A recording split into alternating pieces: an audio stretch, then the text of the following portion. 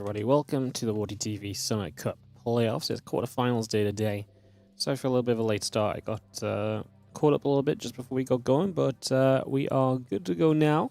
Just double checking we're live in all of the locations. It is looking good. We can get ourselves ready, I think, to go into some StarCraft 2 today. Just letting everyone else know when we're starting. So a couple matches today are replays. That's going to be the first one, Solo vs Percival, and also so Solo vs Percival will be replays, and also Yakov against Bjorn.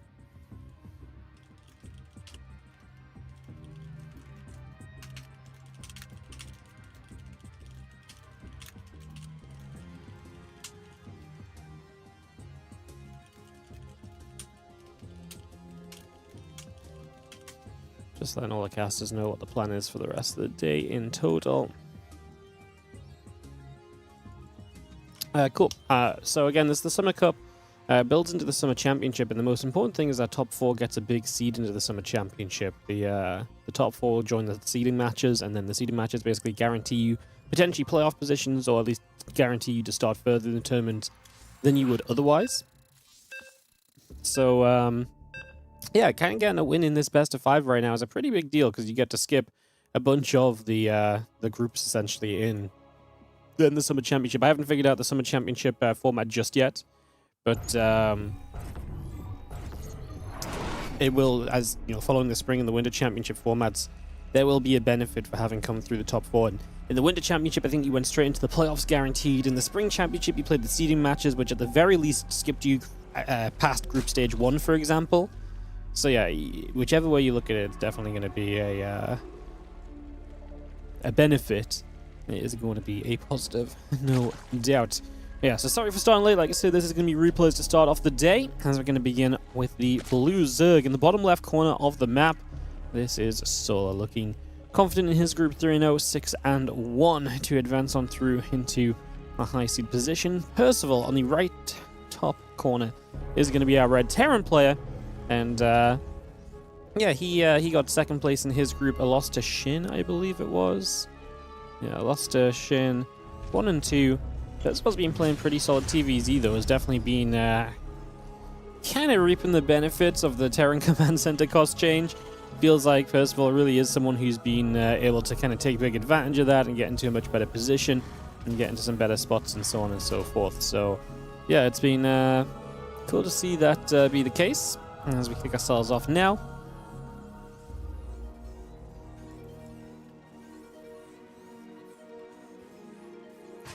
And see just what's going to take place over the next few moments. Is this live? I am live, and the games are quotation mark live. The players pre-played.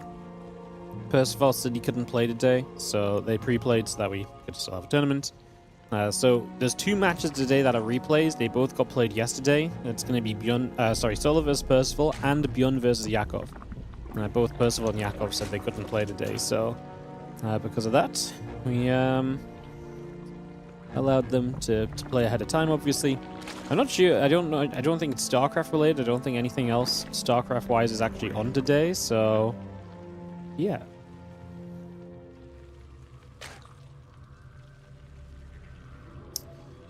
Cool. Alrighty. We are getting set up, guys. Just gonna have a spawning pool coming through. A depot coming into the top side. Marine on the way up as well and get settled down. Couple queens, couple lings, all being built. Command center and the Marine and the SCV coming up as well. And we just have ourselves the factory starting up. So RSL was just now, yeah, but RSL doesn't overlap with us. So Solo was not the one that requested we pre-play. It was Percival, and Percival was not in RSL. So yeah, like I said, I don't think it's StarCraft related. They just, you know, sometimes people have things on. It's a Saturday night. Maybe Percival just had plans. Maybe he has friends. Who am I to say whether he has friends or not? You know, like, yeah, if he has to pre-play it, generally speaking, we're not going to cause issues with the players pre-playing, especially when it's like they played like I received the replays from Percival at kind of a stupid o'clock in the morning for him. Yeah, I received these replays just about like 13, 14 hours ago, so Don't get me wrong, they're not live, but obviously they're still fresh. It's still the first time any of you guys will be seeing these games. There's nobody out there that has seen these games before, apart from the 2 players that participated, so they are live in that sense. Obviously, should we say replays are when, you know, we're casting something that the result is known of, or the games have been seen, and so on and so forth. Like I say, that's just not the case for this one. Got a couple of Hellions on the way out. The Marine patrolling. We actually, sorry, did lose the Reaper. I was just about to say, the Reaper is being very quiet at the moment, but that's because it's dead. And so they will actually take that as a chance to bring these Zerglings across the map. So is going to come towards the upper right-hand side with a little group of Lingy-Lings and bring them on a little bit of a journey. So we got the Lings coming over. The Hellions already out there, so the Lings will not achieve much. It's actually kind of rare to see Hellions right now. Hellions have been kind of on the back foot of Terran production recently. It's been all about the multi-barracks early in the game. People have been going Command Center first, triple CC, and then just Marines. It's kind of funny, but I think a lot of Terrans have basically said that, first of all, roach attacks are a little bit scarier than they used to be because of the economy and so on. But I think the other part of this is Hellions cost minerals, and for 2 Hellions, you could have had 2/3 of a CC. It's like, well, if we just cut Hellions and build Marines, which are a little bit more affordable, then we can just have a better time and get more economy available to us, basically. Which seems kind of crazy, but it kind of feels like that's how it's working. Like I say, a lot of people have been preferring these barracks-based build orders, these bio-based builds. There's definitely been a priority across the board in recent times in the TVZ. So Percival has been doing this a lot. Bjorn has been doing this a lot. Someone else we'll see later on today also.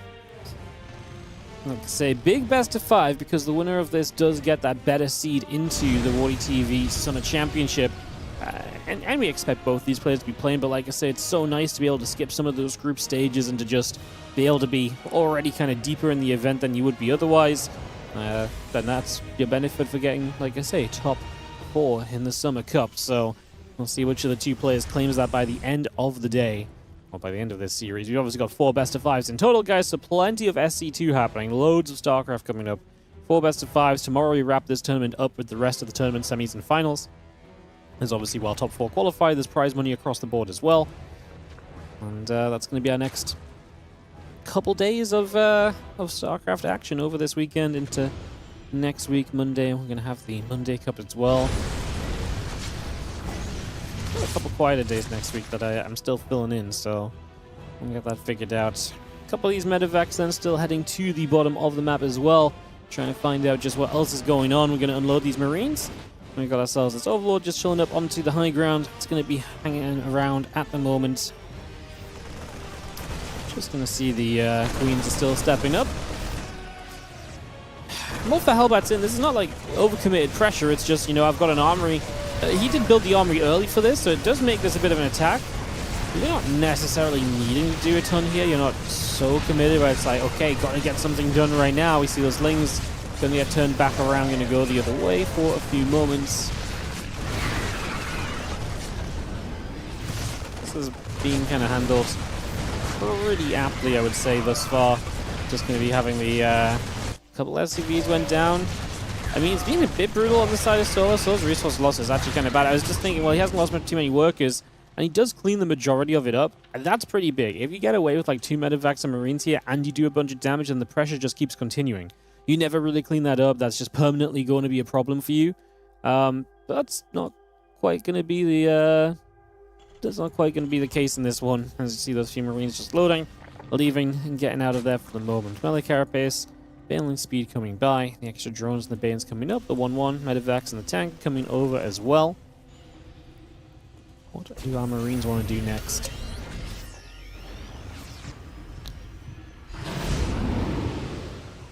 Percival already on the supply lead. He's going to load up. I mean, like I say, it was an efficient trade for him. It was a lot better.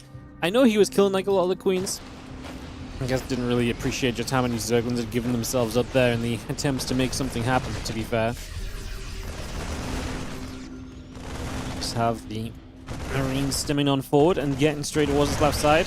Target fires a Baneling but doesn't get any others, and that will be about it. For the moment as well, a couple more Banes show up. The Marines load back into the medevacs. Drilling claws in production, +1 melee, +2 carapace, Baneling speed. Continue to build by. Just going to have the Marines now unloading to the other side and just continuing to pick their direction of attack. Knock down some of this creep spread, open up some of this position. bunch of this creep already beginning to drop, and we do have Marines in the tank heading to the bottom of the map as well. There's a couple of creep teamers there we can continue to play cleanup on. These Zerglings are going to try and run through, just load up the Marines back into our medevacs. Yeah, we keep on pushing forwards. There's a little bit more of this creep spray going down again. The Lings, Banes getting turned around once more. Still not allowed to get too close. Percival continue to trade well thus far.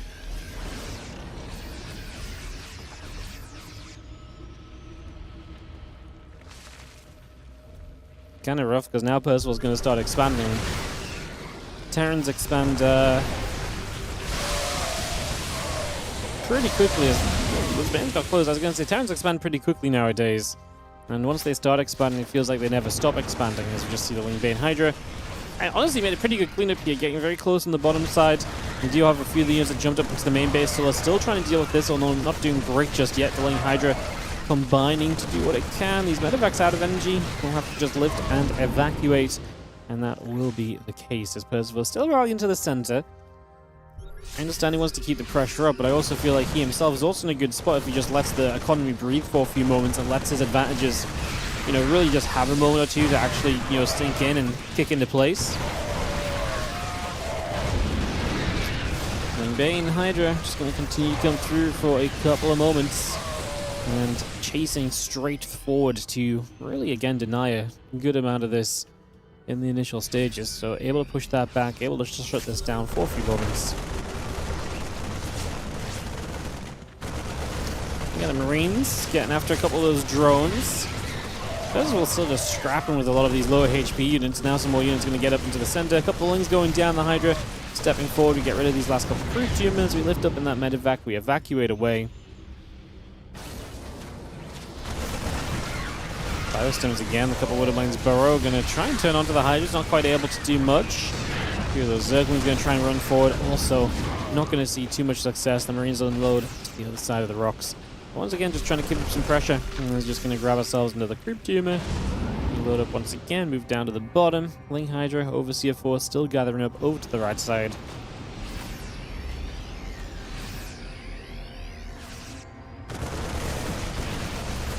Lines will pull back. Our Lings and the Hydra still going to step up. Medevacs evacuate away. The additional Banelings already getting morphed. Hydras are going to get rid of the siege tank. The Bioforce is spreading a little bit. The Bane's trying to crash on through.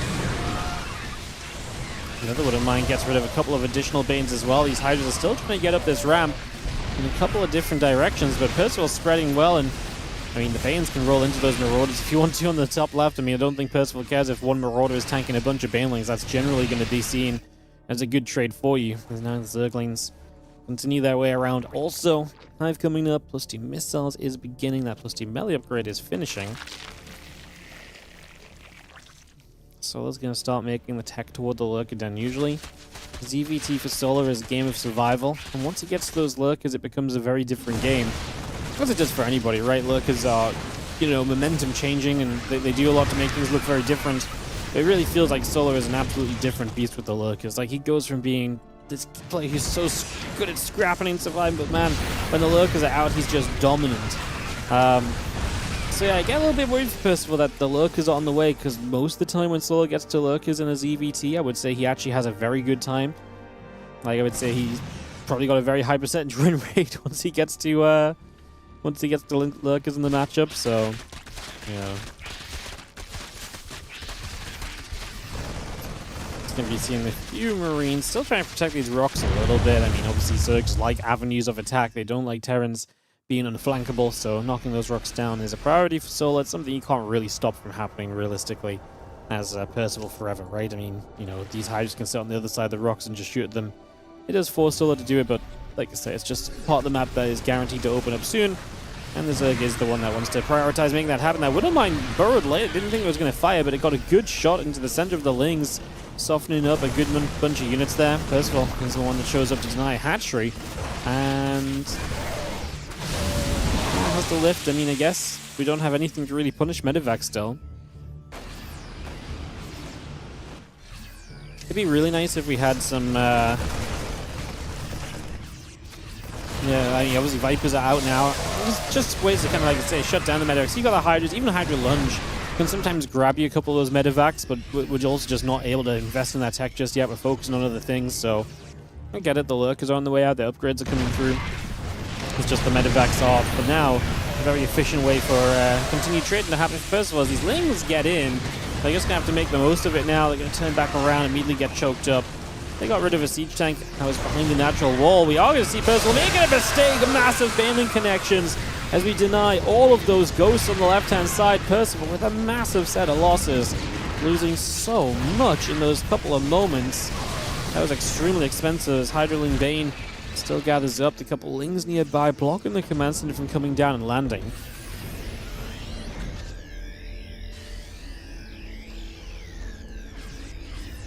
Are ghosts better now versus lurkers and the snipe can't be interrupted anymore? Kind of depends at what point. Because the initial transition to ghost is kind of difficult because snipe is more expensive now. Snipe is a 75, right?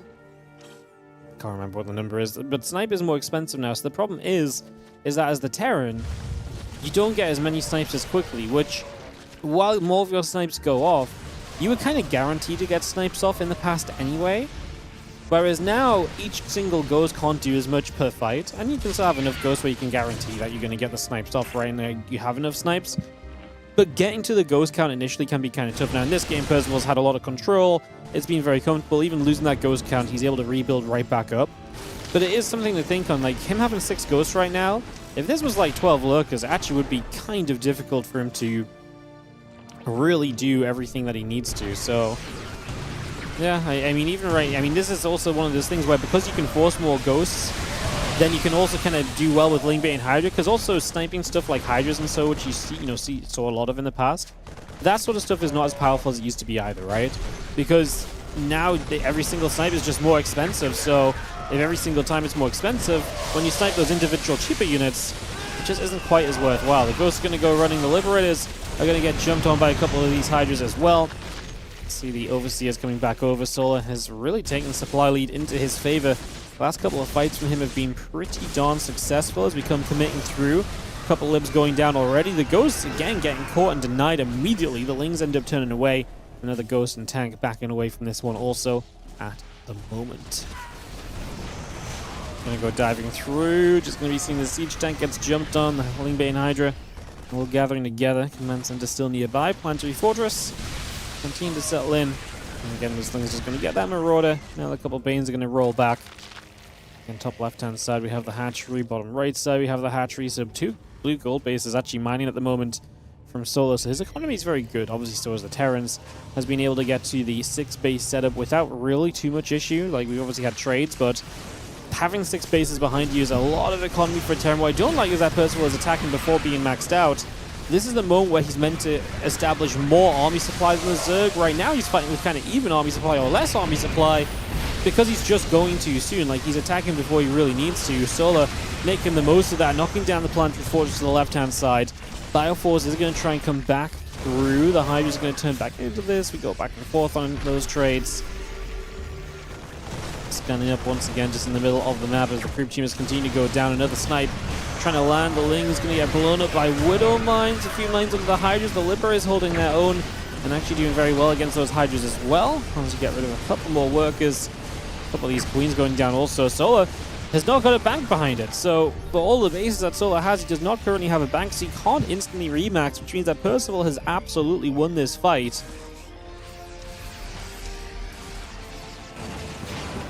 Replenishes this top left base with an orbital. Orbital lands to the right side as well. A couple libs sieging here as he continues to just have so many locations to work from. Resource losses, about a 6k difference. And the Terran has been mining well. 75 workers still in play. So it has been a lot of very comfortable mining for the Terran throughout this so far.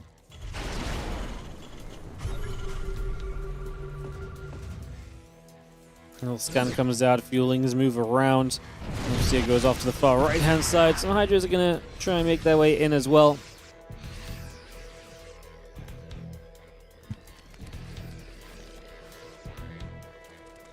Have a little bit of a skirmish starting out over here. The Wing's going to run forward. Fungal grabs a few of the Marines. Nothing super crazy realistically. Bunch of that Ling Hydra going back the other way. Hydra's, Lings, Banes all gathering up.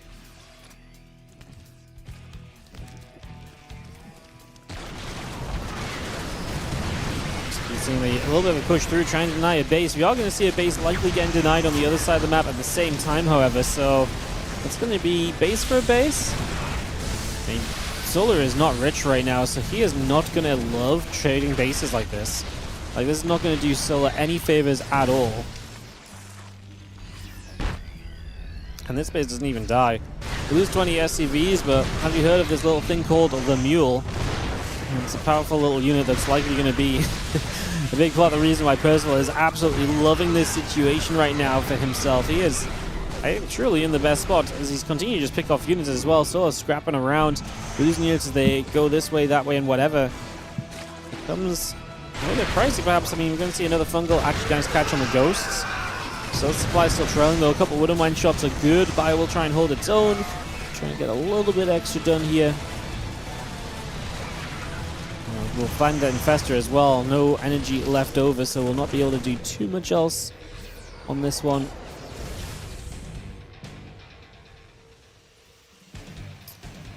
It does not feel as though we are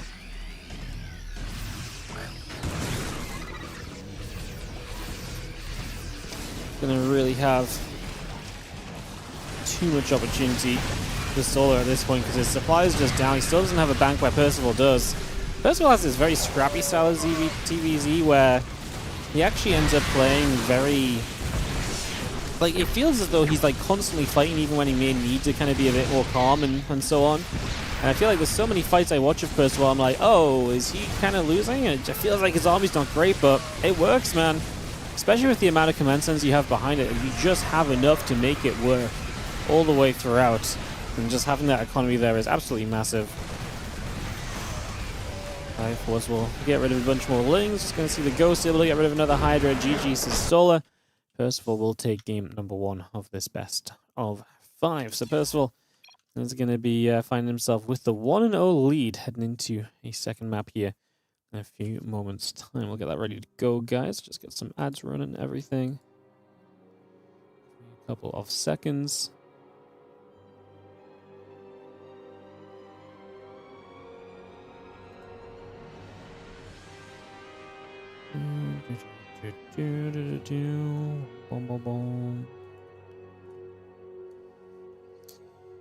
All right, let's go into game number 2.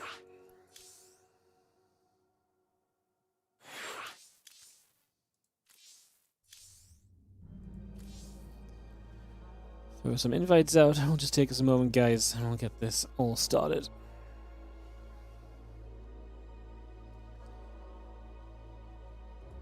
Yeah, Percival just always felt rich, and obviously not quite looking that great on the side of Solar at any point. As we get ready for, like I said, game 2, I just got to make sure everyone's in this lobby, guys. Gonna take this moment to do the invites. It will take a second. Replays kind of lag a little bit when you're doing invites, so you gotta take a moment here and there. Gotta take a moment here and there.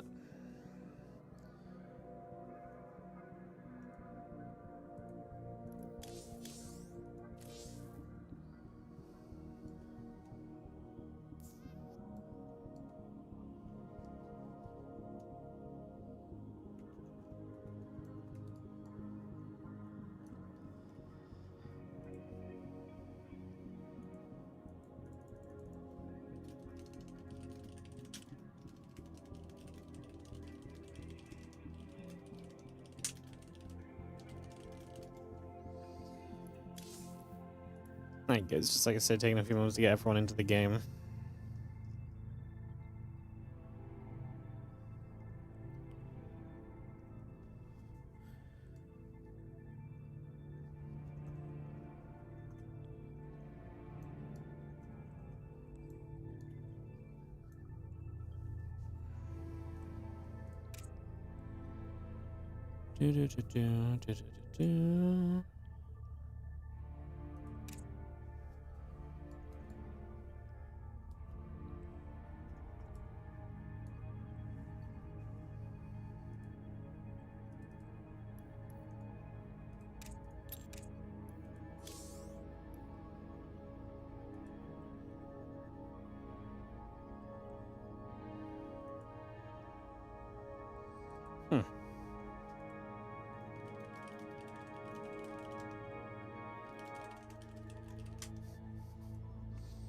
Just got someone who can't join the lobby, guys, so sorry. Give us a couple moments.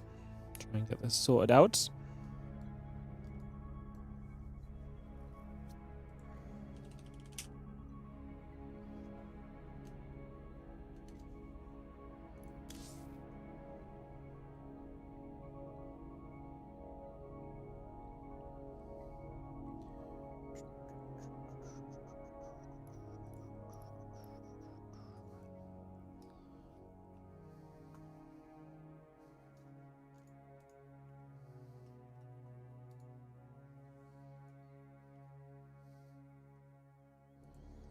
Sorry for the trouble. You're good, Emil. Chilling. We're chilling. It's not your fault, StarCraft doesn't work half the time.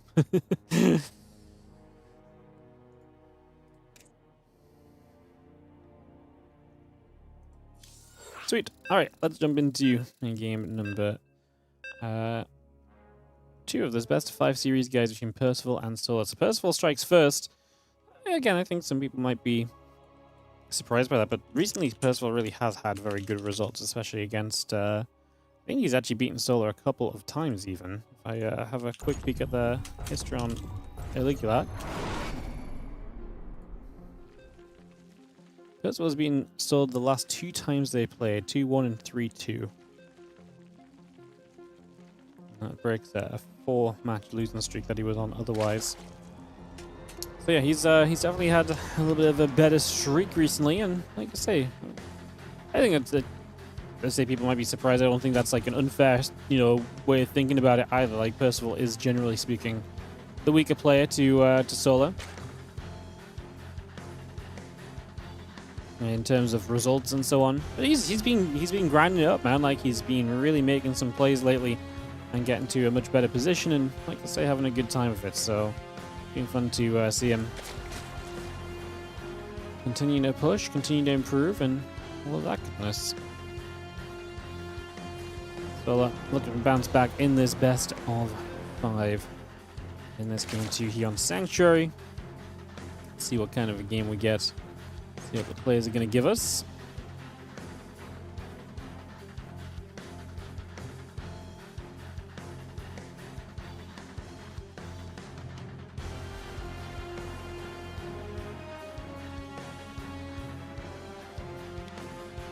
Not too much going on. As I accidentally speed the game up a little bit. Trying to hit some buttons and fat finger the plus key. Yeah. Look, it ain't easy being a streamer, guys.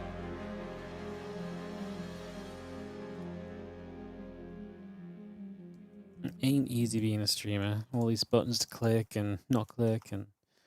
Yeah, I don't know. My bad. Everything started going fast. Well, you know what? I'll just pretend they ain't working. So I was like, well, we've got replays. We may as well just make the most of it, you know?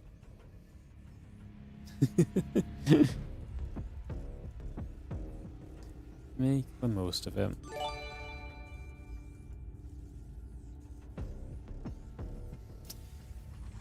Hey, thank you so much for the... that must be a YouTube, no? Yo, Limbwald, thank you so much for becoming a YouTube WardiTV Gold member. Hell yeah, thank you so much for using the YouTube membership system. Don't get a lot of YouTube members, so yeah, super appreciate it. Thank you so much. How's everyone doing on the YouTube? Thanks for all the tournaments, keeping the game alive. No worries, appreciate you guys watching and supporting. Percival leveled up his game. Yeah, he's been really good lately. Honestly, he's legit been very, very good. It's been fun to see. It's been very fun to see.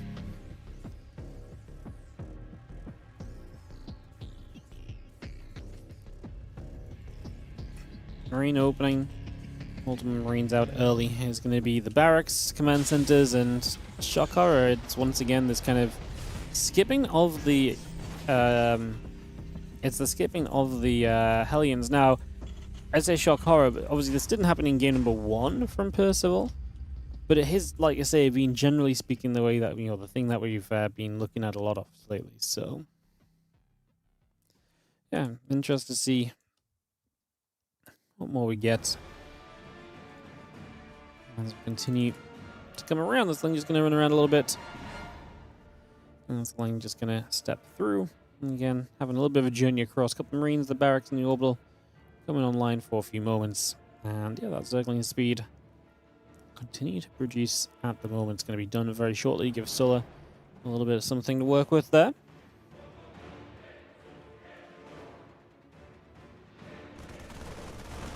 Didn't realize your sub had expired. Oh, I appreciate it, man. Thank you so much for hitting it up again.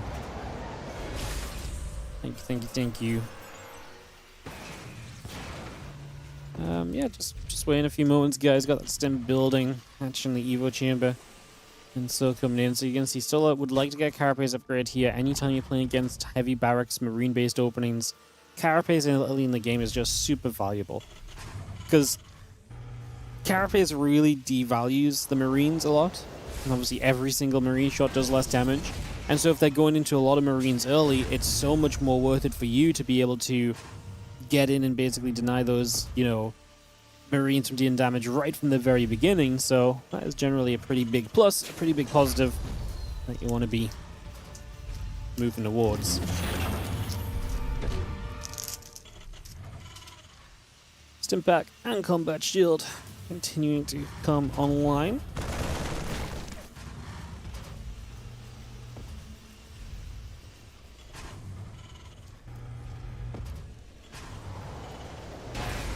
Is this King of the Hill Challengers format? No, this is just normal. This is quarterfinals of a single elim playoff bracket. Nothing fancy today, guys. Just straight up single elimination. Semifinals and finals take place tomorrow. Yeah, very normal day for us today. There is a good chunk of Marines out across the map already. Oh, my Twitch tile's wrong. Yeah. Yeah, sorry, that's because I, yeah,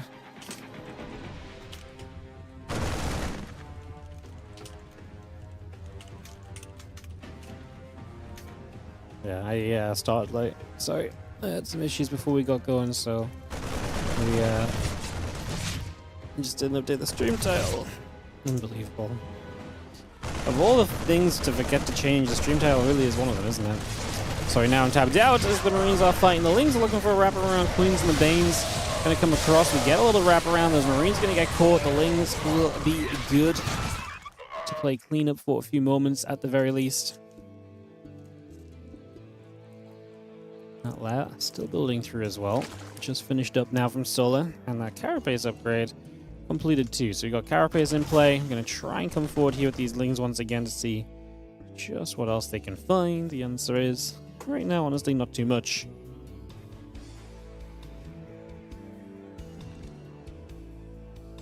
Just hang back again. Lingbane gathers. Just gonna see a few Marines and the medevacs continue to come around as well.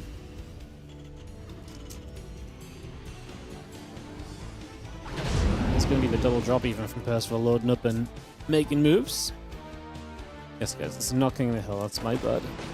WardiTV Summer Cup.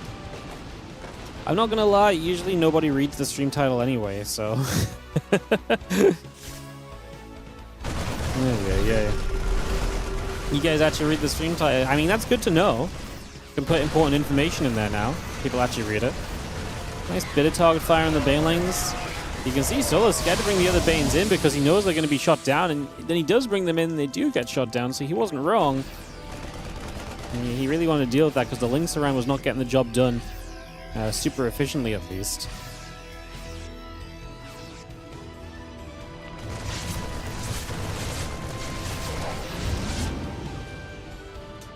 Marines load back up. Medevacs will try to make their escape.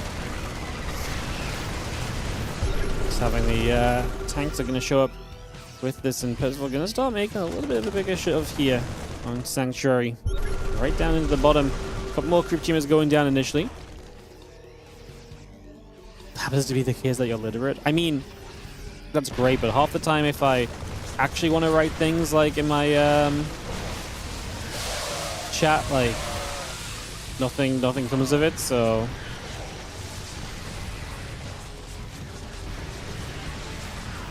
yeah.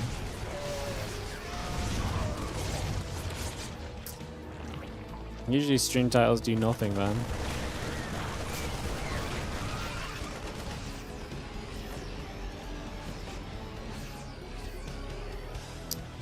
Ling's actually going to try and cancel this base. We are going to save it, it seems. Are we? It's very close. Oh my goodness, that got super low. But we do save it while also pushing on the other side. Percival continue to, again, be extremely scrappy in the games that he's playing. It's very fun to watch.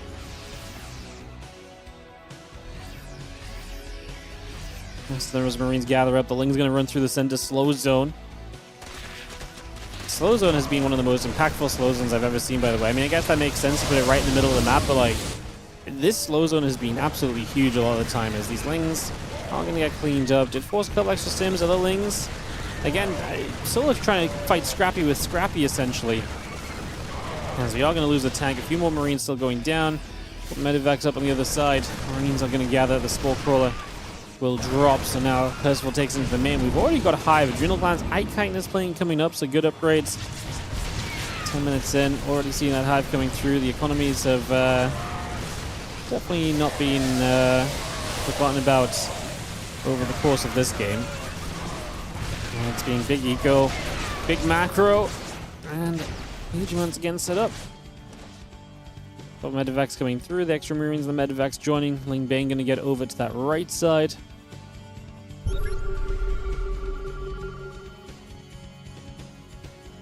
Center, going to see a few Marines trying to get after the Overlords. The Lings are there, and the Marines will just load back into Medivacs, make a little bit of an escape away. Recognizing they're not going to be able to do too much else. We're going to load back to the top. And again, the Lings come running in. Marines just going to load. More Ling Bane going to get to the top side as we have a few changelings. They're going to wander forward also here. Keep an eye on things. We actually get another catch in the center. Again, so many scrappy fights for so long. I say scrappy, I just mean like low amounts of units on both sides. You know, low HP units. Obviously, a lot of attempted healing being done and everything, but not always necessarily coming out a success. It's been very fun to watch. Percival TV might be some of my favorite now. Percival and Beyond. I've been playing some really fun TVZ.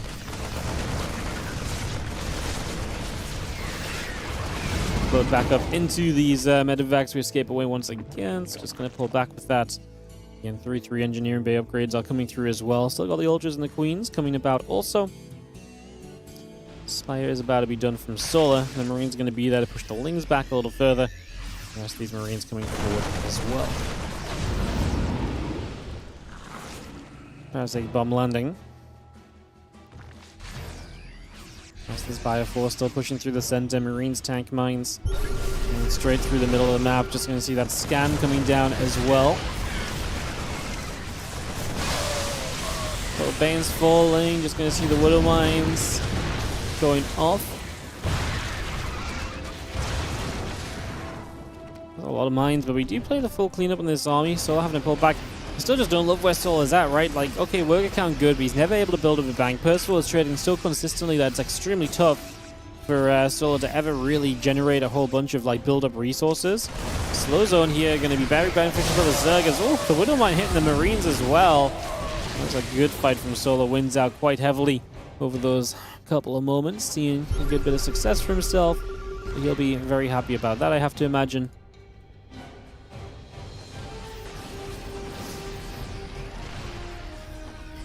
More shots going through. The Ultras and the Banes are going to make their way forward. And as they just come running into this base, it actually goes down. We are going to see what we can kill here. Probably everything this Ultra, if it runs away, is going to go through a lib, so not going to have the best of times itself. Orbital reland, just going to see the rest of the Ling Bane Ultra Force coming back over once again. Through the center of the map. Percival losing out big time then. This was a couple of bad fights for our Terran player. Definitely things that have gone against him.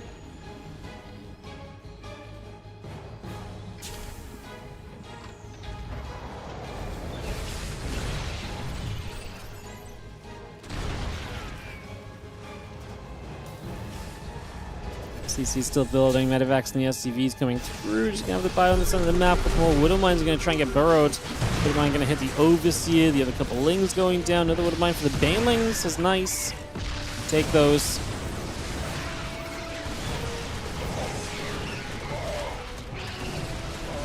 Let's see this Ling Force looking to play the wraparound. And will be able to clean up everything. So a lot of that going down, just gonna see that pickoff happening. For the moment, there's a few SCVs trying to repair up this plant before us that's morphing in. And try and play defense again. Percival would love to just turtle at this point. He's obviously lost too much to stay active on the map, so his activity levels are going to go down, down, down. But obviously, you know, being super passive is not necessarily a good thing for you kind of long term. So I guess we will see what continues over the course for the next few moments as we settle back into play once more.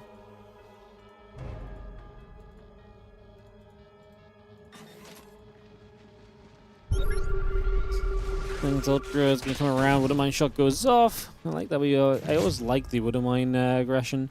Always feels pretty fun. Always feels like there's a lot of potential in terms of what you can get done. Lingbane Ultra Infester continues to make some moves here currently. Gonna get back around the top. A couple more of these drones just moving around, ended up in some trouble. Fusion Core, Missile Turret, and Medivacs.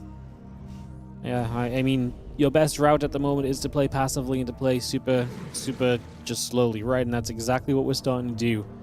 Just gonna take this super slow and steady.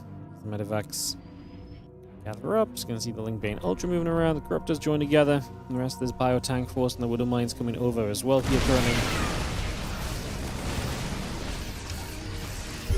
Force gathers. Just gonna be seeing these Ultras, the Infestors, the Banes coming over as well. Just going to be seeing this Bioforce going to kite back. Wouldn't mind. It's going to get a good shot off, no? That's alright. This next one is decent as well. It's just there's not a lot of Terran. So supply blocked, which is a shame because he's actually going to be, you know, max at 160 supply right now. And that means that he's not going to be able to rebuild as quickly as he'd like to. He has to wait a bit before the next wave of reinforcements hits, and that gives Percival a little bit more leeway compared to what he should have had.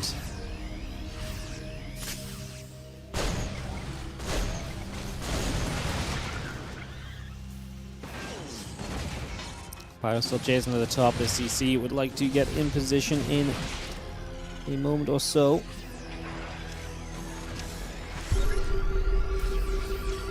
Moving over there, just going to see the Bio going to start fighting. A couple of snipers are going to line up onto these Ultras. Pull back a little further. Widow Mine hits one of the Overseers. A couple of Banes getting shot down. Continue to have to pull back and turn with these Ghost ones again. Another Ultra going down. Another few Zerglings being picked off. Limps and Medivac still producing through. We just have ourselves the couple more snipes and the Ultra goes down. Purples are going to show up. Medivacs getting jumped on as well here. And we have this force continue to gather up. A couple of these ghosts going to get caught. Just going to be seeing the drone going down. The ghosts are fighting. A couple of the Banes are getting caught as well. Well, definitely fighting back in the efficiency of this game, definitely bringing this back over and into a little bit of his favor again. Obviously, this forward base. I mean, don't get me wrong, this game is much more kind of solo dominated. He has a lot of bases. But Percival's trained well enough that I believe, and I feel like fights like this don't help solo really all that much. I'm just going to see those snipes going off. The Corruptors will chase through. If you lose everything here as solo, like you don't already have money to rebuild. Maybe it doesn't matter if you're doing or if you're seeing this much success, although you are going to get stopped. And now what do you really have on the map? A handful of Ultras building a few Lings. Just have some Ghosts here as the Terran player. Tank eats some of the Banelings, which is also not a bad thing, right? If you can absorb some of that Bane damage for a few moments. A couple of Bioshots continue through, just going to continue to hit those Lings out the other way. So again, pushing that back around. A couple more of these Lings getting picked off once again, so a bit more damage being dealt here. See the Ultra showing up. This one Ultra is having a wild time. It was super healthy. Didn't take any damage for ages, it felt like. Was having, yeah, like I say, a very wild time. It's going to be seeing a couple of Ghosts coming back across as well and trying to keep this pressure going.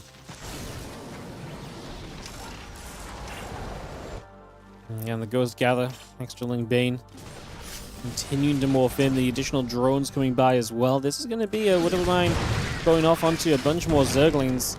The Ultras and the Infestors still gather. The Bioforce here going to get after some of the Broodlings.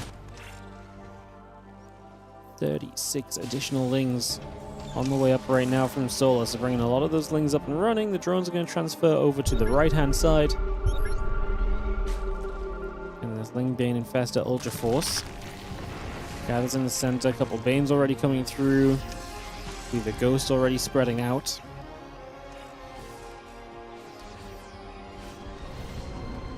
And the Lingbane Infestors gathering with the Ultras as well. 42 more Lings are producing at the moment. A couple Widow Mines will spread. The Marines, the Ghosts set right now in the top of the map.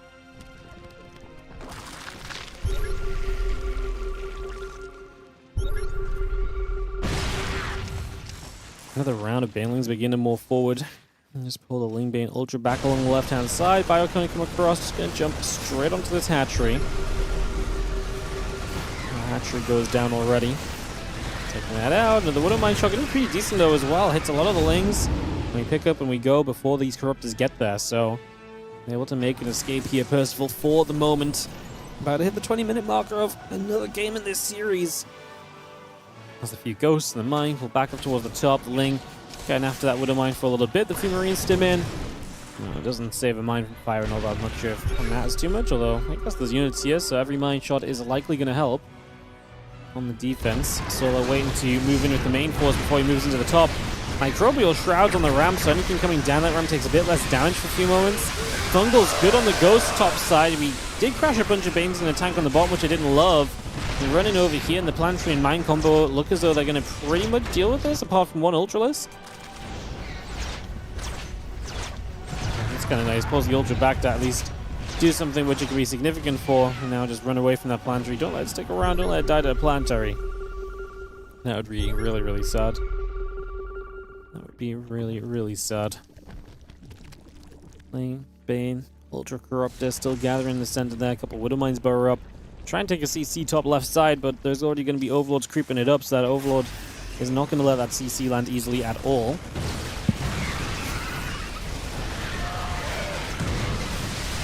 Two more Widow Mine shots coming up there. The Lingbane is still going to be here. The Corruptors flying through to get rid of the skies. The Ultras trying to force their way in the front. The Ghosts are retreating, and they're getting caught up, and Widow Mine Splash is landing on them as well. They finally turn and snipe, but very late on. However, the Ultras are all gone. It's only Corruptors left and a handful of reinforcements, and again, Sulla currently does not have the money to rebuild with. Like, he's got no gas available, so he can't build any more Ultras. He can't morph Banelings. Is Sulla in deep trouble? Feels like he might be. Another Fungal trying to come down, hitting the Medivacs, hitting the Ghosts. Lings and Veins running through, a couple Widow Mine shots going off. Liberator is going to get cleaned out. The Corruptor's coming forward. And get another Liberator here in the next few moments. The Marines continue to fight. The Siege Tank gets killed. Planetary Fortress morphing from Percival on the left-hand side, dropping the Mules in. And Solar, again, he's just not got enough gas. And he's got all the bases he could mine gas from. He just doesn't have really that much income of it. So he's extremely scraped for what he can build. It's very Ling heavy from him. With 1,400 minerals in the bank, is he lava starved as well? He is, so Solar's having some issues keeping the production going. I don't think that's going to do it for you long term though. Like, spamming Lings right now into this Terran army is not good enough. You need something more than just, like, you need a couple Ultras to bulk it up right into, I mean, at least I would think. I mean, I guess it's quite Marauder heavy. Maybe the Lings alone can see some success. Like I say, we have Solo, he's still got money in the bank because he just can't spend it all, so you could have had even more Lings for this. We're going to decide to go pull in and try and repair to save this Planetary Fortress. I don't hate it. I mean, it was a lot of Lings, and you have to use the Banes then to be able to break through, get rid of a bunch more of the SCVs here. Still cost Solar a lot of units. He's going to continue to stream forward with Lings. Can we get an answer to this? Another Planetary might just be the answer for now. Not going to let the Lings break through any further. Can't really justify fighting one more Planetary there as Solar. He's got another 50 Lings in production, 1,000 minerals banked, and still struggles for gas. He's got one more Ultra that's being added on again. And another Corruptor he just puts in production, but again, he is, could just really do with a couple more Extractors even, like one more base mining gas. Could just make this a little bit more comfortable from. There he is. A couple more Extractors coming up now, so he's definitely realizing the need to kind of be able to make his army a bit more quality heavy. Because, yeah, that's being kind of lacking right there. We're just going to be seeing a Bane gathers, the Overseers join up. Widow Mine comes around, a couple Marines come through as well. Solar maxed. It feels like Solar should be able to take this sort of momentum and run with it. Again, not an easy game, another pretty scrappy game in fact. And the Lings are going to come running straight through. And just surrounding. But this one is going to be too much on the side of Solar. 160 to 115 supply. And it is just plummeting. It was very close though. Like, the Zerg does not have a big bank behind this. The Zerg's definitely had gas issues as well. Just not quite enough issues that the Terran can fully take advantage of. This planetary goes down. Going to start denying orbitals by the seconds. Liberated Sieges just going to help to push that back. We do see a little drop in the bottom right from Percival. Found a base. One of the bases that actually had an extractor set up for solar as well, so not ideal. See the rest of those units going to stream back down towards the south here from solar. Also, spraying those straight away. Marine's going to lift up, evacuating away from that shot we just fired. And again, we got Corruptors and Lings continue to play the chasing game right now. Ghost just going to get there, pick off that Overlord as well.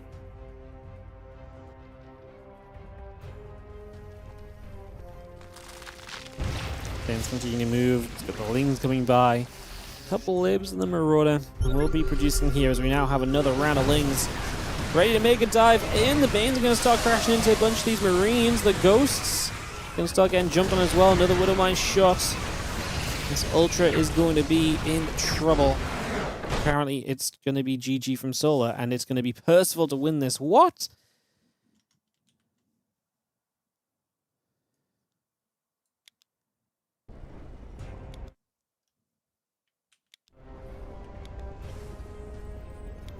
Just a horrible fight. Solar's mined out. I mean, he's got a base here. He's got scraps here. He's got a base. He's not mined out at all. He's not mined out at all. Runs in. I mean, maybe he just doesn't need to take this fight, though.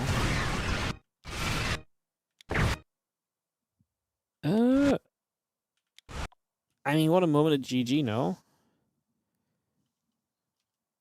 I just think so. I know he doesn't have a lot of money banked up. It's not like Percival has a lot of money banked up, although he does have a mule farm going.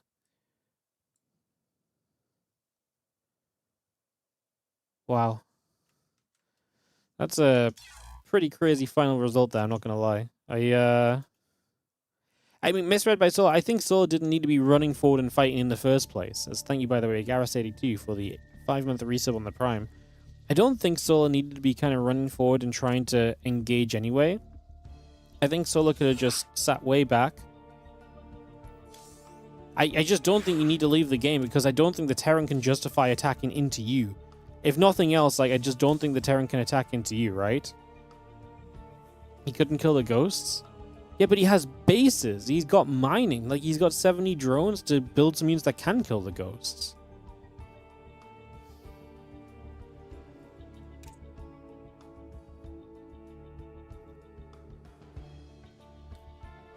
I think Solar, like, even if Percival pushes out, which I think is a very risky move for Percival because he's been hanging on by a thread, I think even if Percival moves out, Solar still maintains one full mining base and can counterattack the mining base of the Terran with Lings. That's exactly what his army is good to do. So I just don't think you leave the game at all, because I actually think in any situation you have a way to play that keeps you extremely relevant. I understand that he's probably frustrated and he probably feels like it's like, oh, I just can't break him, but like, I actually think he had Percival broken down to the point where it's like, it's not like Percival had crazy amounts.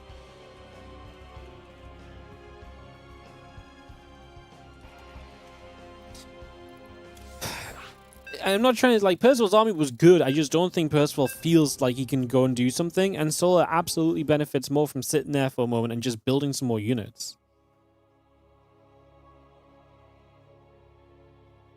I think, yeah, I don't think you ever can justify this as a good leave for the game.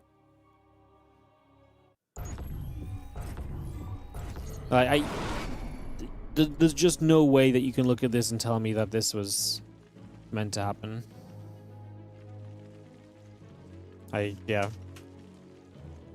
Definitely a miss one. A bad call from Solar. I can, like I said, I can kind of understand it in the state of the game, but this is why sometimes you play for the make sure I'm dead moment. I think as long as you're Zerg producing units and able to be on the map, I think typing GG is kind of silly.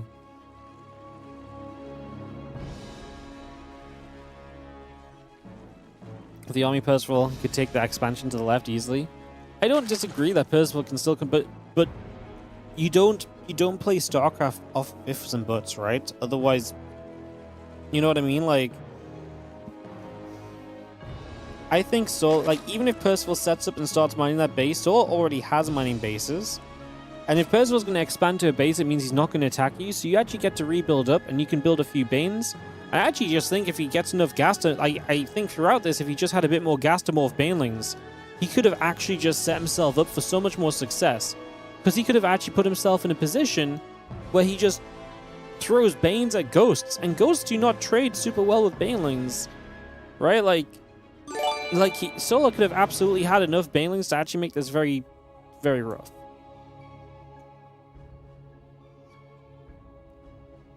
Yeah.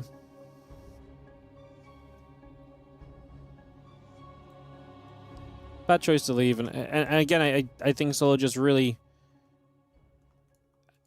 messed up by not just having a bit more gas mine. It's not like he was only on 45 drones. He's just trying to get every scrap of something that he possibly can, right? So it's not like it's even about that. So yeah, a couple of mistakes, and just I think it's still a bad moment to leave in. Never give up, never surrender. It just, especially when you're 0-1 down in the series and so on, like, this was not the time to be having a bad GG moment.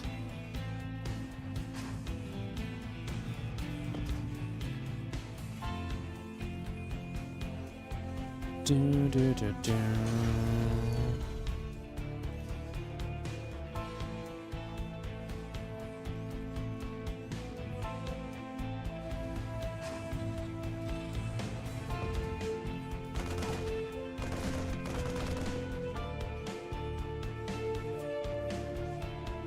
Oh Lord, I'm going to survive against the Marine for a couple seconds.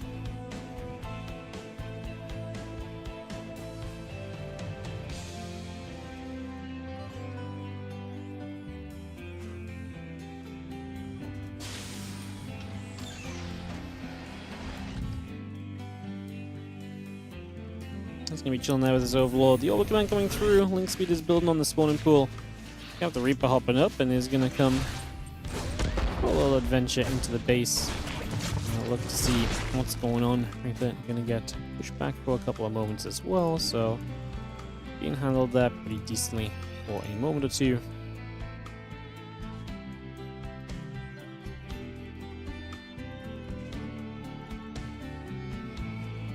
And there's Reaper pulling back home. Percival with a 2-0 lead here in this best of 5, so we're at the point of talking about victory, basically. For Percival, win another game. Not that these games have been easy to come by, mind. Not that these games have been easy to come by. I think that much has been very fair to say. It's been a strong fight throughout. And let's just see the Reaper and the 2 Hellions going to move back into the center. Flings and the Queen continue to come over. And let's get a couple Queens to, again, push back on that for a few moments right now.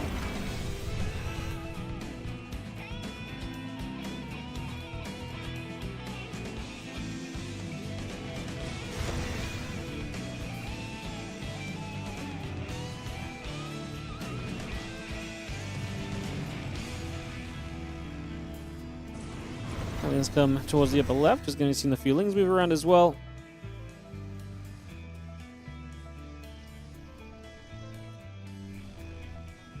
And the Reaper just going to get into the middle of the map again. Just going to have our third hatchery on the left-hand side. A bunch of creep out in the front. Hellions going to make a move forward. Percival, what can we do with them? Let's really find the mineral line. Any creep maybe? Creep team of that. So close to going down, but we don't splash it. One more time, unfortunately. Again, lair building, a couple more spore crawlers coming up as well.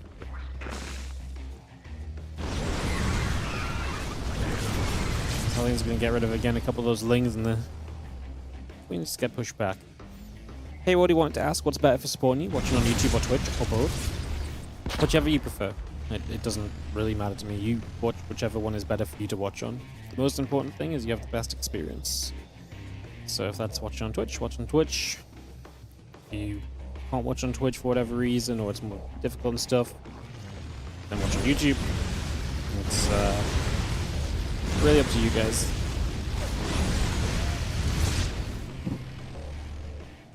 Like in theory, Twitch has more ads than YouTube, but also YouTube ads just play whenever. Twitch ads play between the games mostly. So there's benefits on either side, basically.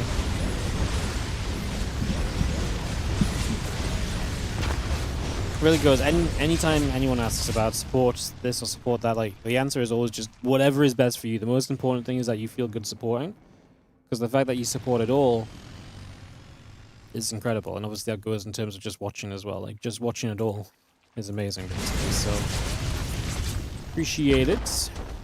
Appreciate it.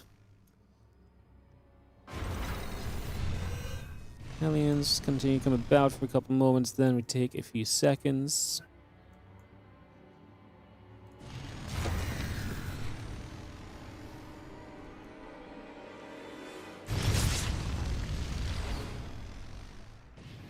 These aliens have just been having a lot of movement so far.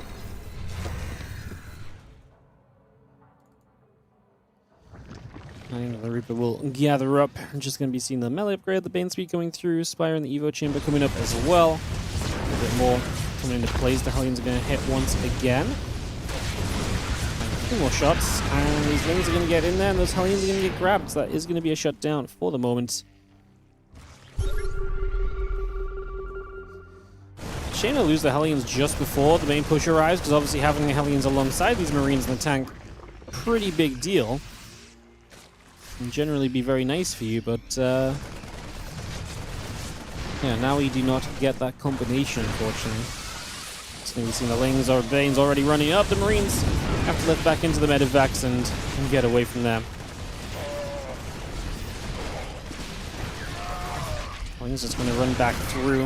Again, a couple of these Banshees going to try and fire again. The Lings continue to jump onto the top side. Marines will be there. Lings pushed back to the south.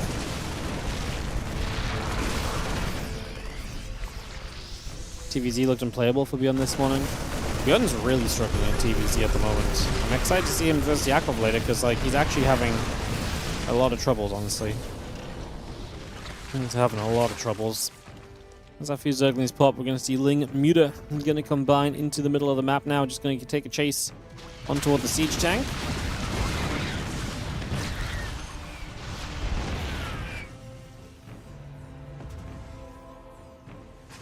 Melee upgrade plus 2 carapace continue coming about. Marines in the mine coming by the factory, the armory, and the missile turrets as well. On the right side, these Marines are going to actually get caught by what is a lot of units, especially with the Muta's out. Sola loses the Banes, but is going to try Percival to make a getaway here. The Mutas do not kill the medevac super fast, but we're not going to do too bad a job of it. We lose one Muta at least.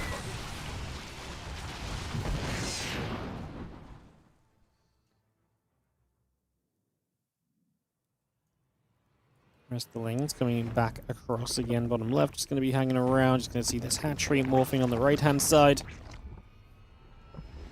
More Zerglings joining. There's Banes coming by, the plus 2 carapace coming up also here. Take a couple of seconds.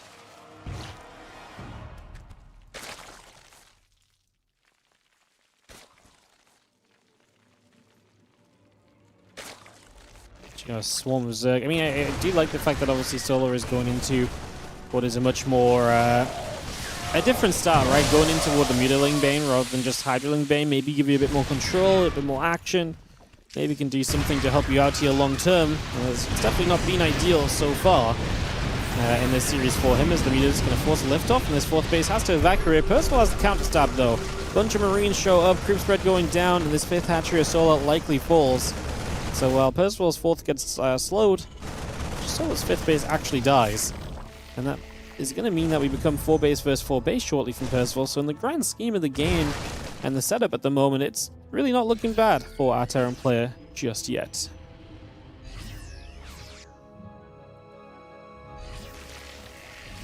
Bane Muta back over that left side. You're going to start running through a couple of Widowmine shots trying to get off.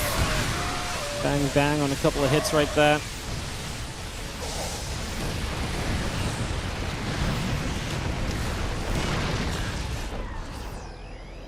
He's just going to regather the middle Ling Bane back down the bottom. A bunch of Ling Bane going to go over to the right-hand side.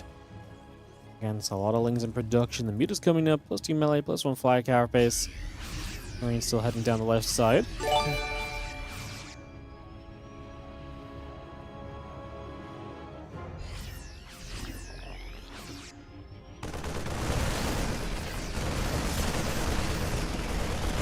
Jump on in, deny the gold base. It's obviously going to be one of the big points of this game. Denying that gold base repeatedly is going to be a major positive if he can manage to do so. Alright, the Ling Bane will join up together as well. Let's see what comes next. Turn onto the rocks for a couple seconds. Gonna have those Banes chasing up. The medevac trying to play an escaping game, trying to get away from here. He's going to be just about away for the moment. He's going to run through. Marine's getting jumped on. Muta's arriving as well at this current point. CC is continuing to come into place. The Marines are going to stim once again. A couple of these Banes getting jumped on. Continuing to see a bit of work there at the moment. Just going to see the medevac still avoiding. But the main thing is we're keeping that gold base down. Also, this base barren of workers right now. So generally just having slowed the Zerg economy is going to keep you in this game a bit as Percival. CT2, thank you as always for the resub, appreciate it. 83 months, hell yeah. Tank is going to get siege. You're going to see the rest of this Ling Muta force coming around once again.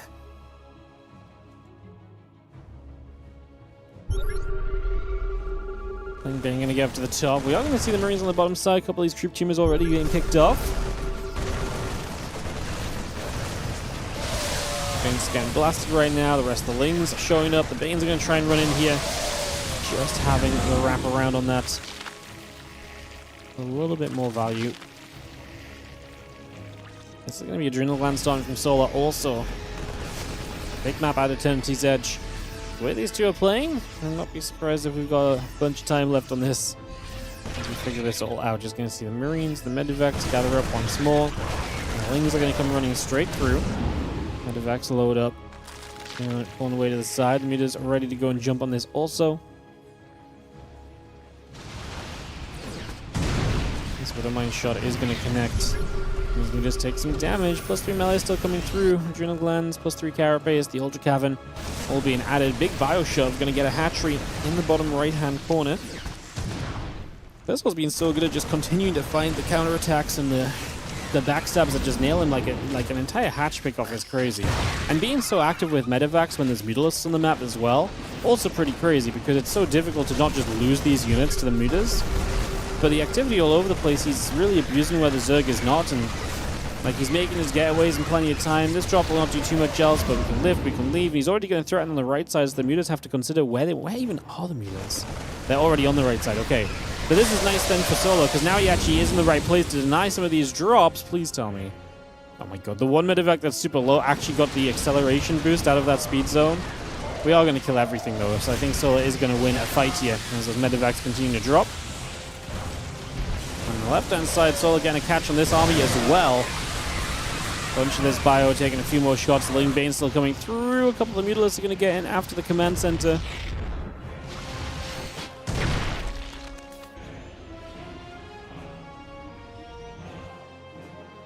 More Widowmine connection was just landing there. The Lings and the mutas will join together again for a few moments.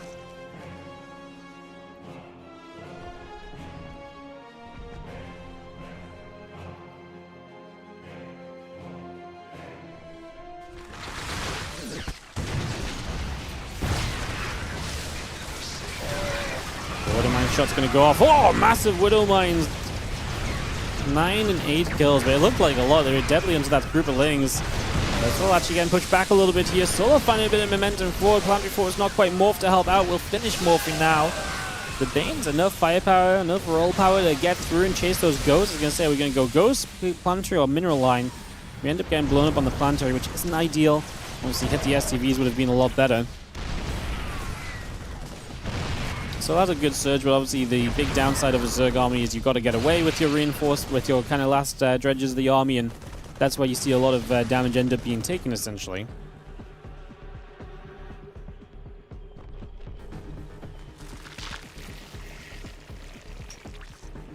You just gather up those lings hanging around. A little transfusion on one of the ultras. The bio army continues to make its way over to the right-hand side.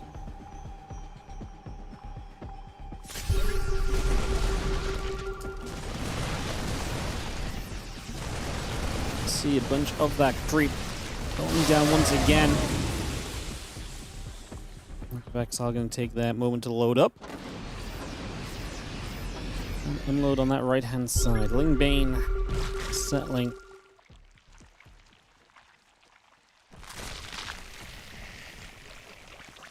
Again, Ultra joining. This army on the right. Resetting as well here currently.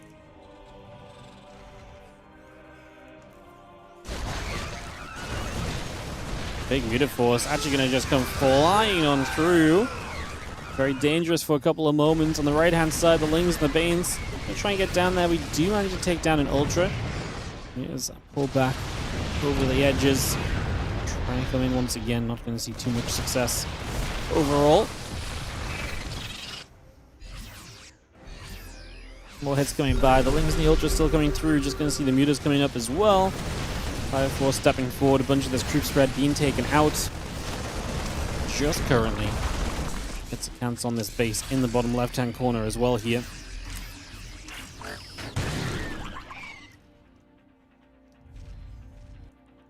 Nice to keep the Zerg off the gold.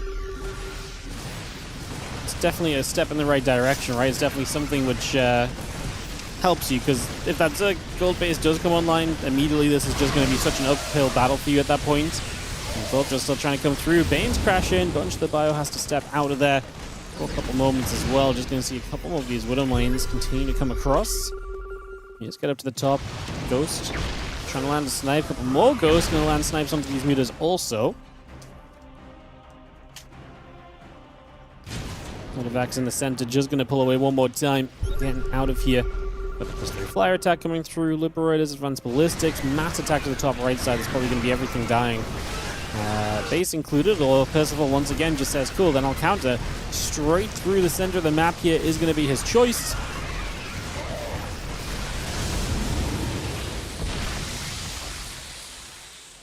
Lingbane gathers up, bio hangs around. Going to go over to the watchtower for a couple of seconds.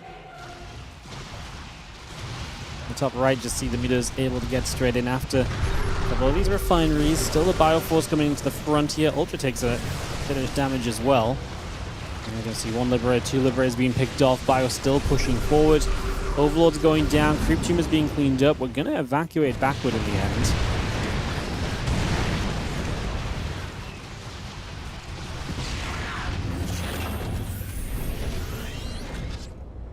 Orbital's going to move across. Again, the Mutas gather. There's going to be some of the Lings and the Banes and the Ultras.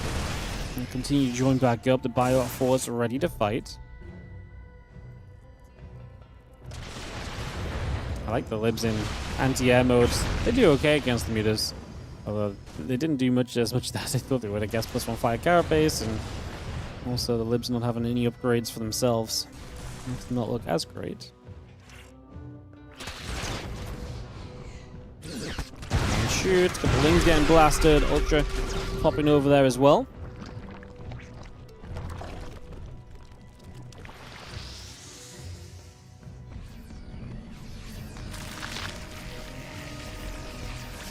A few more Banes in. A couple Ultras going to step up. Bane's looking to try and get involved. Just going to see the rest of this Lingbane Ultra Force stepping back. The Mutas are going to come and gather around.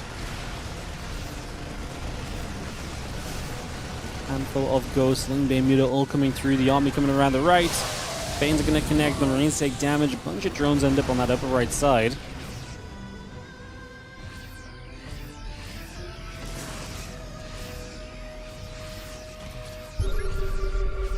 The army's still trying to make some moves. Liberators are going to siege up once more. Mutas need to be careful here. They just flew into a bunch of Marines and the mines. You don't want to have that happen. That's where Solar ends up taking a ton of damage if you're not careful. Now Ultra's on the left, Lingbane coming up the right side. Percival and siege of the Libs just lets them fight straight up against the Mutas. Libs are going to have a good time here. A bunch of these Mutas, if not all the Mutas, may go down. Last couple Libs fighting to the bitter end.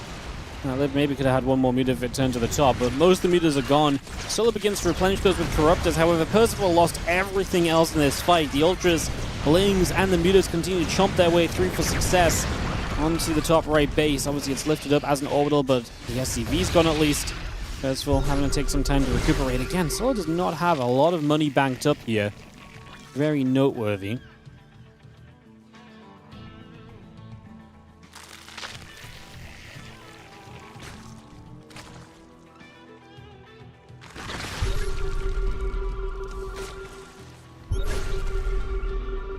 Ghost gonna come moving around. Ling Bane, Ultra Corruptor moving off from that right side. Just gives the Marines and the Ghost stepping up. The shots coming around again. Ghost trying to snipe. Ultras on both sides. Jump, jump, jumping. Corruptor's gonna come through chasing those medevacs. Extra Libs coming about again. The Ling Bane will continue to swing. Just gonna see a couple of snipes coming off at the end of this just to push the Overseers away.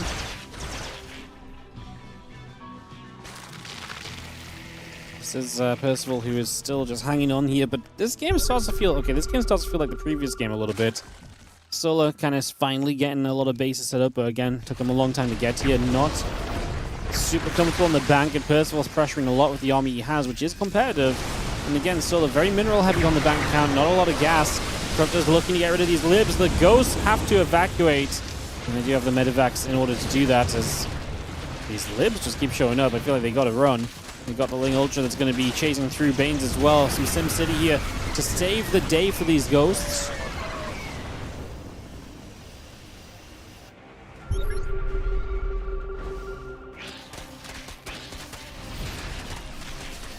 Lings will shoot Mules, take some damage. More of these Banes take a few hits. Again, the Zerglings take shots as well. The Lings will come around to see these missile turrets getting jumped on. Ling Bane Ultra all over the place here. A couple Libs spread across. Are they able to do enough? The Corruptors will eventually make their way through these. The Ultras get into the mineralized, but there's Ghosts left over. Snipes as the Ultras try and turn away, recognizing they were going to be in trouble. Bottom left side, CC sets up. Top right side, CC is burning. Trying to get the gold base, but obviously it belongs to the Zerg, so Solo mining this gives him that eco boost. Keeps him alive and well just for the moment.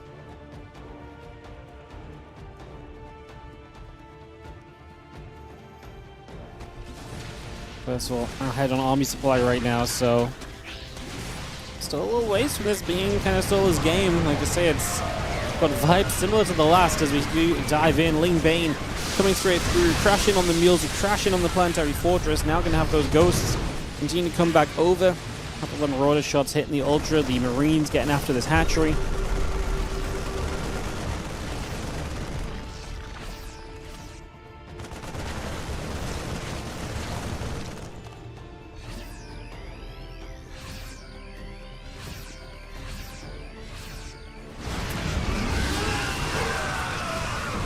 Catching a bunch of the Ghosts on the top side is going to be a big deal. Again, Ling Ultra trying to squeeze forward for a little extra. Why does Solo not change its ground army?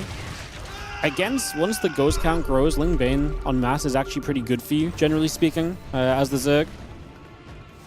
So you're basically just getting to a point where you're saying, right, like Ling Bane, because Ling Bane running into Ghosts is actually pretty effective. Because you need something that can catch the Ghost. If you build anything chunkier and too high a number, the Ghosts just dominate you. So you need the Ling Bane to be something that can move quickly toward the Ghost and force the Ghost to move back. Otherwise, the Ghosts really do just sit there and dominate the game. So you kind of have to play this kind of Ling Bane-y kind of style. It's the reason why a lot of Zergs play Ling Bane Hydra into like the Ultras.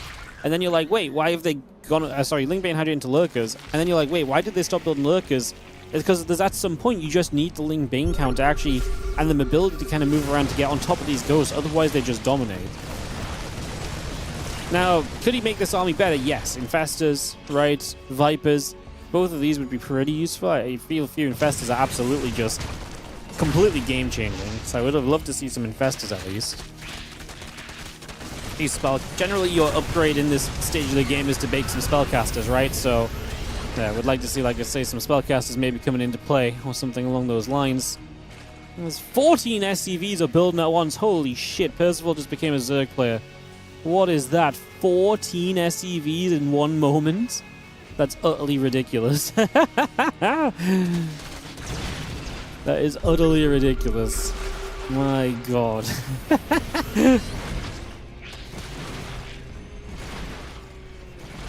Why even bother killing SCVs when they just pop straight back into the game? Oh, that's crazy. Yeah, sorry, there's a top right base attempt from Solar. He's trying to take some efficiency away from Percival by taking one of his bases. Obviously, Solar did hold the gold for a while, which has been pretty good for him. Obviously, it now belongs to Percival, though, so that is a little bit of a problem in the longer term. Raptors still coming about, just going to try and fly through what they can. Lingbane Ultra feels pretty dominant on the ground, if I'm going to be honest. It does seem as though, I think, we're going to have a success story on the side of Soul. This really feels as though he should be fine over these next few trades at this stage.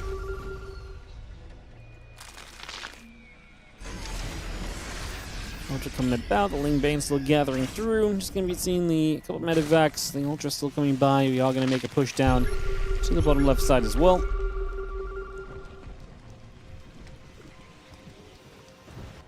The Libs coming about, those mines will build. Bioforce non-existent in the bottom left. It's just Zerg to run in and say, no, no, no, you do not get to have the gold base.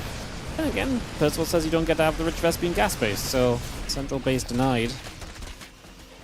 Percival trying to set that one up for himself right now. May lose on the counter. There's a few of these units already went down, and Solar will maybe have a bit of momentum to continue with. We'll see where he goes. He's swinging a lot of units to the top of the map. This base does seem like a priority. Good Widow Mine shots, as Solar is just not really splitting things away from those mines. Do we have any anti-air left against these Liberators? There are 7 Corruptors. The question is, where are those Corruptors? And the answer is they're not here right now. Pulling Ultra continues over, the Ghost pulling back.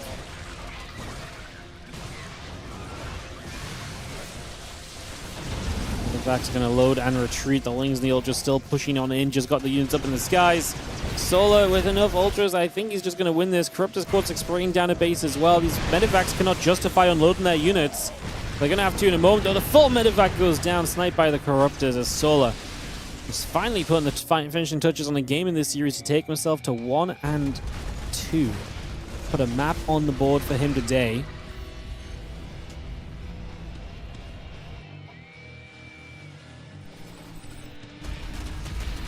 Lings to nibbling up at that orbital. A couple of depots still just burning down. Lings trying to get in after the Ghosts. I'm just going to see the Lings on the bottom side here running through. Lings going to get after the SCVs and the Mules. A bunch of them are dropping. The Corruptor show up to get rid of the Liberators also. I'd like to see units lost. 77 to 68k. We lost 1,174 Zerglings is maybe the the most interesting part here. 82 mines, 112 SCVs, 34 Ghosts, 250 Marines is quite notable. 25 Libs. Very good resource lost. Yeah, Solar traded very well in this game. Let's just see the Lings continue to show up. Again, Lings gathering, Medevac and the Libs on the way through still. The Ultras going to go chomping their way through this Planetary Fortress here. Planetary Fortress gets taken out. A couple of Medevacs still up in the skies.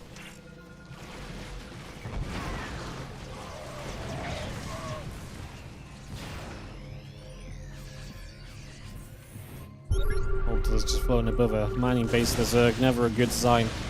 I don't think any of this is really a good sign as the Ultras and the Banes continue to roll up, get after these Ghosts. Ultras turn away, the Orbital's still nearby. Just going to be seeing the Orbital going to try and land down again. Mule. Turn back over. Again, this does feel as though any fight could be the last. When Percival's on 53 supply, nothing in the bank, it's not a good sign. It is going to be Solar to take a game number 3 of this matchup. So Solar gets himself up a map and is now only down by 1.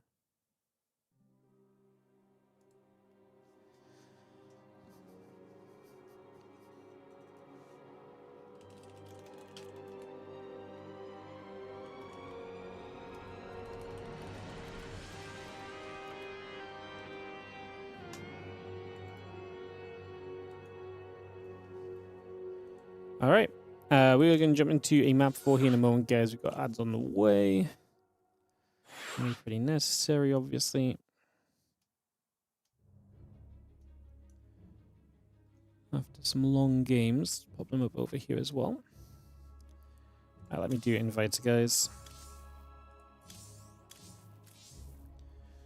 Take a minute or two for the invites to go out, and we'll get into our next matchup as we have more Soul at Percival to go in this best of 5. And again, Soul versus Percival. After this, we've got Kira versus Rogue, Shin versus Christiana, and Björn versus Yakov. Very exciting.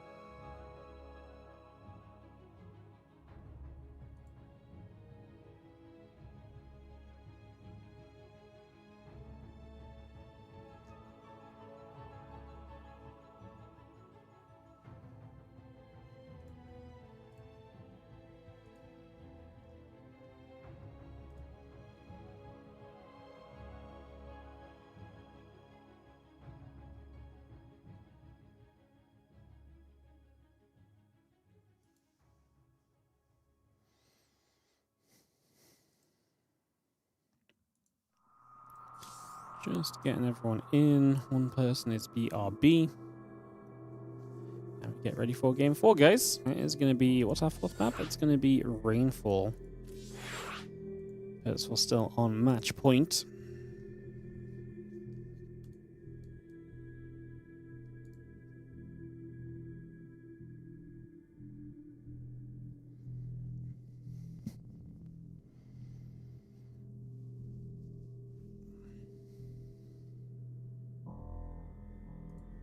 Do do do do do. Bum ba da bum bum bum.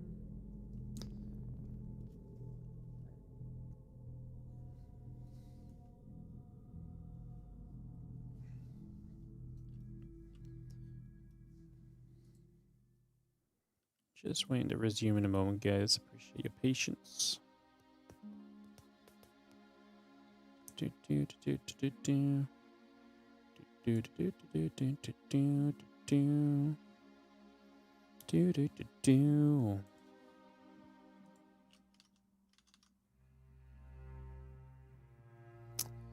Yeah, shouldn't be long. Just waiting for people, guys.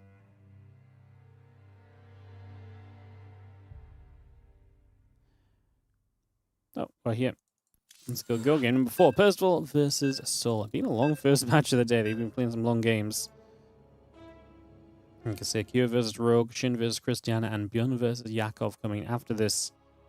As you get to map 4. Will Solo take us to a 5-game series? Will Percival qualify into the seeding matches of the WardiTV Summer Championship? Big questions to be asked.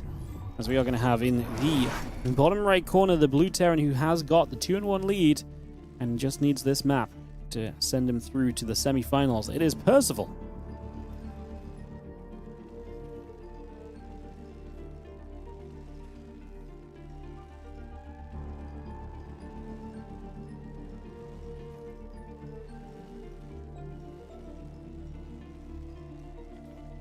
In the top left, our red Zerg is going to be Solar down again, but finally getting one on the board. Let's see if that helps him out.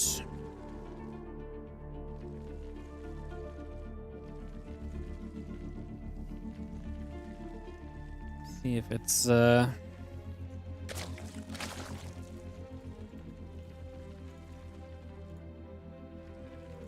to swing the momentum a bit in his favor.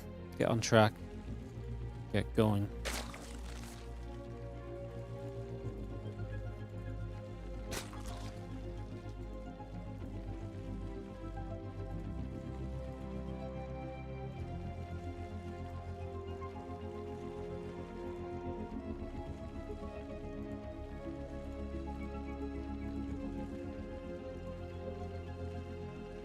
Overload coming down on the right hand side.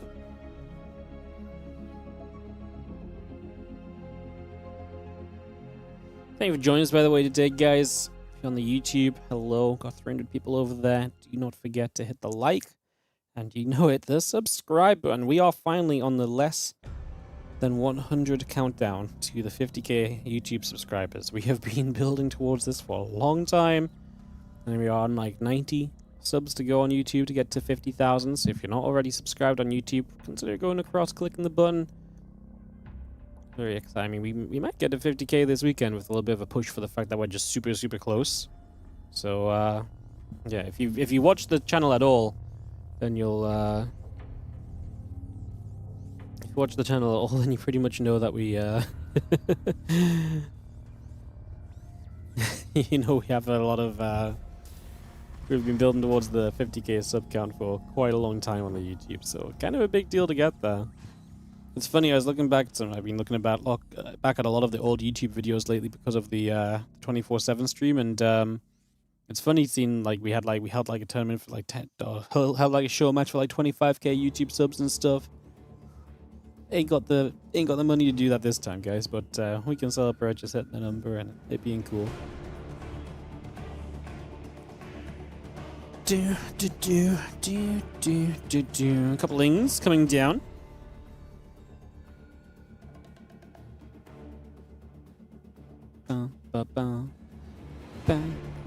We can celebrate 49k.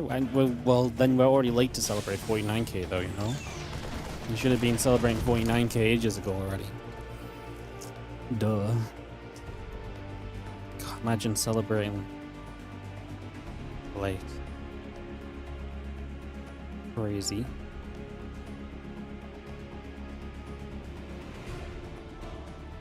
Amateur over here, guys.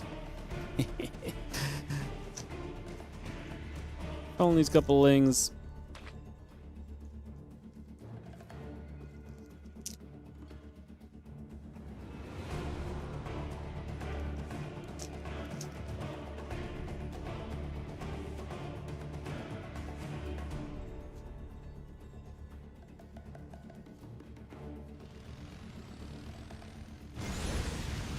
We've got the Hellions coming out on the map.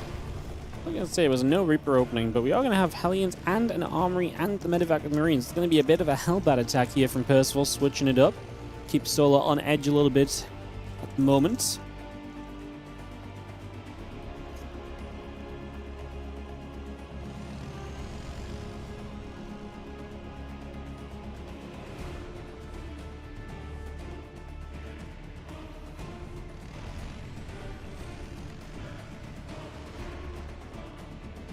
Hellions just gather for a couple seconds. It's going to be seeing them fire a couple shots off. Again, nothing too major or anything just yet. And I'm just going to pull back around towards the right-hand side. Queen's going to be here. Hellions going to get Matt. Bane Nest on the way from Solar, but it's not ready yet. So we'll have Banes eventually, but not right away. Bad step through, just going to see the first Queen in immediate trouble. It's super low. We don't actually finish it off, though, which is a shame. We can now morph Banelings, but do we want to take the time to do that, considering that these units are right here and already up in your face? Let's continue to drop. Only a couple Hellbats left. We can finish off one of the low HP Queens at least. Hellbats might get another Queen to the top side. They will do. Look what the final damage of this seems to be after it all. It's going to be 33 Lings, 4 Queens. 1,500 resources lost. A little counterattack from Solar finds 4 SCVs, so he gets some damage done. He's going to Bane Bust for a few more workers, apparently.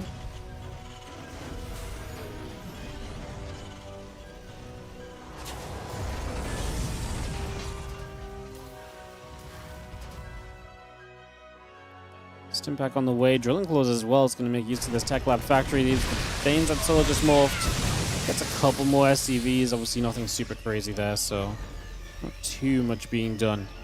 And there's a couple workers go down. We move back over the sides.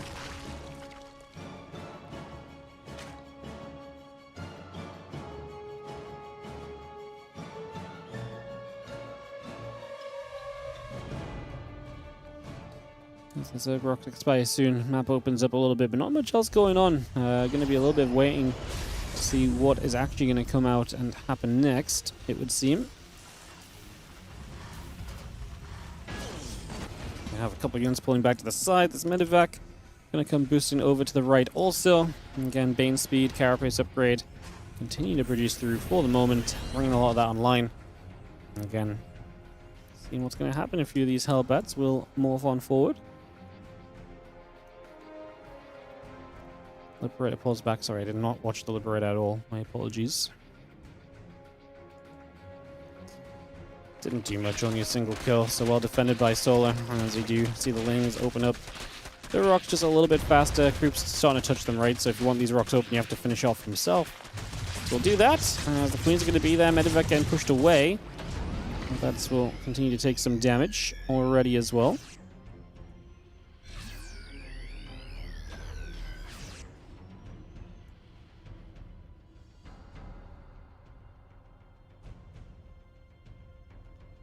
And Melee, Carapace upgrade, Bane speed all coming through. We are going to see the Medevac's going to go boosting two different sets of Widow Mines, 4 and 3.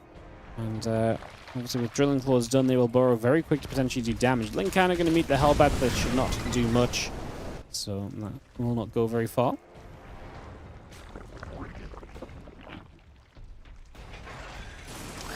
There we go. Widow Mines burrowed.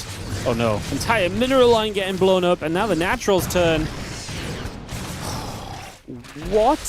That is the most ridiculous Widow Mine drop of all time. 31 drones?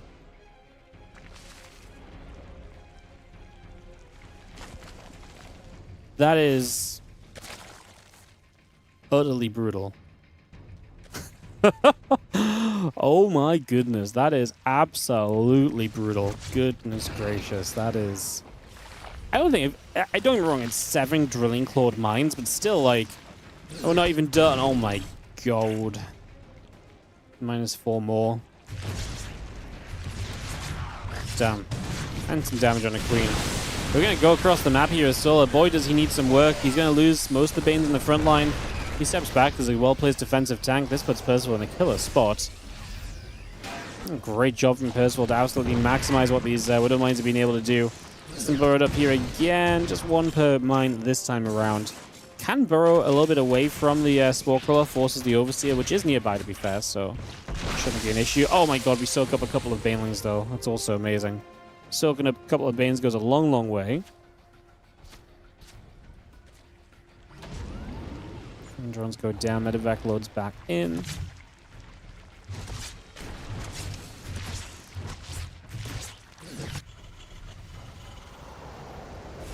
Needles are going to drop down. Medevac going to go boosting back over to that right side. Another Widow Mine drop. I mean, to be fair, it's been going well for you. It's pretty cheap continued pressure. Although it does mean your Widow Mines are going down and are not being kind of kept alive for the main army. So that can at times be problematic as well in its own ways.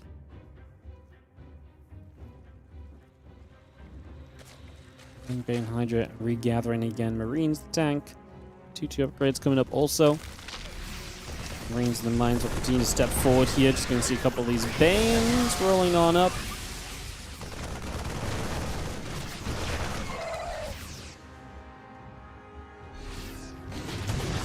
The mines will find a little extra. I mean, again, 6 drones dead.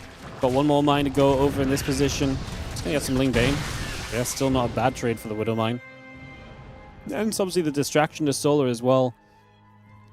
And it's been a great way for Percival to kind of change the pace of this series. A Hellbat attack into these big Widow Mine drops just makes Solar play a bit differently. You know, while the series has been kind of very long games and back and forth bio action like this really makes you kind of stop and reconsider things a little bit as the Zerg, right? Where it's like, oh, I'm having to play very differently to how I had to play in the previous games as well, so...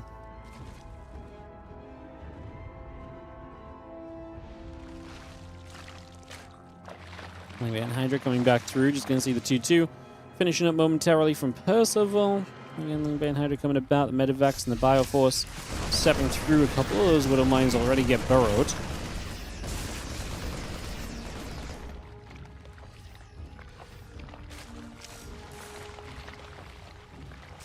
And he's going to take a chance over the left side, stim up for a couple of creep teamers. Another Widow Mine getting a shot off again.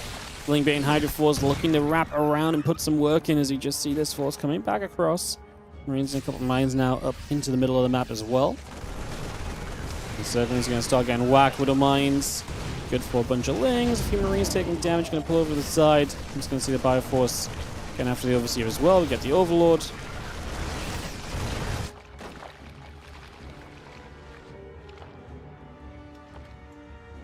Those Lings coming back around the right side again. Hydra Bane coming up. Starport building from Percival. Maybe some Lings, the Hydras gathering about. The extra Banes are going to start morphing in, ready to roll into this base over here. Widow Mines doing too much, actually getting cleaned up pretty quickly. Decent start of the fight from Solar. It's a medevac going down. These are two medevacs retreating away. Percival trying to hold this position. Solar, I don't think, has enough to keep going. The Ghosts using all of their snipes. The Overseers do drag the Widowmine shots onto the Bio Army. I just still don't think it's enough overall. That's a lot more Hydra showing up as well from Solar. Can Percival hold this off? There's just no protection for these Hydras. And now units from the other side, like I say, those medevacs are retreating with the units, and they're going to show up in a direction that makes it hard for the Hydras to retreat in. So the Hydras end up taking some big losses at the end of this.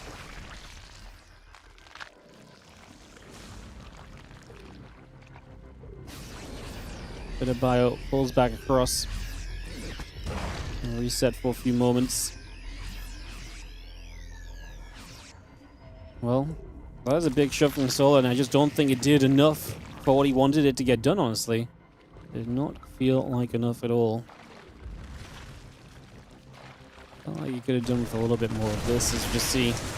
And Bane Hydra coming through, a couple of Widowmine shots going off again. Banes do begin to crash in, another Widowmine onto the Overseer. The Banes do explode. Hydra's Banes, snipes coming off as well. Just going to see this Hydra force, Baneling force going back the other way. The siege tank is there to put some damage out as well.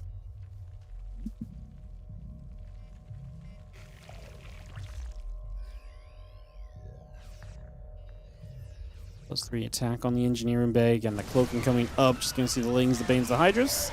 Looking to run up. Ghost's going to pull back a little. Again, the Bane's trying to make a roll forward. The Lings trying to get there. The Bane Marines on the left-hand side are going to get pushed back. The Lings are still going to be nearby. This base is going to go down. It's going to get a kill on that. The Ghost trying to find snipes. It's funny. We've gotten to a lot of Ghosts. I almost feel like it's too early for Ghosts, if that's the thing. Like I say, you know, Solar's still super Ling Bane Hydra focused. It doesn't feel like these Ghosts are going to have a lot of safety if Banes keep rolling at them, but I suppose we'll see.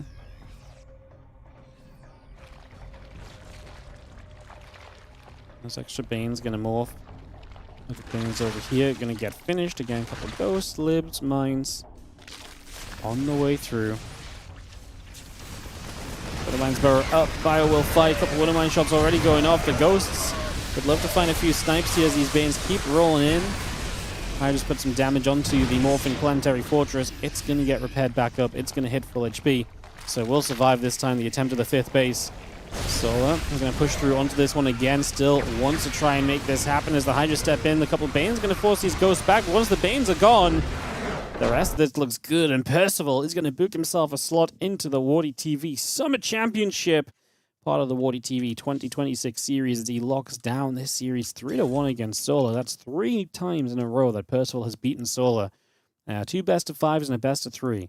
That's a pretty impressive showing on the side of Percival. As we are going to hop straight to career, guys. We're obviously a bit behind schedule because that was a long series.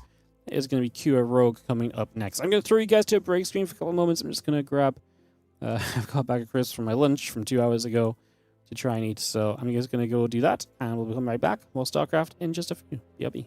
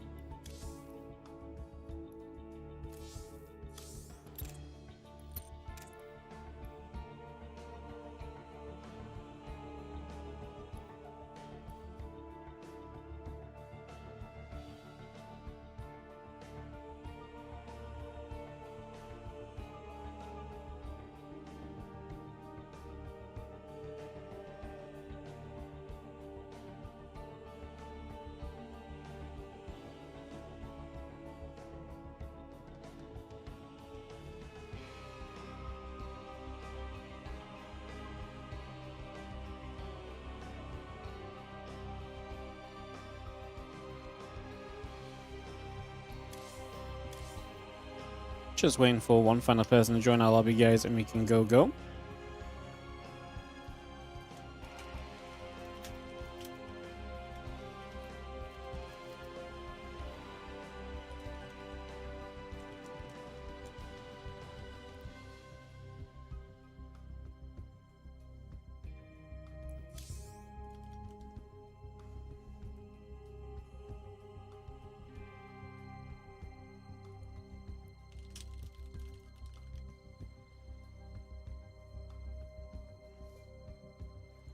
Alright, our French streamer is AFK, guys. We'll give it a moment. Give him another minute and we can kick this off. Get this ready to rumble.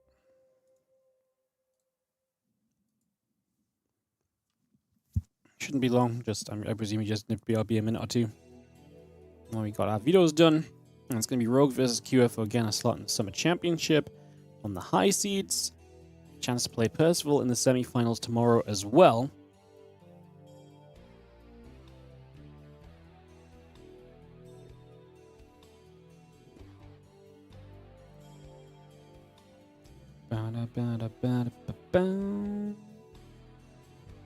Alright, we're good. Let's count down and get this one started, guys.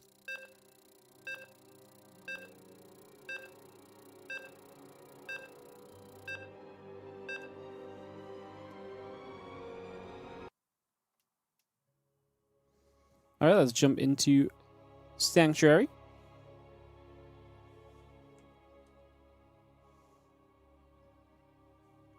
For our opening map of, like I say, this best of 5 quarterfinal match. More TVZ for us today. Last time these guys played in the Inu Battles the other day was actually a banger of a series as well. So excited to see what happens on this one. As we have in the top right hand side for this best of 5 is going to be the blue Zerg player Rogue. Up against the red Terran in the bottom left of Sanctuary. It is going to be QF, Team Liquid, of course. Let me get this up and ready to go.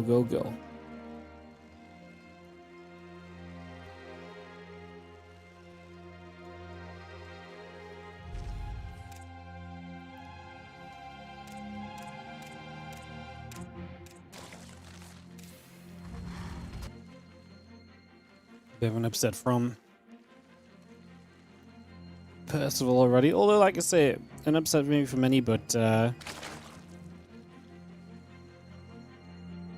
bit of an upset for many, but recently speaking, not quite so much.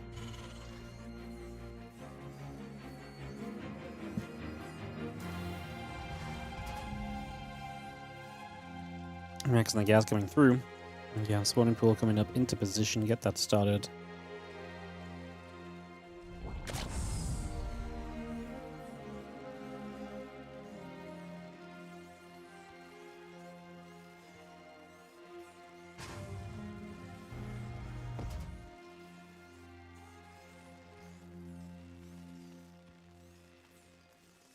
Well, now we're going to have the spawning pool done in a couple seconds. Going to have the hatchery completing as well. Let's bring a lot of that up and into position.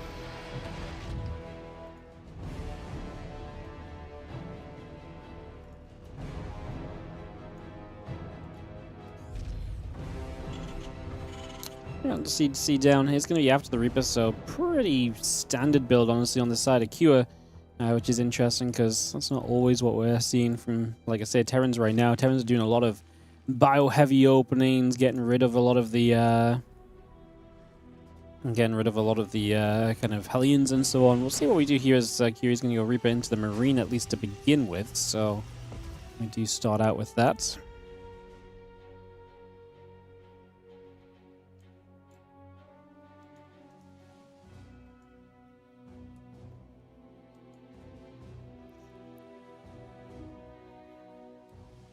Reaper is just going to turn its way around, just going to get into the natural. There's going to be the factory. Again, pretty late behind this, actually, so bring that about as we speak. It's going to be seeing this Reaper starting to poke on the natural for a couple moments.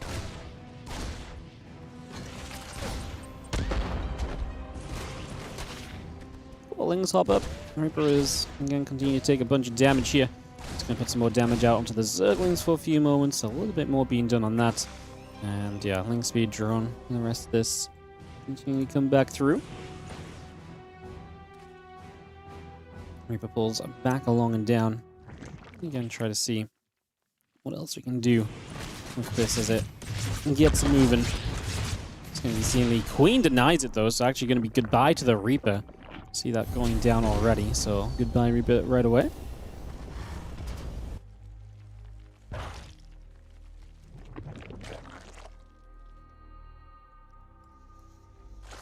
Hatch just sets up onto that third base, so we bring that into position once again. It's going to be seeing the command center still coming up, a couple of SCVs and the Hellions all coming through and online. Again, Zergling Speed is going to be finishing very shortly.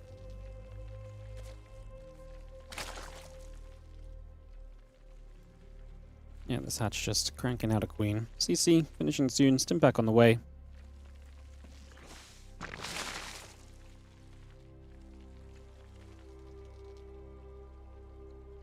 Stimpak will start again, just going to see the starport coming about. See what Kira does in the next step. Rogue has been very muta heavy lately. He's been loving the muta styles. He's been amazing with the mutas as well, I think it's worth saying. He's actually been so good at being able to control the game with the mutas and push things into his favor by kind of controlling the game. And it's actually been enjoyable to watch. His EVT in general in this patch has actually been extremely fun. The Terrans having that little bit of freedom to just sort of fight and be a bit reckless. Has definitely enjoyed increased the viewability of the matchup. Not that DVZ ever really struggled in terms of viewability, but it's definitely made it a bit more aggro and all over. And like I say, when players like Rogue are playing the mutas, then you actually get a really good time with those as well. They're also just very impressive to watch and very exciting to see how it goes. And we just have our couple Queens going to be fighting against those Hellions. Just going to be seeing those Hellions pushed away for a couple of moments. Again, Tech Lab coming through. The Stimpak is about to be finished very shortly. Melee and Carapace upgrades continue to produce as well. To get all those upgrades on the way out on the side of our Zerg. And that is the priority from Rogue. So it's not fast mutas, which is generally what he's been doing when he's done mutas. So as the lair comes online, I'd be more expecting maybe a Hydrogen or so this game, rather than the Spire, which I would, like I say, generally imagine he keeps for some of the maps where he wants to open with the Spire much earlier and so on. Unless he's changed up how he's been playing, which is also powerful if you can do so, because then it keeps the Terran player guessing. It means that Kira can't just be like, oh, well, I know you've been enjoying this lately. Then he actually has to stop and kind of, think about how to deal with that. So I'm going to start with some Marine Harass on the right side. The drop comes in. We show up there as Rogue with the Queen. Loses a couple creep teamers, but otherwise it's going to be pretty reasonable. Again, melee upgrades coming through. Land the Bane Nest, all coming up.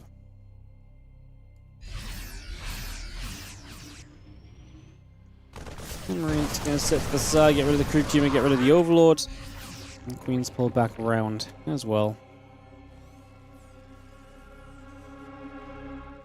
Queen's get rid of another creep teamer. The Ling's going to run through. Just going to have ourselves the Queens nearby, the Medivacs. And push back. Melee and the Carapace upgrade coming around, bailing his speed. Is that going to start from Rogue as well? So that's going to be his immediate choice off of the lair. Are we going to do anything else with this lair? Infestation bits. So it might just be, yeah, pure Ling Bane straight into maybe a couple of Infestors and also just the Fast Hive to get to Ultras.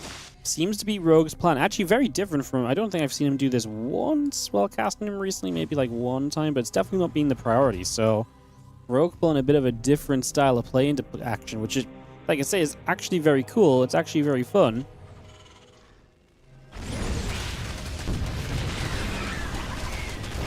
It's a run by already with these Lings. I mean, this plays into Rogue's strengths very nicely as well, because he is so good at the counterattacks and the running around of things. And he's immediately, as you can see, into business with that right here. Putting action out immediately.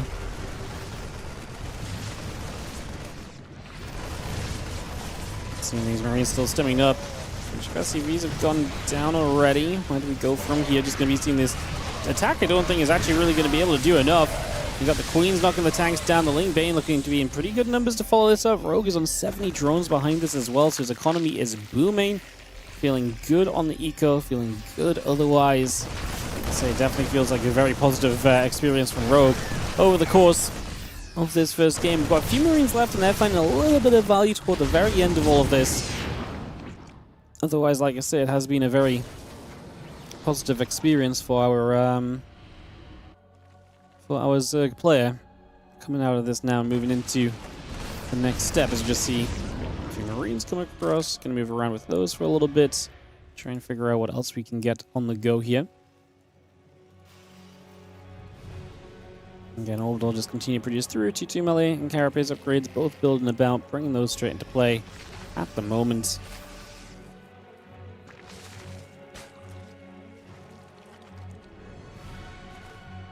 Again, Marines, the medevacs will make their way over once again. I'm just going to be seeing the Banes again start making a bit of a dive up. Getting close to these Marines very quickly, and they're going to get crushed. Jumps onto the siege tank on that right-hand side. That does not last long at all.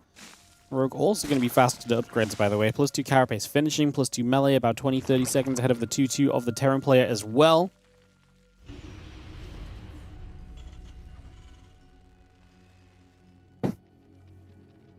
Those Zerglings gathering about. The medevacs will join.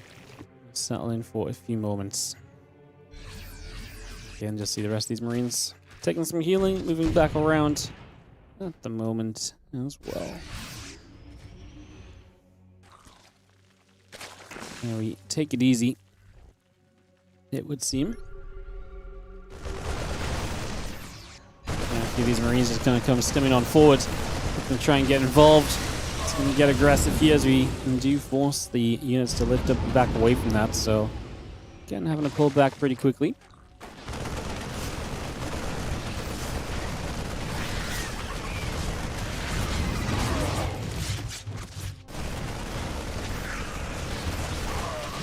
And Banes is going to be there. Again, those Marines are going to get pulled back around. So we come back with this. Resetting for a couple of moments. Again, Adrenal Glands, +3 Carapace, the Kindness Plane, all the good stuff for these Ultras coming online. Rogue taking a few drones of losses. The Spire coming up too, because the typical stepping stone is to build a few libs to help stabilize against these Ultras. So if you already have access to the Corruptors, especially if they get upgraded early, that's going to be very nice. So Rogue can have that set up for himself.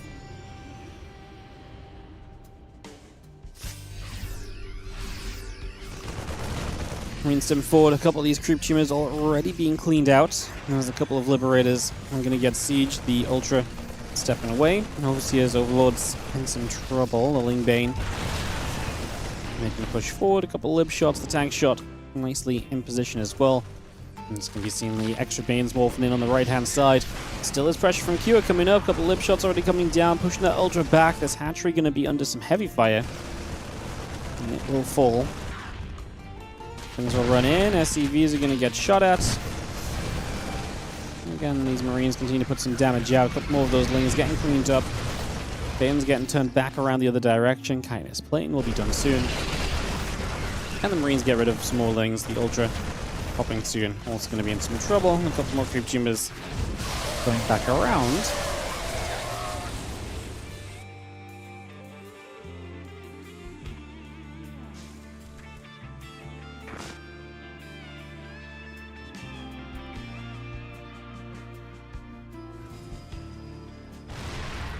Rogue set to potentially collapse in on this position from all angles. Top, left, right. Pretty good spread of units. The siege tank goes down pretty quickly. You see the Bio runs into the Banelings trying to get into medevacs, and this entire right side base just gets crushed. It's been an extremely convincing game from Rogue, honestly.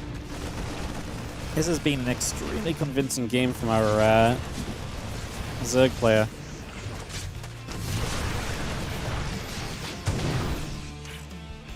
Just being solid throughout, no? And like I said, I think what's even more impressive on my point of view of it is just like this is not quite the style Rogue's been dominant with lately. So then even more impressive that he's been able to bring this out right here and actually show this kind of ability to kind of do so well. It's actually been kind of a crazy one. Just super, super convincing, like I say.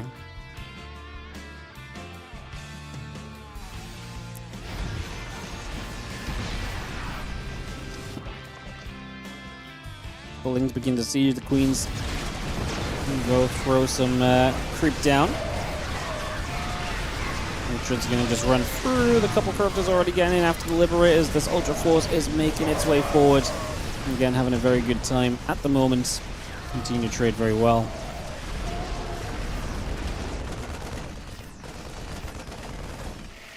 We have another massive round of banelings just morphing from Rogue. Time after time, fight after fight. This is one of those times where the Terran just doesn't really get to stabilize. There's not enough like defensive advantage for the Terran here to just be like, oh yeah, this is fine, or what. No, it just isn't like that at all, realistically. It isn't like that at all. Couple more mines, just gonna aim in, knock the Ultra for a little bit. And these Banes are gonna keep rolling through. He's gonna be seeing the siege tank, trying to hold its own. It's gonna get jumped on. I mean, Ultra's in the natural, Ultra's in the low ground, Bane's in the mineral lines. Half the supply for Cure to that of Rogue. And it is gonna be too much from our Zerg. As we should see Cure accept defeat on this one any second now. GG is called, and Rogue is gonna take the opening map of this best of 5 series. That one Ultra's feast. I think everything that Rogue built in this match was feasting, to be honest. I think this is just like feasting through and through, honestly. So, yeah, pretty respectable as we get ready for another game. It's going to be game number 2, and our map is going to be Rorschach.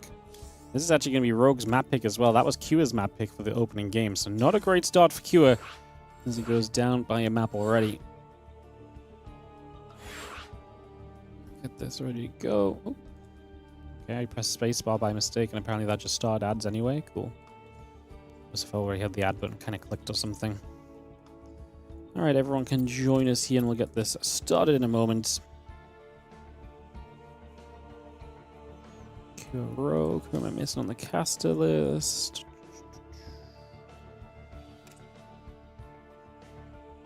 I think that's it. 3, 6, 8 casters. I should really just do the counting.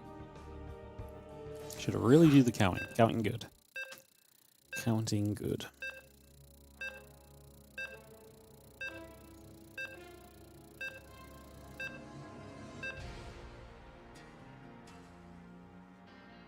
Boom, ba da ba da ba boom.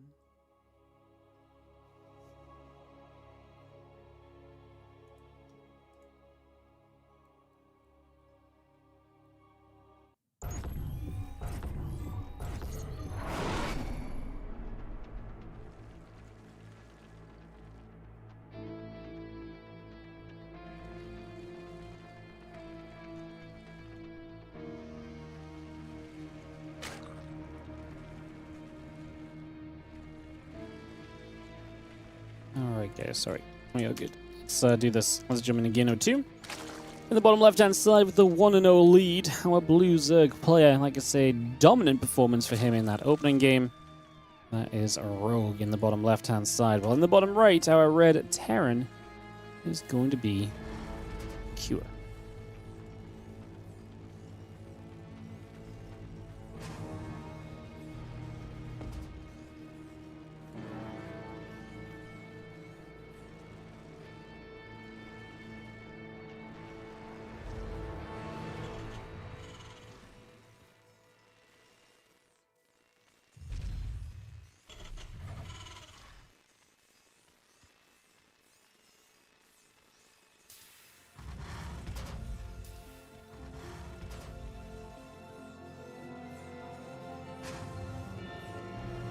Let me settle down. See what our players will go for here on Rorschach. See what builds. We actually have seen pretty, I hate to say it, but we've seen a lot of variety. We've seen a lot of variety on the, on the side of the, Zergs and Terrans in terms of builds. I mean, Zerg's obviously been going into fast mutas, slower mutas, Ling Bane Hydra. In this last game, Ling Bane to Hive already. I mean, a lot of that existed already in ZVT. ZVT was a pretty varied matchup in terms of compositions. We have definitely seen some variety in the Terran build orders, though. Like a lot of Hellion skips, a lot of players playing very bio-heavy. That was not really kind of the place beforehand as well. So, yeah, it's been a definitely probably the best matchup we've had coming out of the patch, although I don't think Zergs are loving it. I think Zergs probably feel the 300 mineral cost command center is a pretty rough one to work through because the speed at which Terrans expand and set up their own economy is super powerful.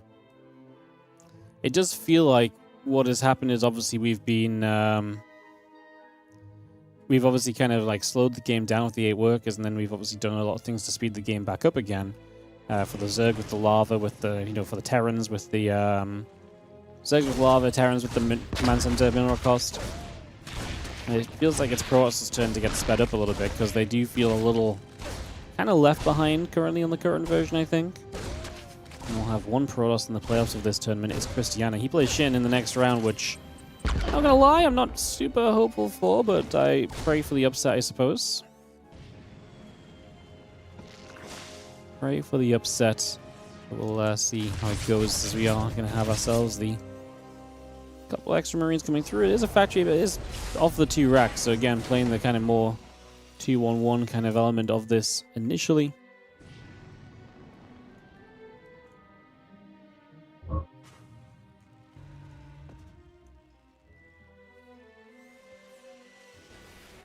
Am I finally coming around about the patch? No.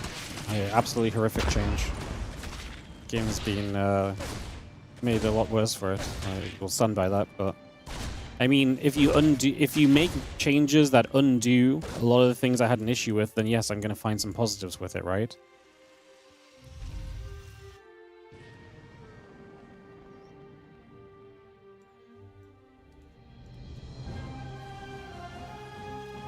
Like, if you break my arm, but then you know, put in a cast so it starts healing, I'm still gonna be pretty sad that my arm's broken, but like, at least it's not gonna be, you know, completely broken forever. So there's some kind of a positive at the end, right? Like,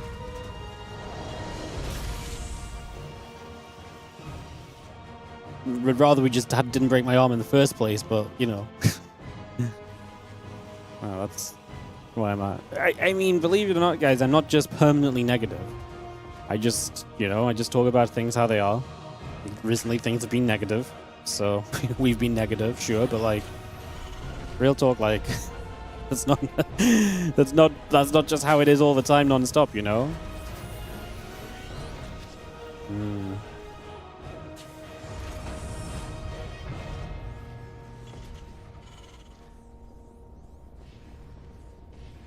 I did see someone, I had a good read the other day, a good laugh on Reddit. They actually deleted that post because I got called out. But there was a good laugh the other day where someone was like, basically like being very pro 8 worker start, and they were basically listing all the things that the 8 worker start had done.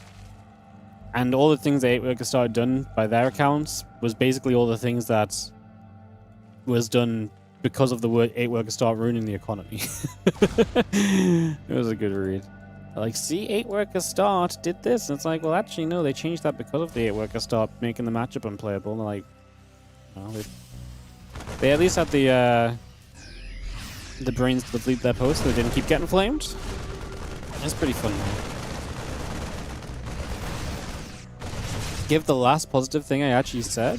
I just talked about how TVZ openings are more varied than they used to be, like, and about how this matchup probably benefited the most from the has benefited the most from all the changes that we've had. Is that not positive?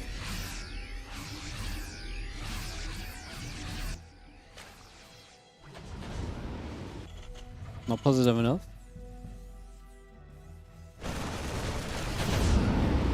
Positive for me. It's more positivity than I'm used to giving, you know.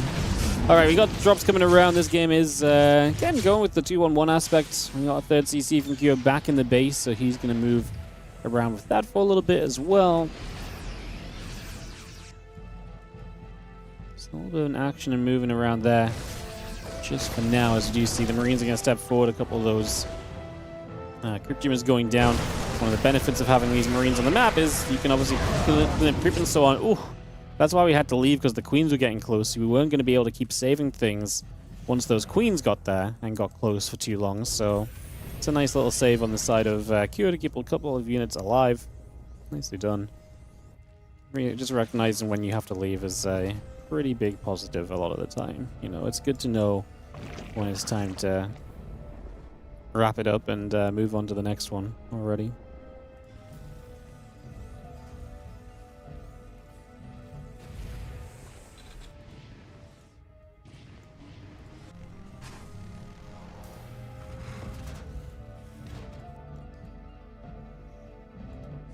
Marine's still staying on the map, coming back around the top side. Because it's about Terran, they're never positive. It's about TVZ. It's not just about Terran. I mean, let's be real. No Terran is complaining about 300 mineral cost CCs apart from the fact that it's stupid. You know? It's a good patch for Terran right now. I think it goes without saying. You're gonna play mech. It's a good map. Well, it's a good map. It's a good patch for Terran. Apart from TVZ, seems to be a struggle for some. Like Bjorn is really struggling in TVZ, which I find very interesting. Because at first I felt like he was going to love this patch, but then he seems to really be stuck in the TVZ at the moment. Q has been more competitive with players like Rogue and so on. Clem, I think, has been fine in TVZ. Some people have just really had some struggles, though. So...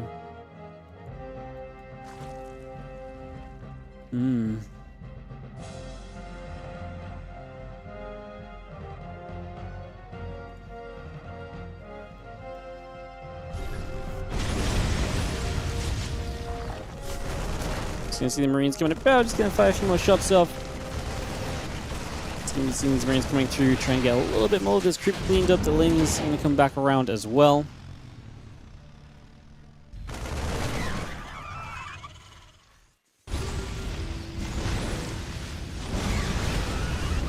Ling's looking to try and get a wrap. Hellions actually gonna be in a little bit of trouble. The issue for Rogue here is he doesn't know it's mech for a long time, so now you know it's mech, you're already committed to Lingbane Hydra, so is Rogue going to double down on Lingbane Hydra, or does he try and tech away from this? Hive is going to start, extra Lings on the way up.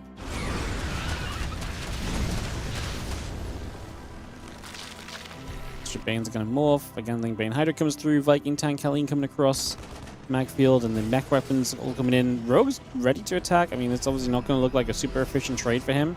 Some of the supply here is still an unupgraded Marines. Well, it's not completely unupgraded. He did actually go stim because it was 2-on-1. So I guess they're not unupgraded, but they don't have attack upgrades, right? So they're not as good as they maybe could be. Rogue gets 14 SCVs. I think it's time to back away from this is Rogue, though.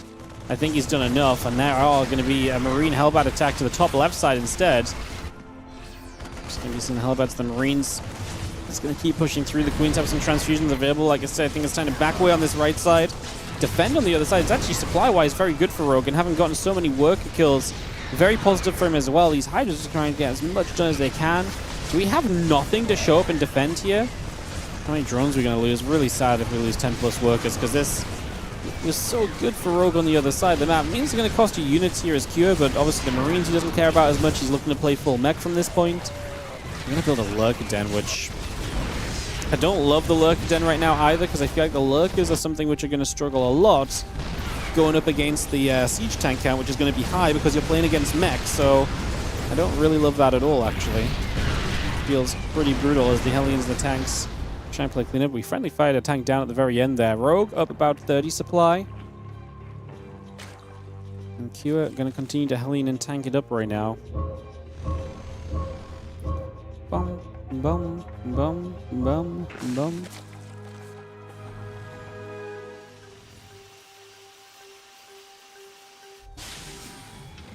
Sizing Spines coming up again. Missiles on the +3 carapace still coming through. 2-2 upgrades on the way out from Cure. The tanks and the Hellion coming around. The SCVs and the Orbital coming up as well.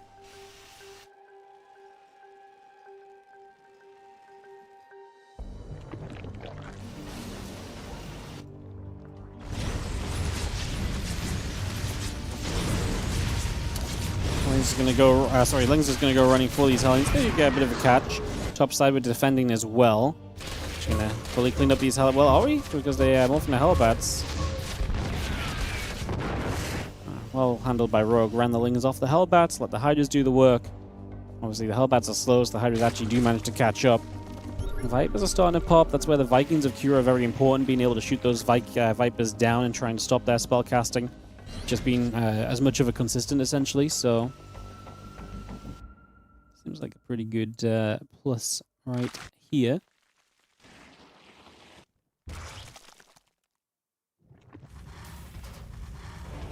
Yeah, 3 more factories. We already doubled down on the mech, but we're going to keep on going with it. I mean, that should not come as too much of a surprise at this stage. 2 vehicle weapons and plating continuing to produce right now. So again, bringing a lot of this up and running.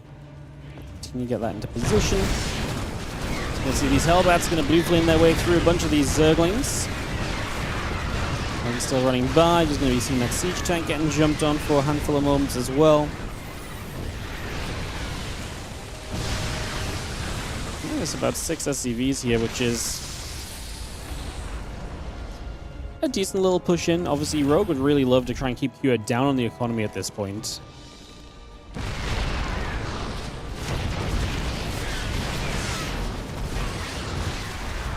It's going to have the few Vikings will continue to put pressure out. Like I say, getting rid of the Vipers is a big deal. This command center burning, I don't think we're super bothered about killing the CC. It's nice if you get it. You're not going to try and focus on it, though, as these Banes have been used. SCV should just be able to repair. Vikings are going to land to help out, as the Hydras are going to kite back. They do have a few reinforcing Lings coming across, and the tank's unsieged. Start to take some damage. Not going to be too bad overall, though. Could have been worse, honestly, still. Now our Lurkers morph in. The CC actually is going to burn down. Morphing that into a planetary ain't going to help you, as a Lurker shows up on the bottom side, actually harassing a few SCVs down. Seeing some success. Having a good time. Again, extra Lurkers coming up, plus 2 missiles coming through. Lings on the way. Just going to see Vikings and siege tanks continue to build. The Lurkers in the top right will settle into that upper corner.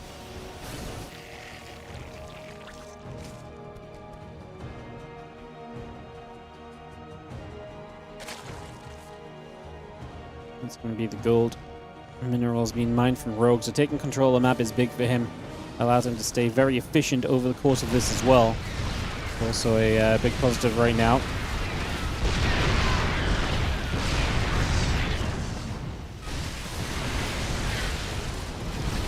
Rogue's looking pretty good, no? I mean, the Hydra count is great. The Hellbats can't get close to these Hydras. There's like 1 tank left here, which is going to go down, which means this entire base falls. The other tanks are going to start showing up. If the Hydras jump onto unsieged tanks, I mean, that's just going to be a good time for the Hydralists, or apparently not. Apparently not, but sure. Wow, these Hydras would have actually been better stepping back and backing away. That's a little crazy.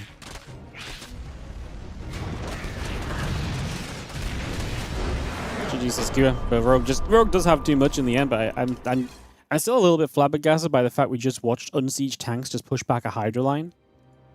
Rogue goes up 2-0, man. He is very good right now.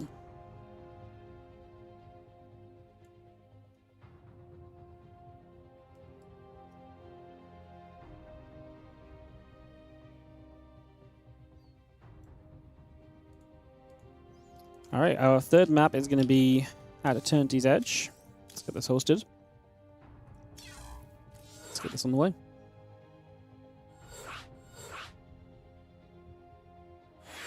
Just need to run the ads over here. Thank you for tuning on the YouTube again, guys. I've said it a lot lately, but the YouTube viewership as of late has continued to be pretty bonkers. So thank you so much for continuing to support and hang out and watch on the YouTube. Like I say, the viewership has been through the roof the last little while, so much appreciated.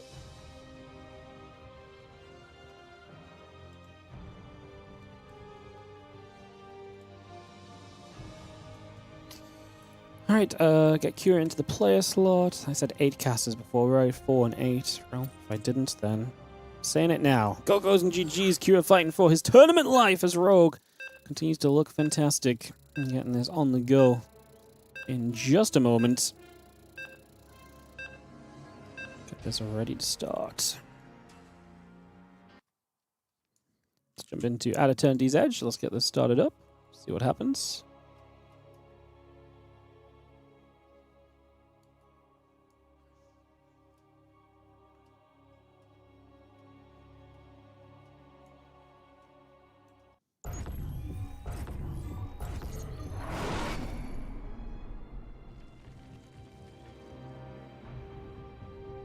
In the top left-hand side, this is going to be our blue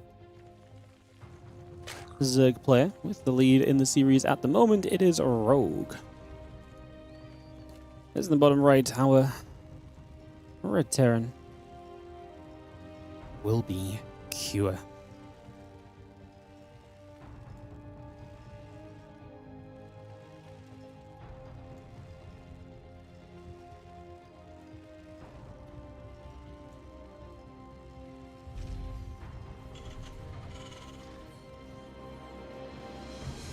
Down 0-2. Can Cure find a way back?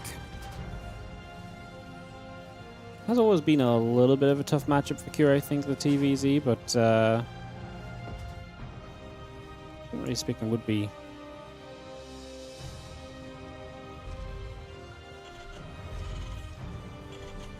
fairly surprised if we're not able to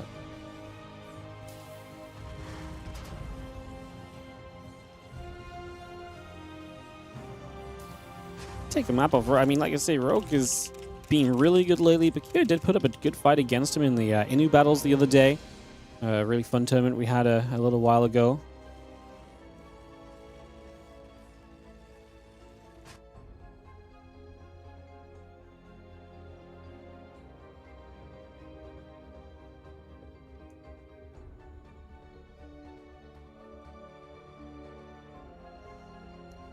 Hopefully just coming across, taking a couple seconds to relocate itself, figure this out.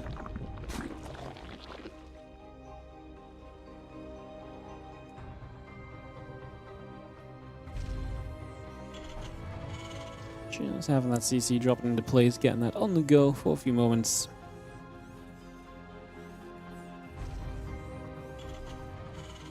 And that CC into position already, and again, Hatchery and the pool coming up, the Overlord coming around for a couple of seconds here.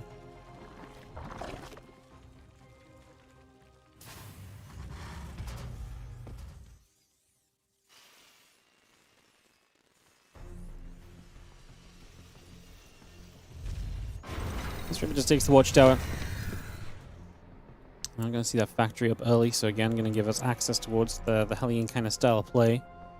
Which, like I say, has been definitely a question mark as of late.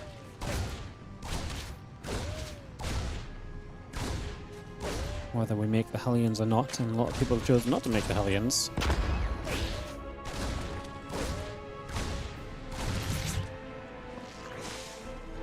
If it goes back and forth, we attack a little.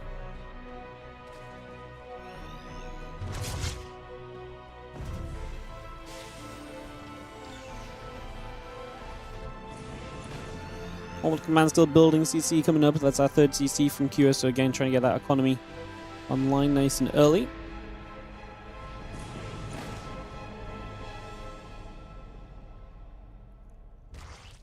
Hope it comes along to this left hand side, again you're going to see that link speed coming up.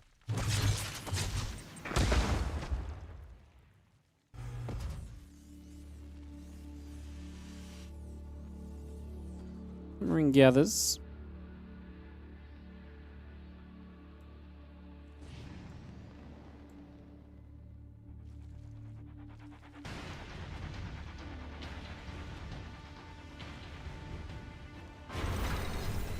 And this Reaper just going to take the watchtower for a moment or so, gather this around.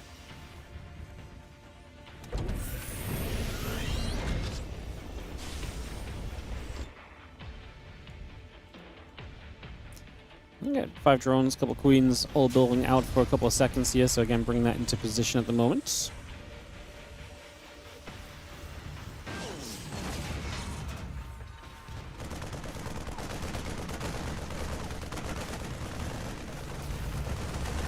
It's going to get rid of the Overlord, which is just trying to get some scouting.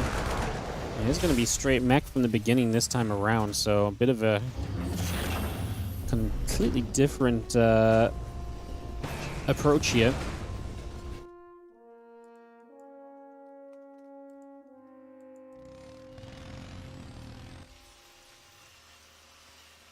And it's going to be Blue Flame from the start. Now, obviously, last game he kind of went for the 2-1-1 into mech. I wonder if this time he goes straight to mech. Or I wonder if he goes from this kind of mech into maybe even bio. It's not unheard of to kind of play like that, in fairness. So, could be a possibility, perhaps. We will see.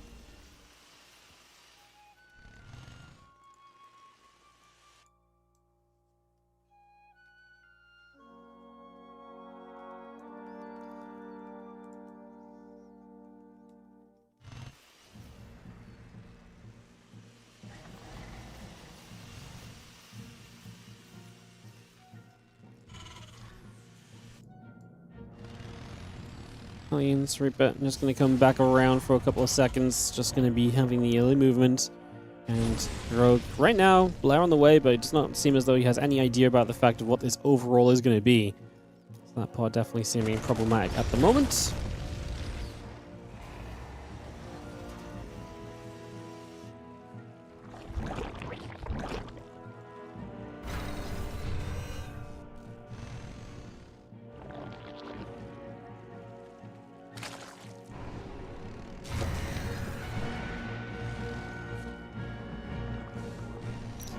A lot of Hellions and Cyclones now. Rotron's on the way as Rogue definitely realizing there's a little bit of concern here in general for him. See how this goes. The Overlord taking some shots already. Hits coming through. Just going to be seeing the Queens. Going to be there to try and help push it back. And for now, we do have to turn around. So for the moment at least, looking okay.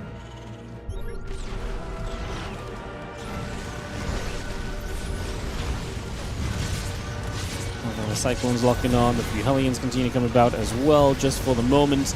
And this is where it's going to get dangerous, because even when these Roaches build, they don't have Roach speed just yet, right? So you're not going to, these Roaches not going to be incredible right from the very beginning. They're still going to be a little problematic just at first.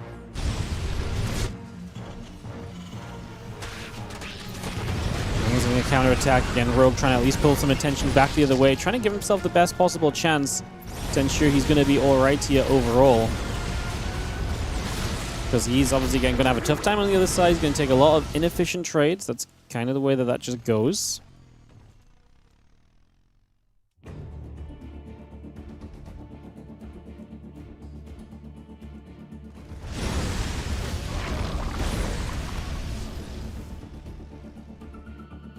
Again, the Roaches, the missiles, the Carapace coming to bear. That Roach speed continue to come through as well.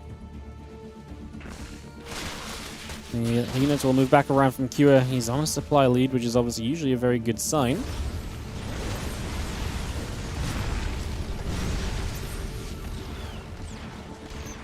Cyclones pulling back. A couple of those Roaches will gather back around as well.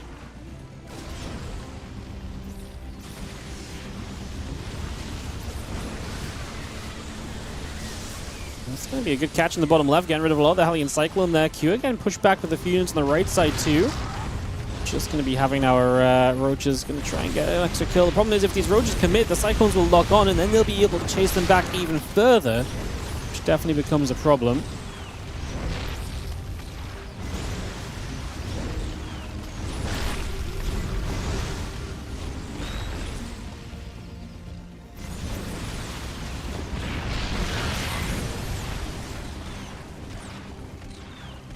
Gather for a second, just going to be seeing the Roaches still coming through. Cyclones, the Hellions coming back around. Then repositioning for a few moments.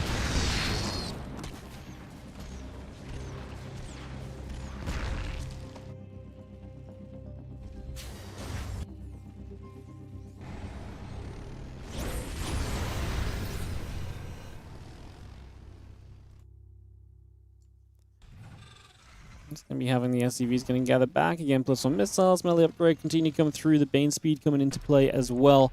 We have ourselves the Cyclones back around to the top right. Can Rogue continue to deal with what is going to be a more difficult army to deal with, plain and simple?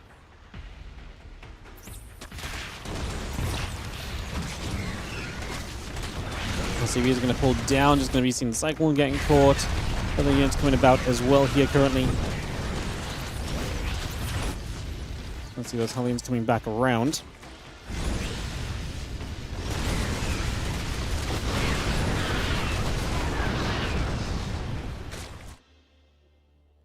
Again, three drones, few SCVs going down. Both players making trades at the moment.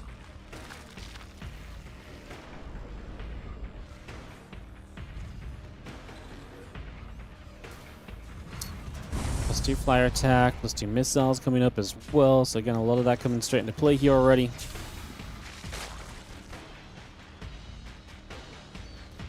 And that +2 vehicle playing continues about also.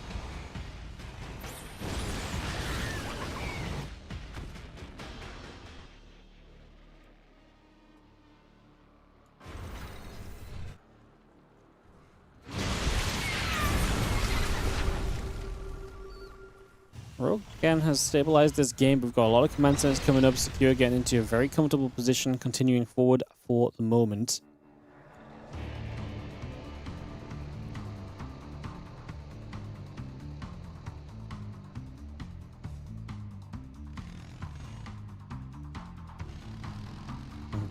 this burrow. That's actually a really cool trap if you can make it work for you. Yeah, pretty neat.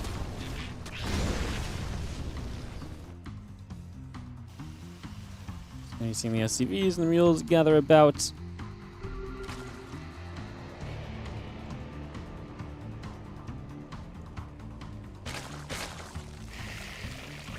Let's see if he Bane's morphing in. Just gonna settle for a second.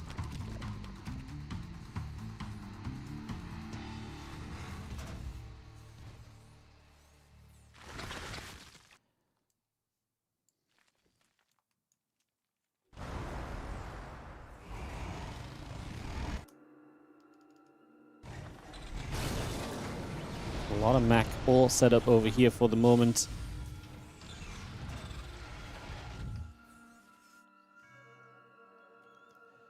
Still love these burrowed units. Just, I mean, what a great catch if you can pull it off, right?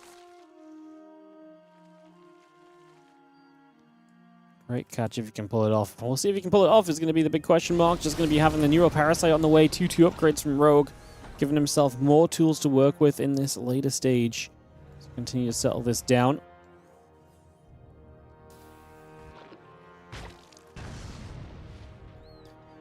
Big split. Rogue will try and engage from all sides. And he does want to fight. He's got a bit of money banked up, so he would like to start trading and to attempt to make this difficult for the opposition where possible. Original clans coming through. The 2 upgrades as well. A bunch of additional command centers also coming up as of right now. And his Banes are going to crash straight through. A bunch of SCVs taking damage immediately. Big value being found there straight away.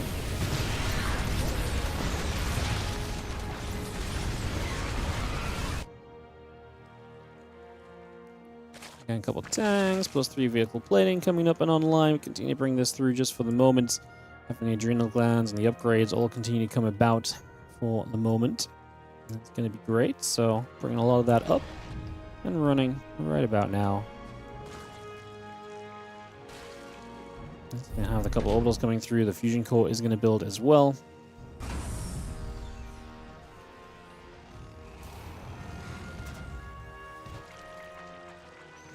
3 upgrades building from Rogue. He's also got the Grey Aspire. Typically, you're going to get 1 attempt at broodlording it up in these matches, so expecting that, generally speaking, at some stage.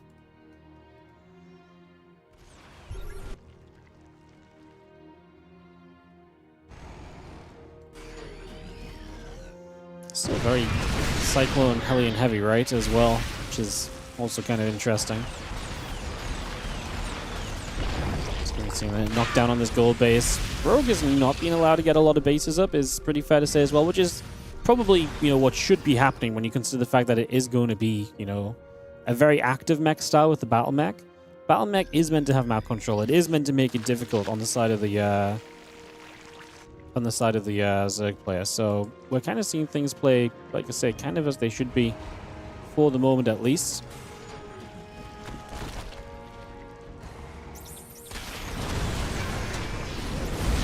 You can see the Lynx here actually getting a good catch onto a group of these units, so we get in, get some damage done right away, nice little grab. And you can see the Banes actually crashing through as well. Good fight for Rogue, it feels like. Again, he can rebuild quickly out of this. Q's money, you can see, is absolutely stacked against him, so he is not going to love the... he's not going to love that a lot, to be completely honest with you. And just have a bit of setup continuing.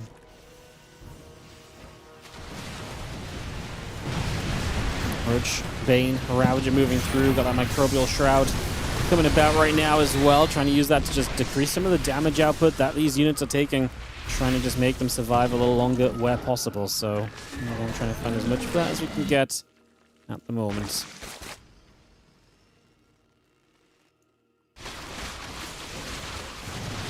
Roach Ravager will make its way through these couple of command centers. First one already falls. Another one to follow if we can get there for long enough.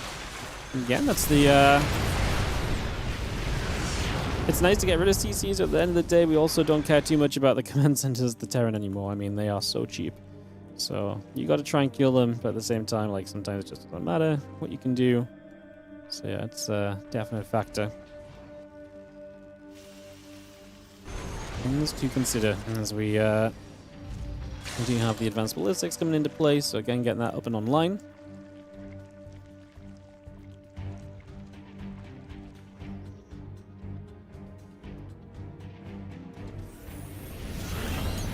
Last couple of orbitals just going to lift, just going to start moving. We are going to be seeing another round of units from the bottom side of the Zerg. It's going to be another attempt on this right side for, we do have units on the bottom of the map as well. Waiting to see what maybe happens with those. A couple of shots coming down, a couple of Liberator hits are going to be decent as well.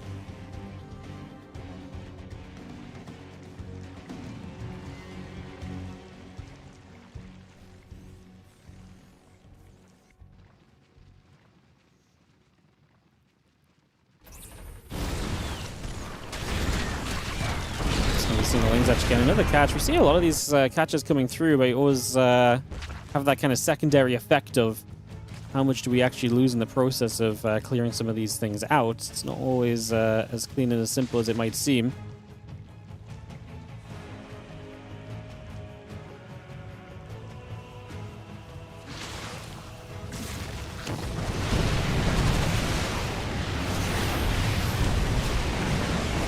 Extra continues to gather together here. We're just going to have our Thanes, the Roaches, the Ravages coming back through.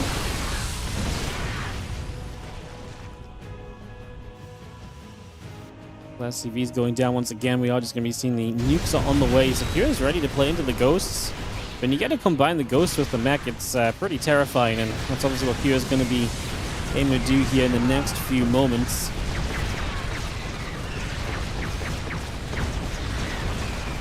Lots of snipes coming now. There's going to be big. I mean, I hit a lot of snipes. That's fantastic. A lot of these ultras down. We're always going to go for another round of ultras as well, which is going to be pretty pricey in all honesty. It's not going to be cheap. Not going to be cheap at all.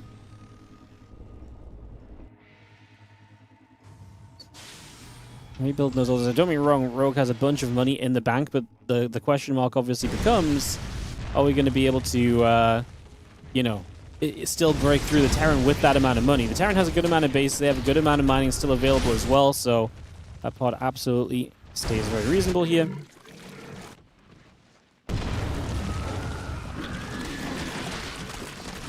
Let's do get out of this Nidus. It's a shame we don't have anything better to put on the Nidus, honestly, because could have been an even better situation if we'd could have been an even better situation if we had, like, I don't know what really pops out here that's better. I mean, I guess ultras, but I don't know if we really love ultras popping out the Nidus either. They're expensive. You kind of want to keep them alive.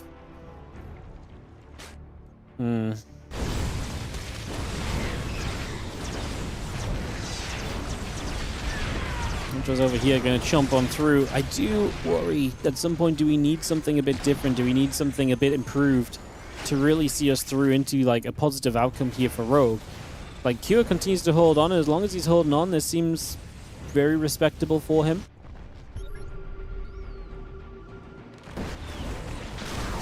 So that CC is pulling back. The Lings and the Ultras still gather. The Infestors, the Banes joining up as well, going to pull back over to the sides.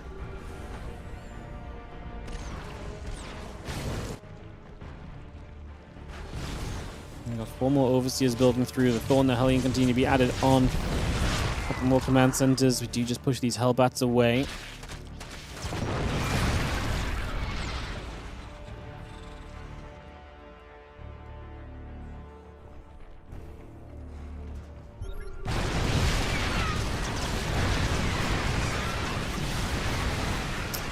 Big dive in. This is going to be one of Rogue's opportunities to obviously deal some damage, trying to break this base.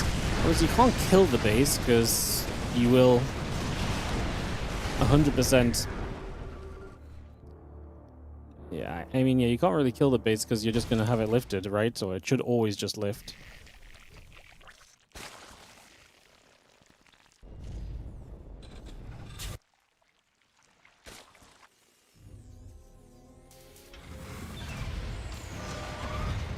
Going to be seeing the nuke coming down into position as well. Just going to try and settle for a moment or two.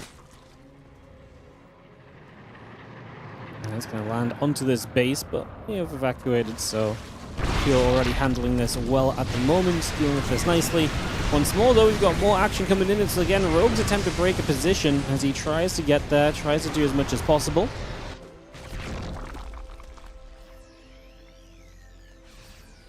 Ghosts still gathering together. Give me 1 sec, guys. I got to tap to snooze the ads. We've had a lot of long games today, so the ads are trying to sneak their way into these games. And again, we will try not to let them. We'll do our best.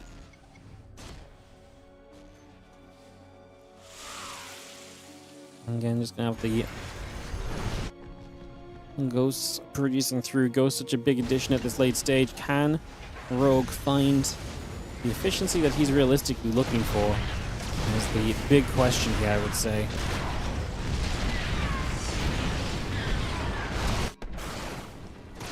The Liberator shots will come straight by. 2 hits coming through.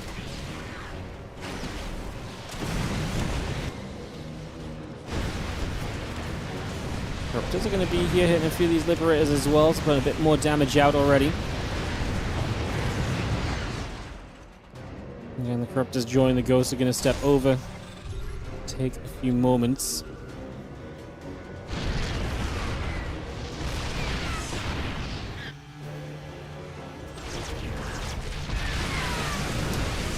Pains, Corruptors, Ultras, again, everything coming straight by. A couple of moments here, putting some pressure on.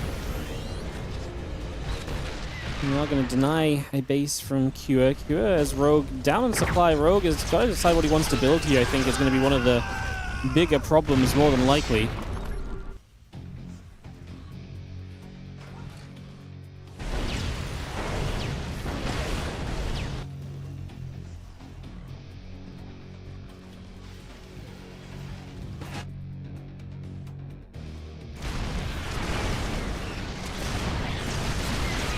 He's going to take some shots. He's going to be seeing some hits coming through. He's going to be having this big fight starting to break out. Like I say, I feel like Rogue's in a weird spot because he's trying to figure out what he actually wants to rebuild. I mean, I guess you're just going to rebuild more Ultras again. I'm just going to say GG. He's actually out of gas as well, which means that it's very difficult for him to realistically stay in this. You can only really build Zerglings from that. And if you're only really building Zerglings, that's probably not going to be good enough to really make much of a difference as well. So, pretty reasonable GG time. As we are going to move to Washout for map 4. And Cure gets one back, so again, a bit of reliance on the mech to help get it done.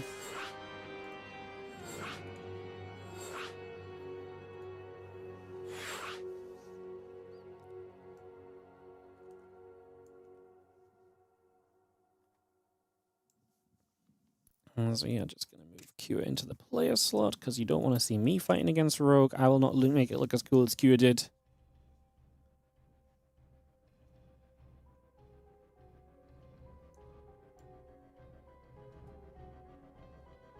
Cool, cool, cool.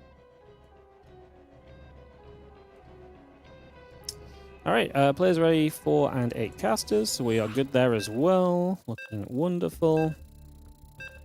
Fantastic.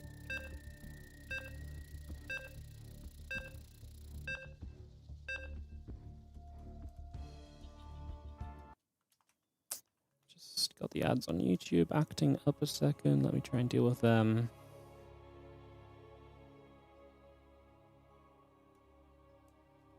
Perfect, let's go in game, guys. On to Washout for this next map. Can you bring this through? Get this on the way forwards. It's going to be in the bottom left, the blue Zerg. It is going to be Rogue, and he is still in the lead of the series, even if the last game did not quite go his way.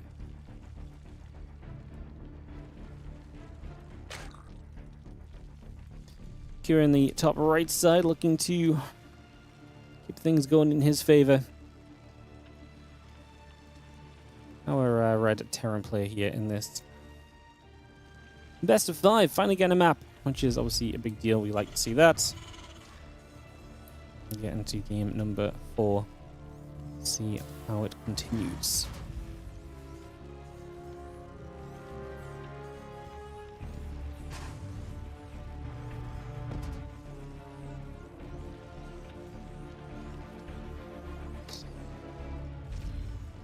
Hey, what's up? M1478965. Thank you so much for the Prime sub for 11 months. As we have a couple minutes at the start, you are going to instigate the Prime sellout. Well, just the sellout section in general, guys. If you are enjoying the stream today, this is a WardiTV event.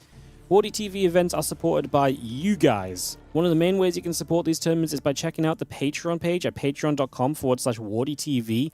100% of anything you pledge on Patreon goes directly into the WardiTV tournament prize money.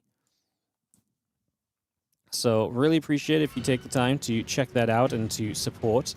Goes, like I say, a super long way to helping us out, does a lot, and allows us to do a lot of work.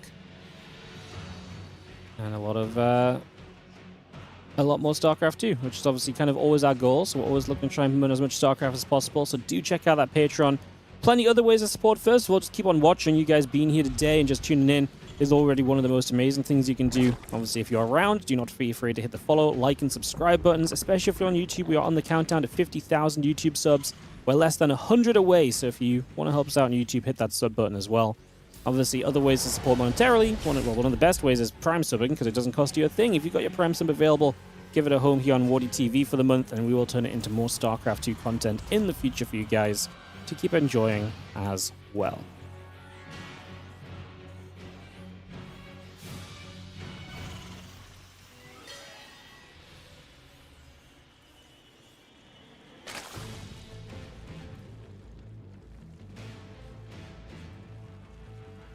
Appreciate your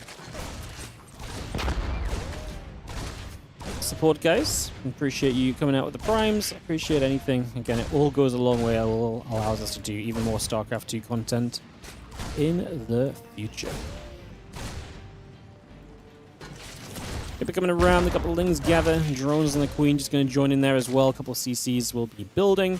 Ling Speed, Queen, and the drones will continue to come up.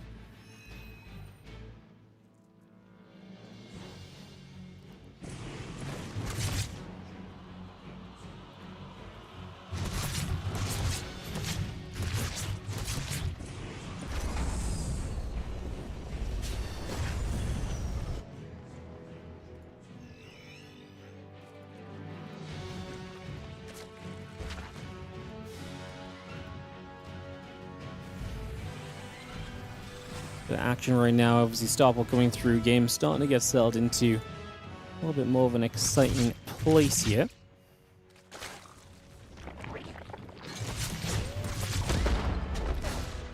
Trying to figure out what exactly is going on.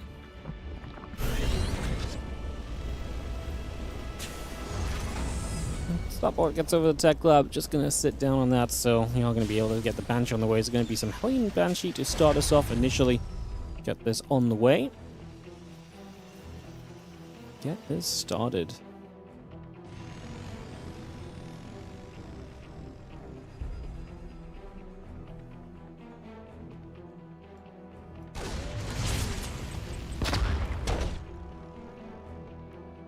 Hellions, the Reaper, just gathering for a couple of moments, so taking a few seconds. See what will take place here. I'm just going to have ourselves again the Banshee, Hellions, and the Cloaking all coming up.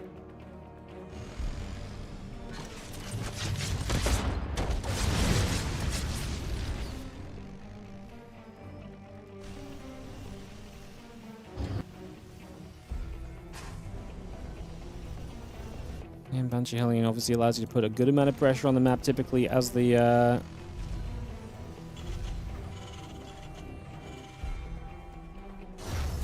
Terran play keeps you very safe from a lot of the Zerg aggression that can sometimes come in very early in the game as well, so that's also pretty neat.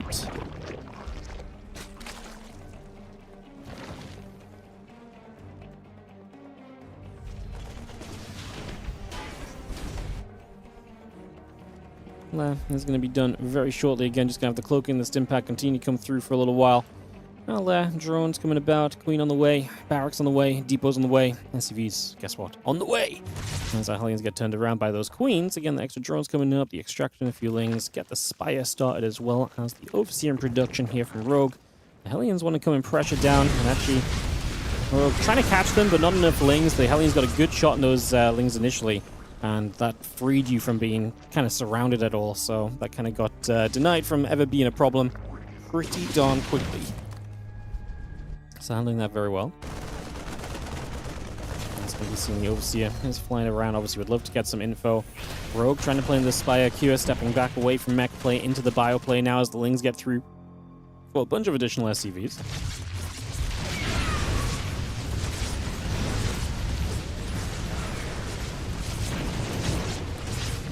Hellions just going to try and break in. I mean, we get 8 drones, we lost a few SCVs on the other side, as you mentioned, but the Hellions getting in, the Banshee starting to deal damage. It starts to add up a little bit against you right now. Now we have a bunch more drones going down, so Rogue is taking some pretty hefty damage. Queen's just going to be there, just going to push the Banshees back for a moment or so.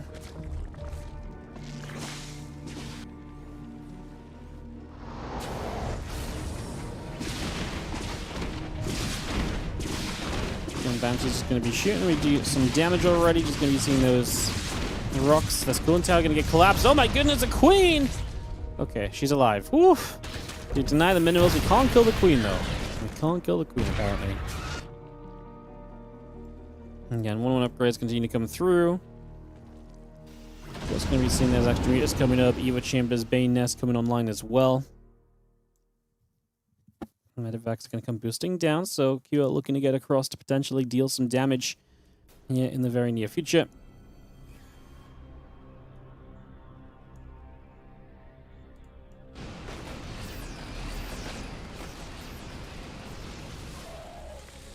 They're just trying to intercept what they can. Obviously, got to be kind of careful against the higher unit count, though. Some moments to be cautious in as the Marines get in after the bottom side. Some damage done.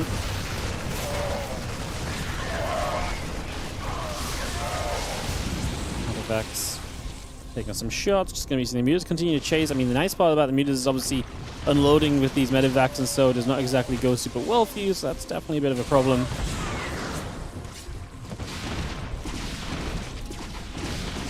Just going to be seeing those Banshees continue to get after a bunch more of the workers. So again, a little bit extra being done for the moment. Seeing the Lings, the mutas continue to gather about. Banshees coming back along once again. Staying on the move here at this point. And looking reasonable.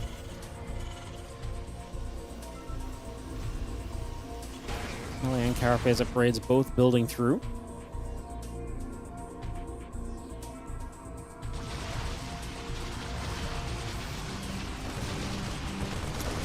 He's trying to get onto the engineering bay. That +2 armor in a bit of trouble right from the get-go.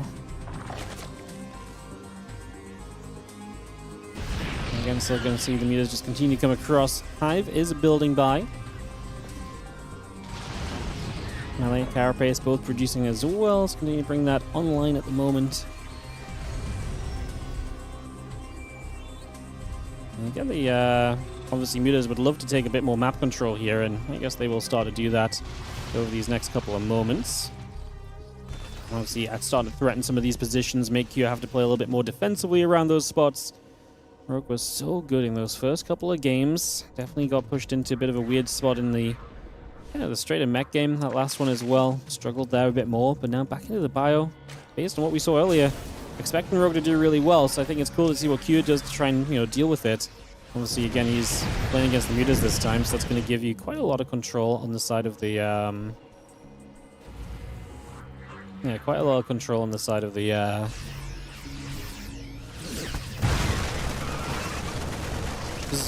Marines is going to be there quite nicely for a couple moments. Marines coming over. We nearly get the +2 armor upgrade, which would have been a pretty big deal, but we don't quite manage it in the end, so unfortunately not quite as great as we think that could have been, perhaps.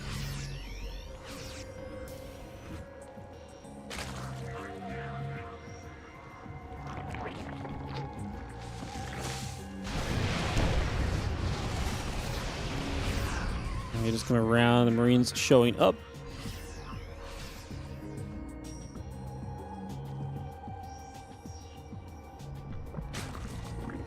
Two upgrades, Ultra Cavern coming through. Continue to gather just for a moment. What is the next step? I mean, for Rogue, he's getting the Ultra Cavern up, so his army gets better. Q has been very happy just to be kind of sitting back. Obviously, he had the Hellion Banshee, had those first medevacs, but otherwise he's just going into defense mode, which is not a bad idea when you're playing against, the, you know, the mutas. Going out on the map is going to give these mutas opportunities to expose you and to take advantage of you and so on and so forth. So much better to not really let that happen. The mutas continue to the upper right side at the moment.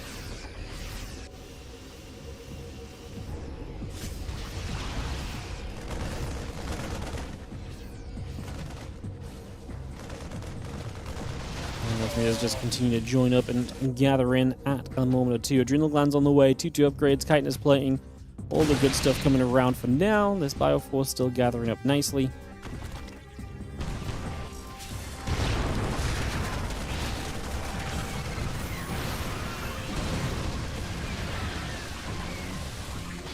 Slings and Banes running forwards here. We actually have a lot of connection coming straight by. And straight in position.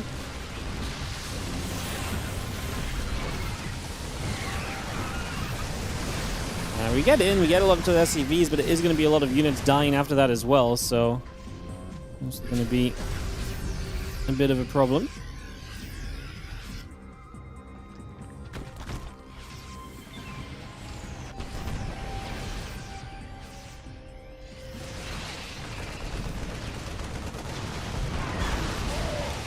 It's coming through, medevac just up in the skies again, gathering around a little bit.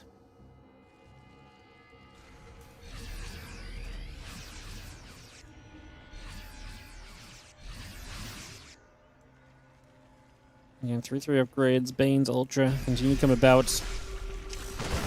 Take a few moments. It's going to be seen another Nidus attempt. Nice from Rogue. If that goes unseen, that's going to be a big problem. We are going to see Rogue making the dive in to try and clear this out. Pushing straight through here at the moment.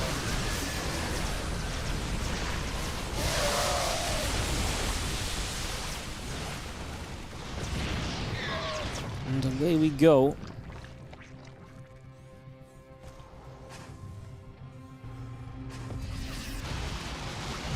And soon the meter's going to get after the rocks for a couple seconds. Begin to put some damage out over here.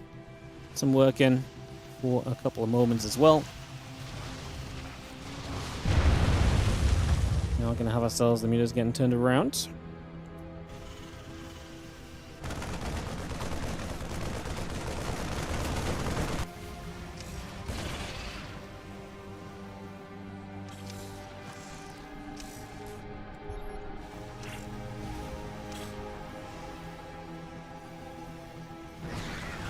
Ultras, Lings, Banes, units in general, joining up together here for a couple of moments. You're going to see the Banes actually going for a big move around, seeing what they can do in the next couple of moments as we continue across. Banes, can he reach the Marines? No, not quite. Good supply drops though, and so Rogue has got to be pretty happy. Anytime you're getting the supply of the Zerg to go down, I don't think, like I say, you can be really too upset overall.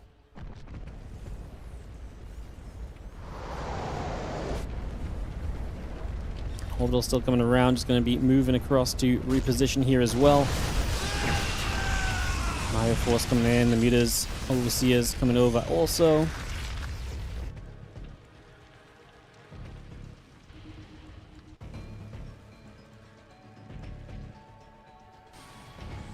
Extra tanks and Marauders continue to come about. We just have ourselves again this attempt to keep making progress.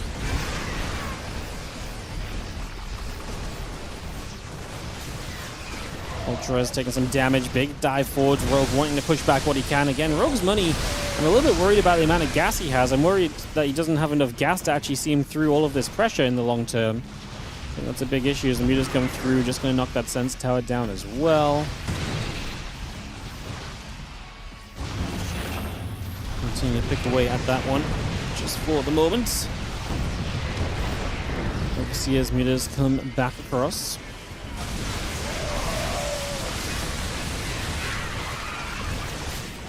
Ultras are still diving in. Cure Supply is not surviving this, and that's going to be an issue for sure.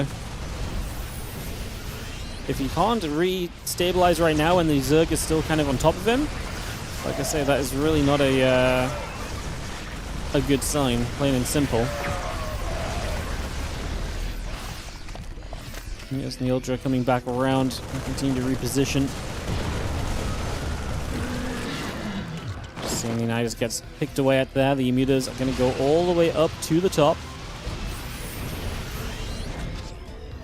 As well, we're going to figure out why they keep harassing again. Kua, now his chance to try and rebuild a little bit. Now his chance to try and get back on track.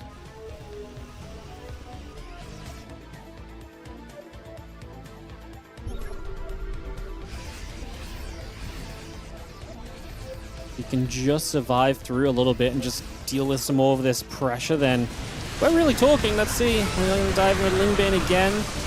Rogue still has a lot of money in the bank here. Is the one maxed out right now? The Bane's rolling up this ramp. They kind of get there, not quite fully though. Wow, that was tense. That's a moment where if the Banes get a bit further forward, Kyo loses pretty much everything. Rogue on the rebuild with 5 new Ultras, back on track. Being brought back straight back into play. Yeah, bringing those straight back through.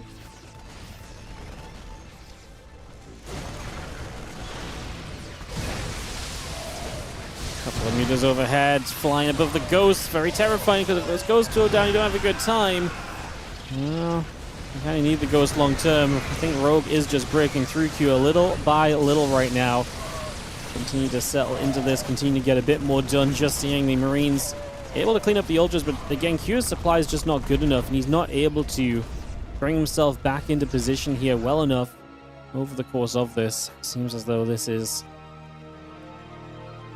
a little bit doomed right now for our Terran player.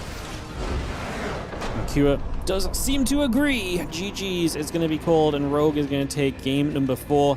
And the series, Rogue advances into the semi-finals. He'll play Percival tomorrow.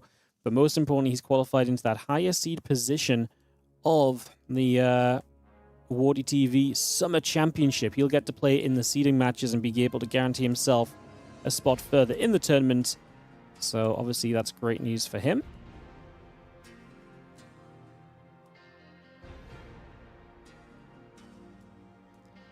Great news for him. All right, guys.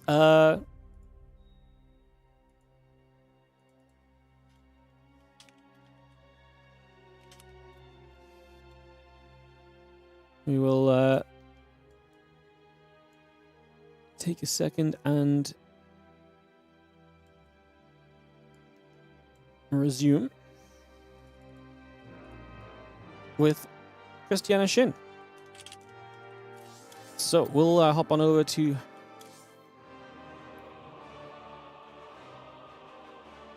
the Americas and get ready to do this. Man, Rogue looked good outside of that one game. Rogue looked really good. All right, let's hop over. And like I say, Christiana Shin coming up next, my friends.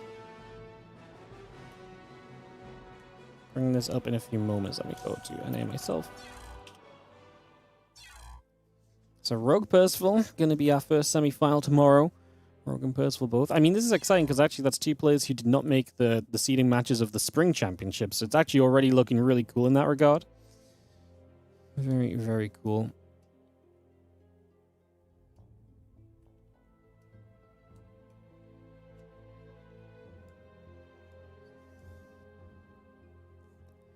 Alright, guys, let's get this ready to start. So Christiana should be the down seed, yeah. Cool. Christiana and Shin gonna start videoing, guys. We'll get that on the go in just a few moments. Get this ready to begin.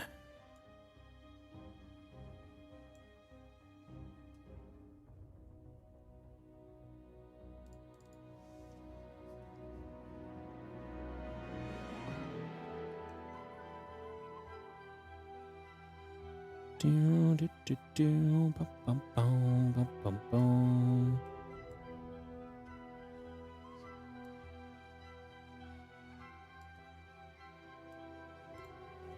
Videos will start. I'm gonna get Christiana Shin on the way here shortly, guys.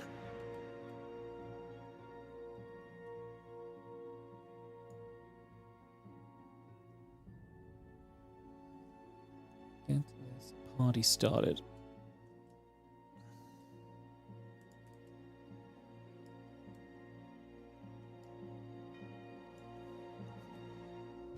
Do do do do do do do do do do do. Boom boom boom boom boom boom.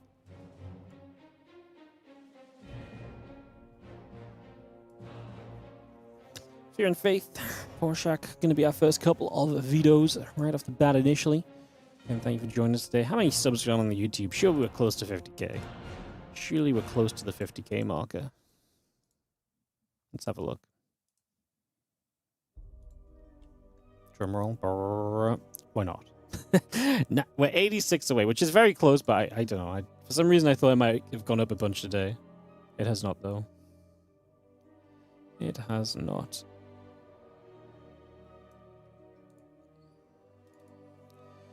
Alrighty, guys. We are readying.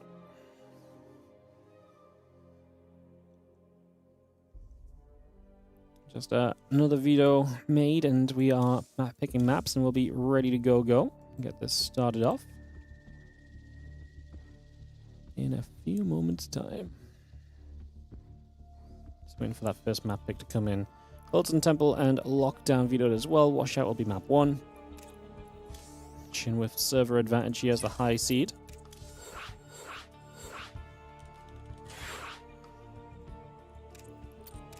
And again, after this, we have Bjorn versus Yakov, guys. So that will be coming up after this. Some TVZ for you guys as well. Continuing through.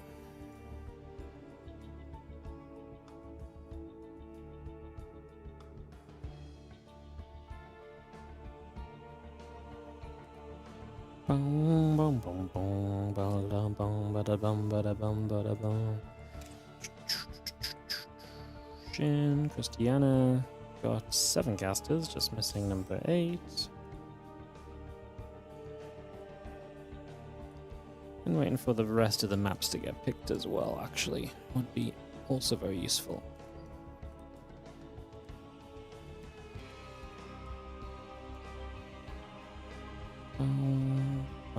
Rainfall. Be the one after, hopefully. Love to see it.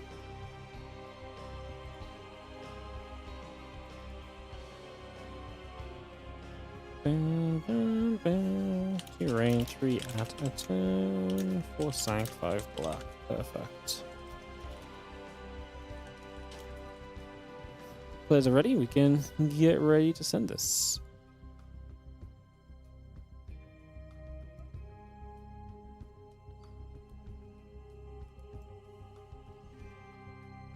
I'm ready. Christiana's ready. Just waiting for Shin to ready. And I'll be officially good to go.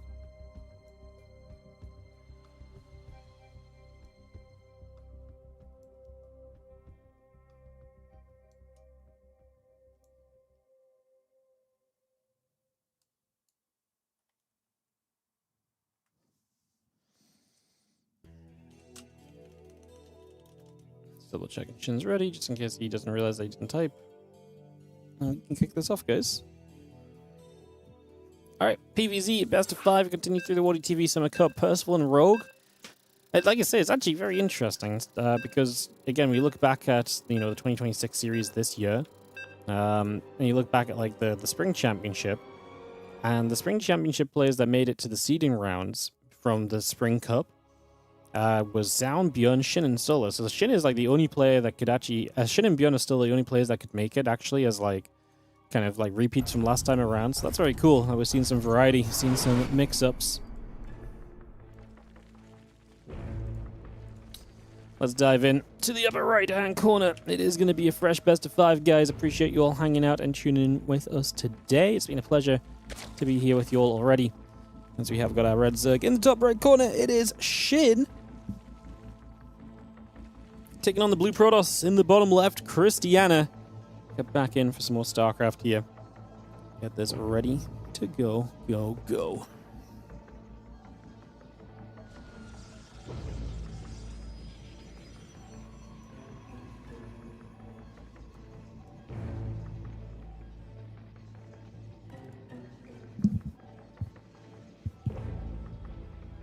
Alright, stepping away from ZVT. It's been all ZVT so far, and it'll be back to ZVT after this matchup as well, guys.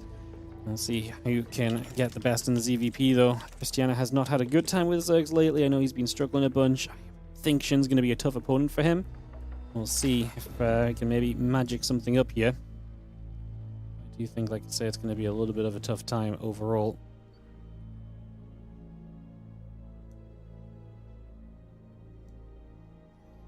I think it'll be a bit of a tough time.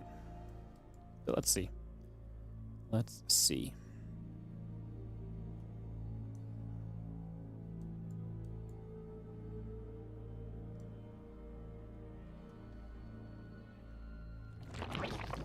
It's going to be a hatch across the map, which is a fun one. It's a little bit of an intriguing starting point of this, as we see a few probes going to pull in response. So, yeah, fun little beginning. Game paused. Christian, I'm going to pause for some lag. Not a great time, but we can take a moment and try and get this sorted. I actually have the OG lagger in here, Emil. He's the OG when it comes to lagging in StarCraft games. He's the OG. Pommy is like the modern day Emil. It's pretty cool. It's pretty cool.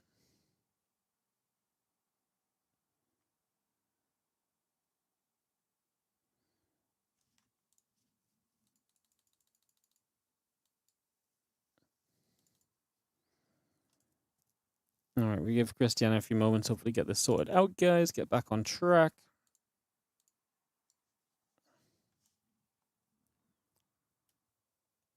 Emil walks up on we can run. Yeah, pretty much.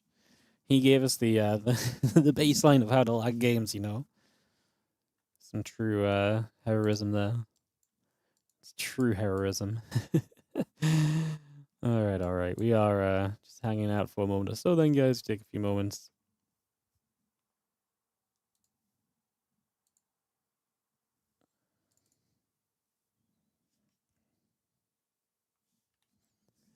Hopefully ready to resume soon, but obviously we'll give it a moment or so.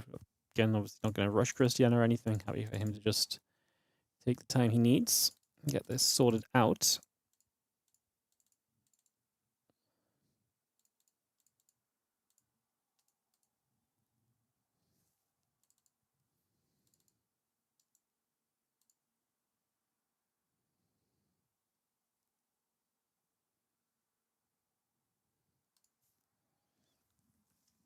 How's everyone doing in the chat? Hope everyone is feeling good. Again, appreciate you guys hanging out with us for some WardiTV Summer Cup action. Shin versus Christiana, then Björn versus Yakov. I think we're going to have a good time. I think we've got a couple of fun ones coming up, honestly, for the most part. So, excited to keep bringing it for you all.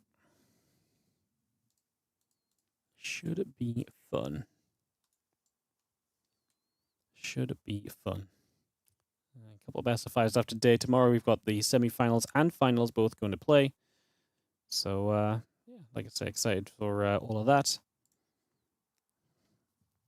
Very excited indeed.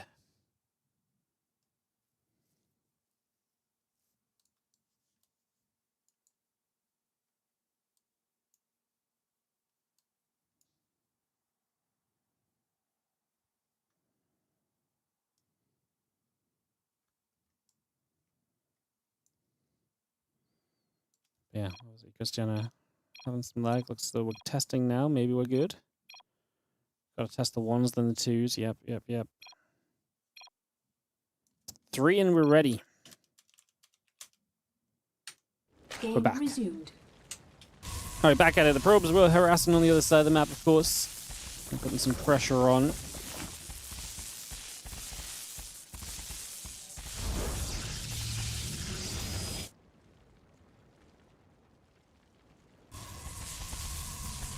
Get this on the way. Bring this around. See what we can do for a couple moments and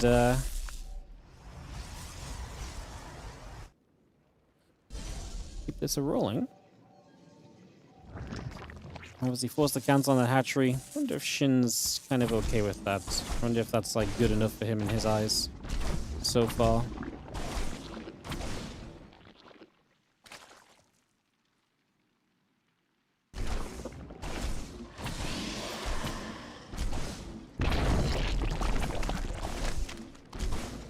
So you can see the little extractor cancel just again being annoying right now more than anything else.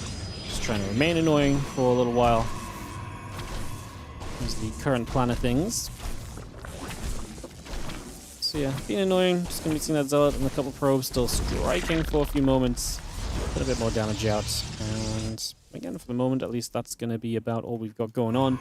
That Nexus coming through, everything else coming along, and positioning as well.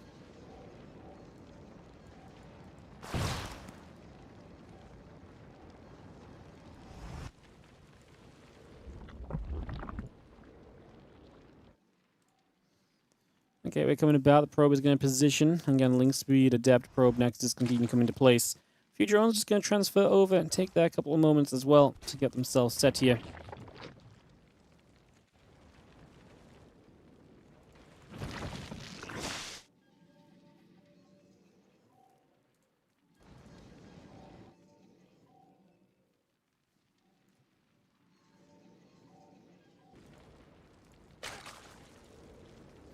You can see that Queen's still coming about. The extra drones mining. Link speed is going to finish in a moment or so. Again, Stargate and the Warp Gate will continue around also.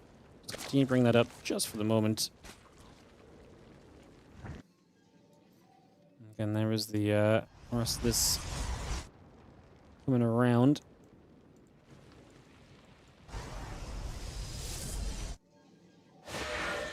Oracle is chrono boosting. The Adepts are going to be moving along also. Again, bring themselves up, getting that on the way. Getting themselves in position here. It's going to be having the Nexus going to build from Christiana. So yeah, so far so good. Looking pretty comfortable at this current point in time as we get settled. And see what exactly we want to make happen over the course of this.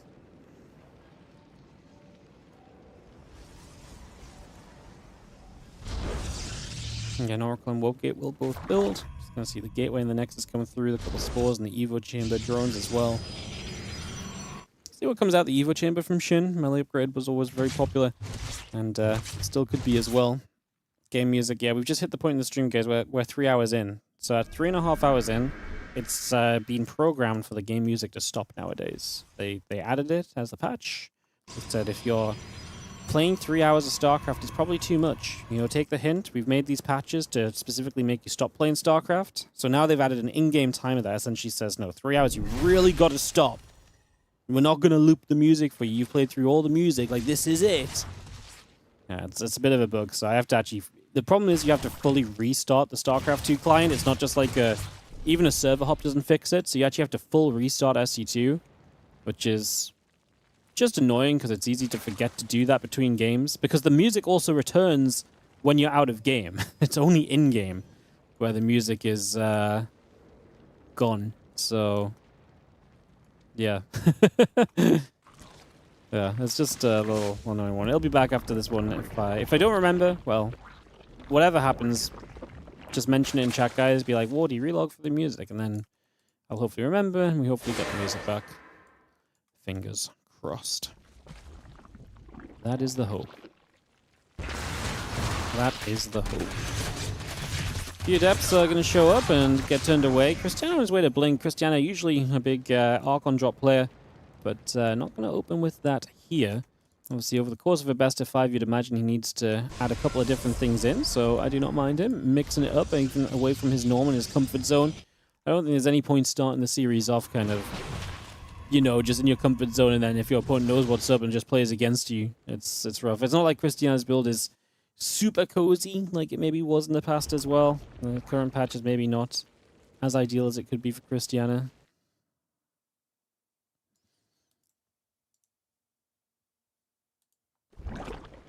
Yeah, things to think on. Just see the Ling's gonna try and run by. It's trying to be active here. He has gone Hydroden with that completed lair, so Hydroden on the way up for him. Has got the melee upgrade in play, and with the rest of this just continuing through at the moment. And just have ourselves a Blink about to be done. The attack upgrade coming by. Stalker's going to fight through a few of those Lings already taking some big hits. Just going to be seeing the Hydra production. Obviously going to be big for Shin. Needs these Hydras right now to help him out. Otherwise, he might actually be in a bit of trouble against these Stalkers. Oracles need to step forward aggressively to help these Stalkers out. The stasis wards are good. I'm kind of surprised you don't see the Oracles activating their Pulsar Beam to help, but they're going to stasis ward again. But the Queens, I was going to say, are targeting that top Oracle. Now the bottom one. Both Oracles go down. That feels like a disaster for Christiana, especially with Hydras popping from Shin in a moment. The moment these Hydras pop out, you're going to have the damage to really keep these Stalkers pushed away.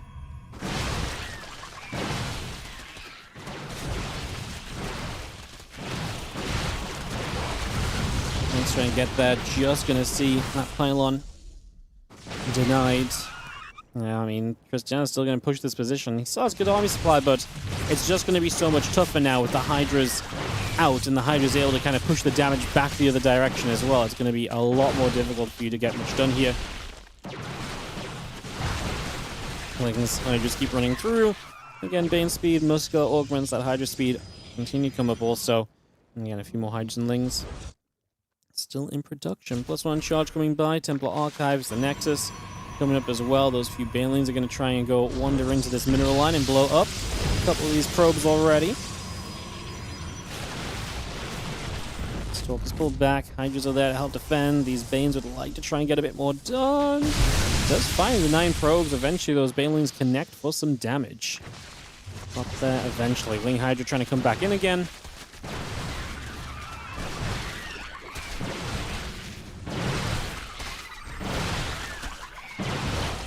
Stalker's going to shoot again. The Ling Hydra pushing back. Just going to see a couple more of those Lings going down. The Baneling speed, the Muscular augment still both coming across the Stalkers. They'll try and step through onto those Hydras. The Lings are coming over as well.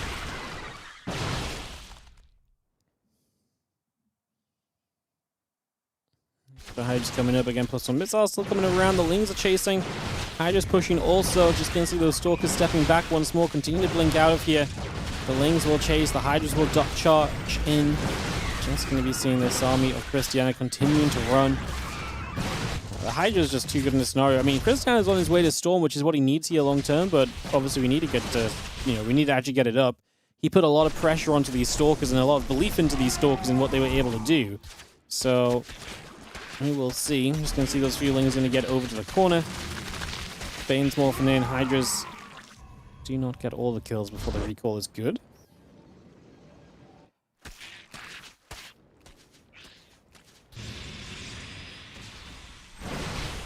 Just gonna grab the Overlord here.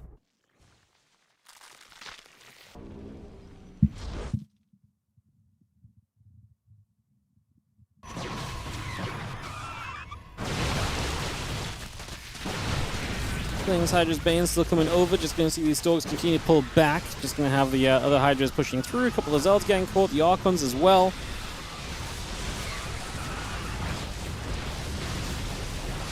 Hydra's still going to be here. Bane's crashing forward. Doing a little bit extra. Still having these Hydras there also. That Storm is about to come up and online. We've got 23 probes going down though. And Shin is going to manage his way through this and is able to take a 1-0 lead in this best of 5. Alright, so Shin gets to the 1-0 advantage, heading to a game 2 in a few moments. Get this ready to resume.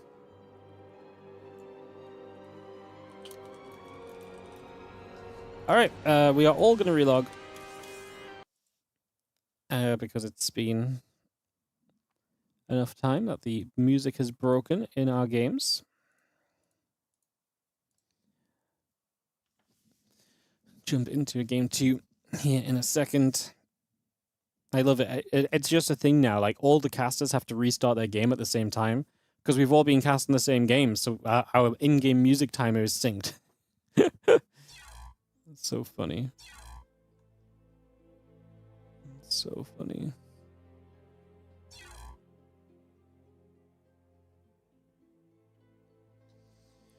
All right.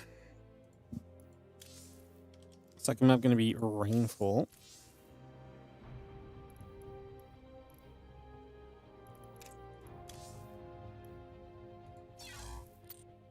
Onto Christiana's server.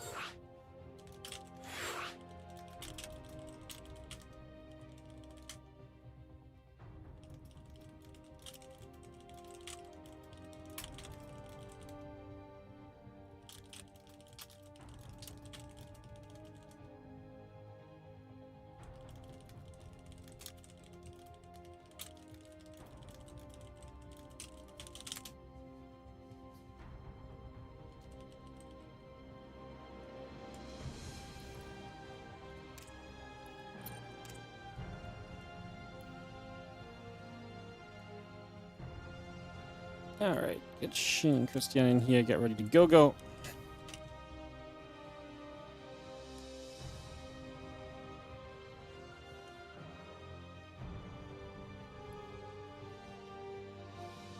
One, 2, 3, 4, 5, 6, 7, and 8 casters, 2 players, Zerg and Protoss, and we are good for game 2 in a second, guys. Alright, thank you for the patience. We all have relogged, so our music is back.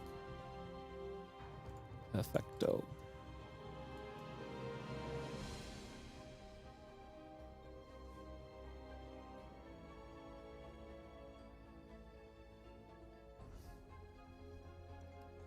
Alright, ready? Go. Let's go, my friends. Oh, no, my Twitch player just broke as well. Love that. Love that. Alright, let's cast some games, guys. Let's cast some games. WardiTV Summer Cup again. This event happens with your support, so thank you so much for supporting it. Appreciate you guys. Let's get this ready to rumble into rainfall in a few moments.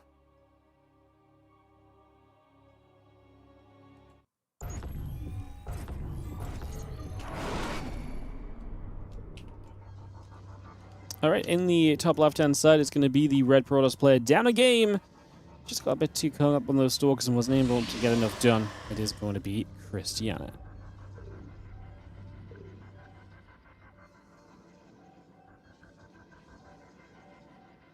Bottom right, our blue Zerg is Shin.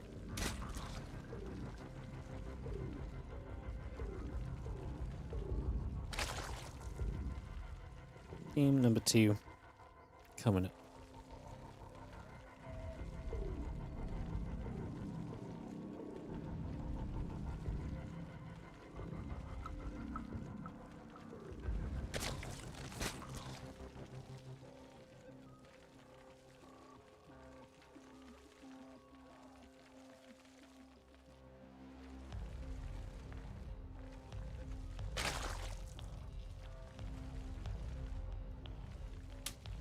Alright.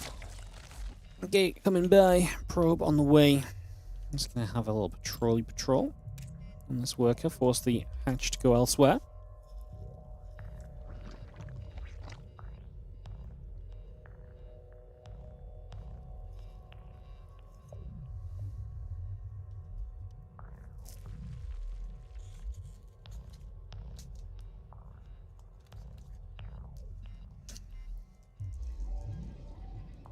This is going to be a fast series, I think. Well, we've had some long ones, so can't be too upset if we get a fast match now. Or maybe we can be. Rah! CVP's so broken. It's ruined our day.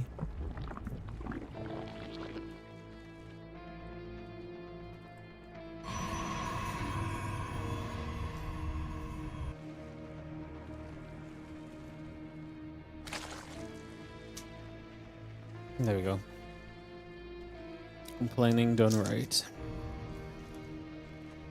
It's been, I mean, we had some long ZVTs though. We really can't complain when the ZVTs are long, can we?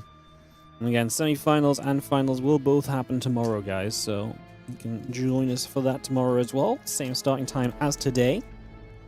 Of course, we've got this series, and then we've also got Bjorn versus Yakov to come after this as well, so more ZVT. And no matter where, ZVT definitely seems to be playing out long, so yeah, we might be in for still quite a few matches today, I think. I don't think I'm not being rushed anywhere just yet.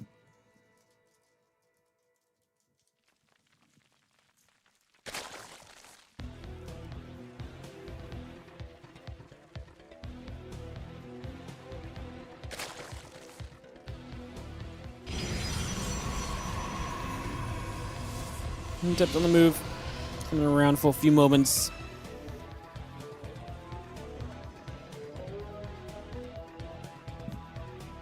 Let's see how gateway corona boosting, Stargate building.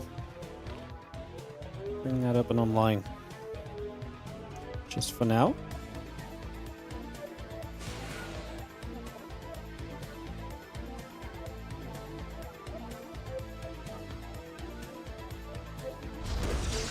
So you having our hatchery coming through, link speed coming up.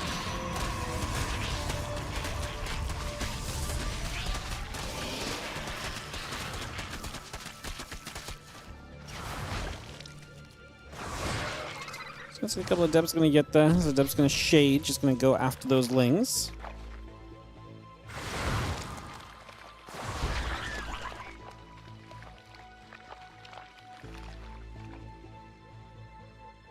So as things move about, the Oracle coming through. Well, it's about halfway done.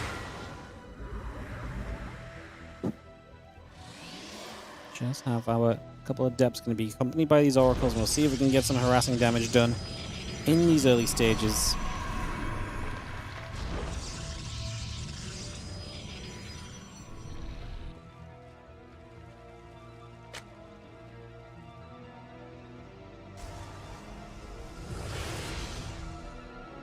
To make a move. Coming across.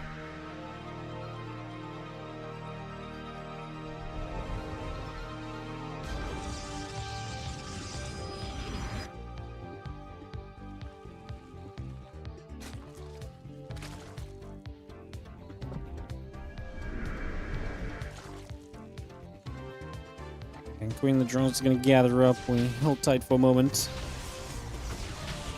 Just seeing this door, if we're going to poke at that Overlord. Oh, of course, the high ground vision provided.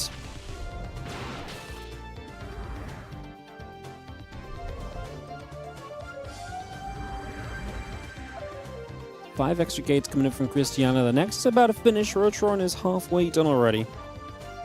Some extra drones producing through. Just going to see the Stalker able to finish the Overlord off. The lair will begin to morph. Bringing that through, getting that underway.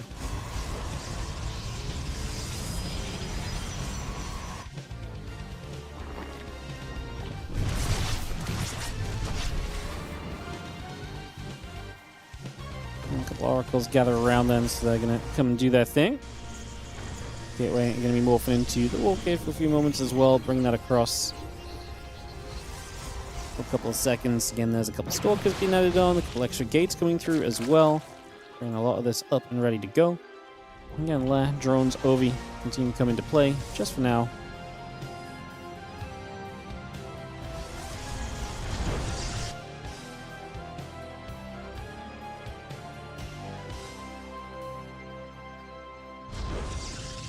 Stalker's going to gather. A couple of Adepts join up over there as well, so we see all of that coming together. Again, a few more Lings coming out, the Carapace coming through, Hatchery continuing to be built. Continue to take some time here. Let's just get ourselves fully set up.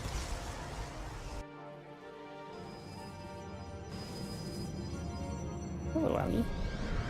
Hello. Good to you.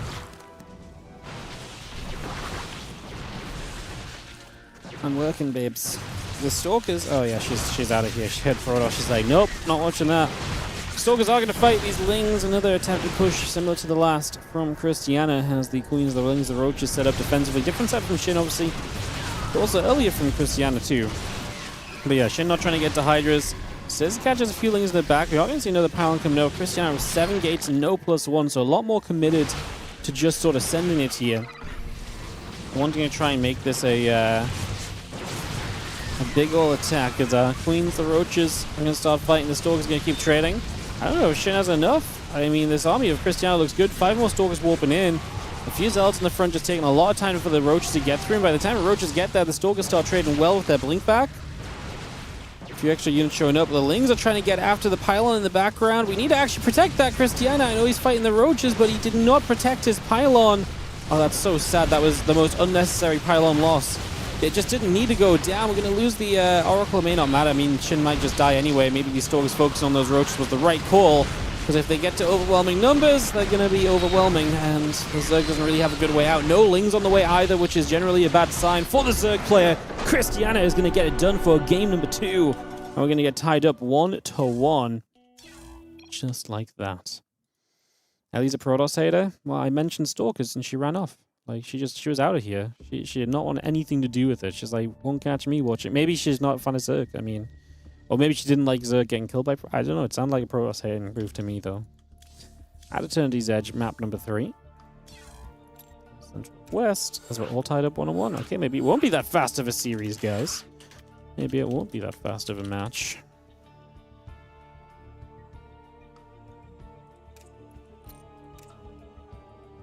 Move Shin. No Christiana just yet. 7 casters, just missing number 8. Gonna get this ready to go.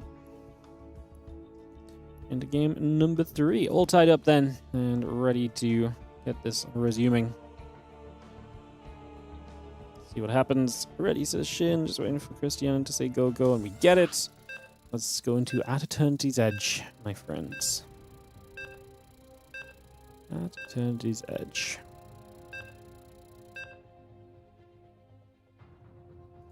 Alright, let's do this. In the... what side are we going to start on, do we think? I don't know.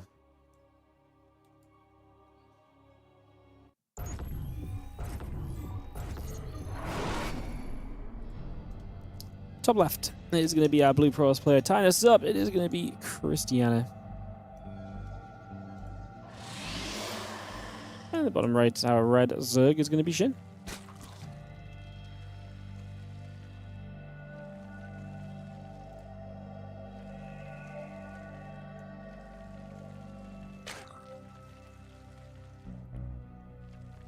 Game 3 of this best of 5.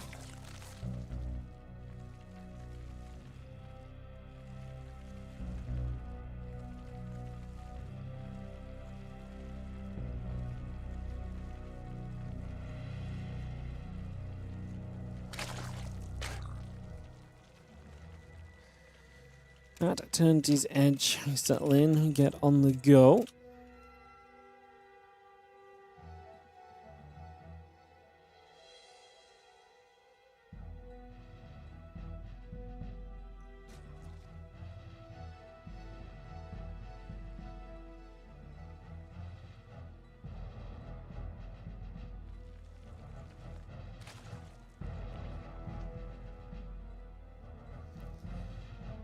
Probe. Again, just making sure the third hatch location has to be taken initially. Just going to set that up. And we go from there as the, again, gate in the assimilator will come through for a few moments.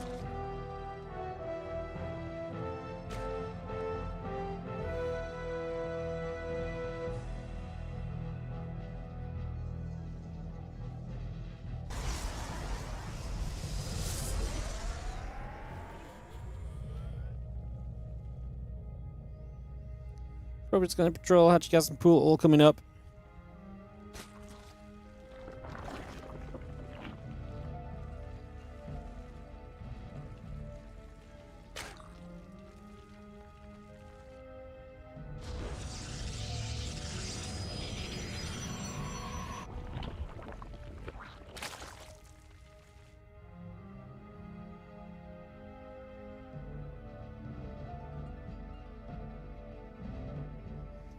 We have our Overlord stepping through. The Sniper on the way up as well.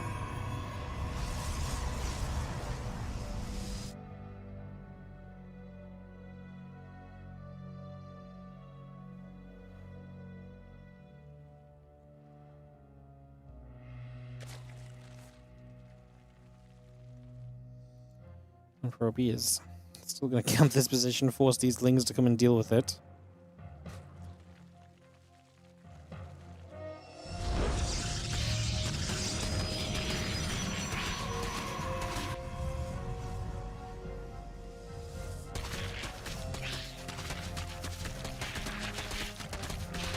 This is going to get that, just going to knock this pylon down. We should be able to free this up to take the hatch.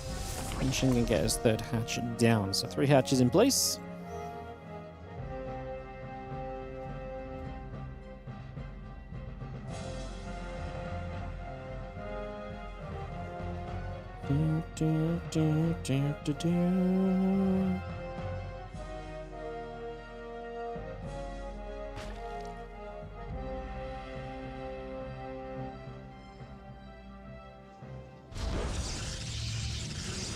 Target is going to start up the Oracle. Just going to get that on the way. Just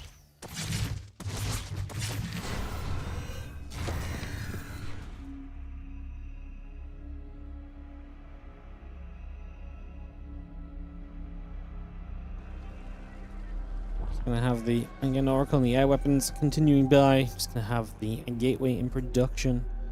We're going to have this up and running.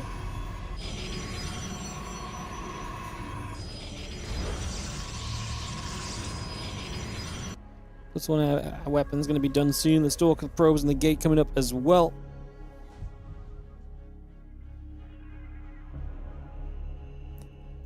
Again, just going to see a couple queens.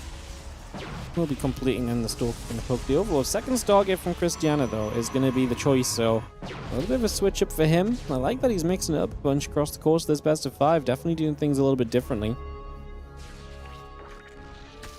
Very fun as the lane gets across there. That probe gets nibbled. A couple of the Adepts join up together. And again, Stargate, the air weapons, fleet beacon on the way. You see that Zergling escaping back down to the bottom side. Lair still producing. And Shin, he needs info on this. Like, you need to figure out what's going on. Otherwise, what is your answer against it? And right now, it's going to be currently just queens. Obviously, the lag gives you options as well. Spire, amazing. Hydrogen, it's okay. Spire just a little bit more consistent to knock down the air units, especially if it's going to be like Tempests. It is going to be Tempests, right? Because what else could it really be from Christiana? It's not just for a mothership, we've got a second Stargate. It's air weapon upgrades already. No warp gate research, by the way, at all. It could just be, I was going to say, it could just be voids, but then, yeah, it's actually going to go carry as well.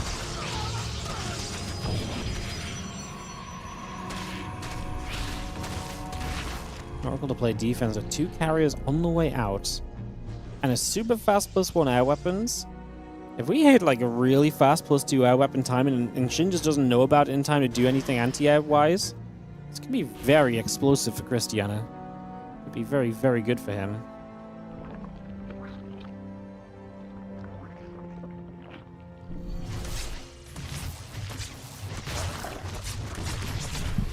Spell shooting. Oracle gets turned around again. Queen's going to be there. These next 2 carriers going to be on the way queued, or I guess one pops. Actually, sorry, it's the first 2. But for some reason, I thought it was. Sorry, I used to the game being fast. No, I mean carrier build time didn't change. For some reason, I thought it was going to be 3 and 4. My brain's just not there. Twilight Council and Forge, though, on the way from Christiana, so he will get the ground switch coming up behind this now. Spire into the back of the natural as well. So yeah, Spire is a good sign from Shin, absolutely. These first 2 carriers will move across the map. Very slowly, but they will move and look to apply some pressure already.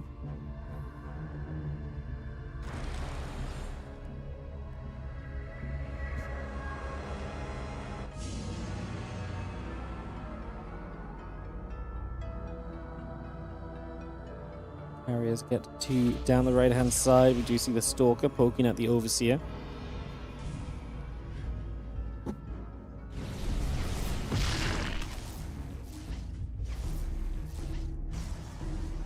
Carrier shot's good to play clean up there. The Roach is going to hit the other side. This is the big issue Christiana has. He doesn't have anything to defend with, so he just has to recall the carriers just as they start to show up and maybe actually put some threat on. These Roaches are just like, nope. And it's going to take a long time to kill these Roaches. So Christiana, Devilmind might just be dead. He is dead because there's Corruptors behind this as well. This is not gone. Yeah, has not gone any way, shape, or form, I suppose.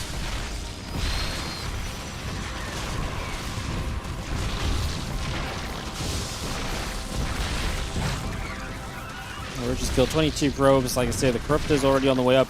We're not even building more carriers. But what, we're gonna build a bunch of stuff. You just go Stalkers now, which I guess if you overbuild Corruptors, sure, but it's not like Christian can build that many Stalkers. He just lost a ton of his economy already. Not ideal.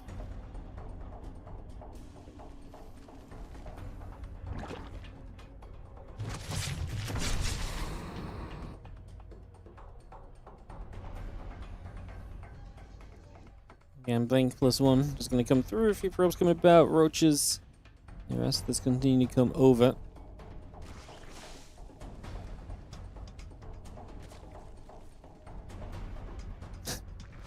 Swarm just sitting waiting.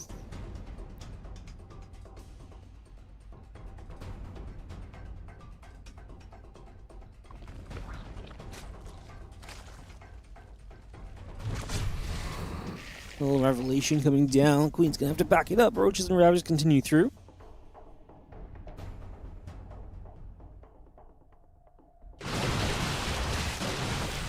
And Roach's Link is gonna come across. Dog's gonna get chased. Corruptor's diving through. The carrier is going to be dead. I mean, I'd say that's the end of the Corruptor's use, but obviously they can cause spray as well, so they can still apply pressure from here. And they're going to go straight for this next in the main base.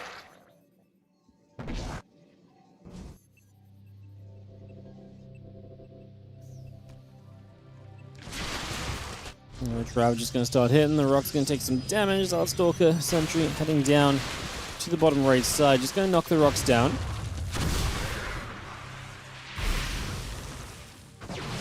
Ravage is going to turn to fight this. I mean, Christian just has nowhere near enough to make this competitive, plain and simple.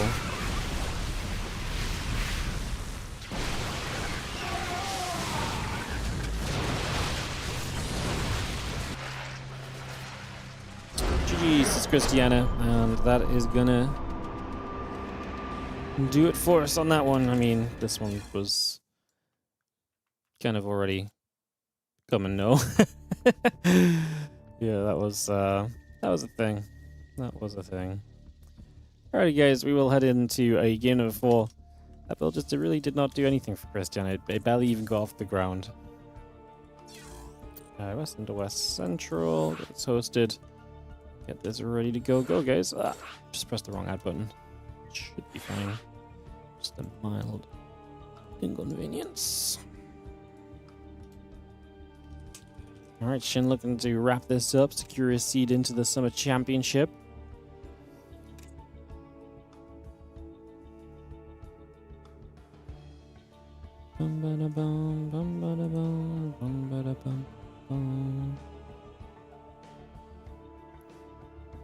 For Christiana and +1 to join our lobby.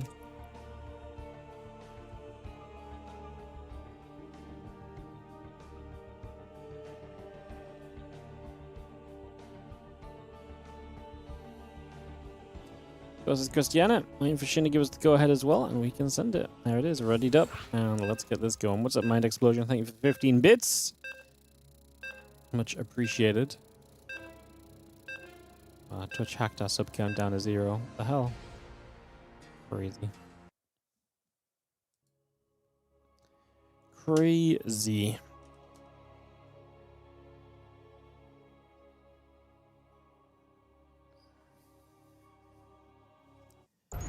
Sanctuary coming up. Getting this on the way. Bring this around. Talking StarCraft.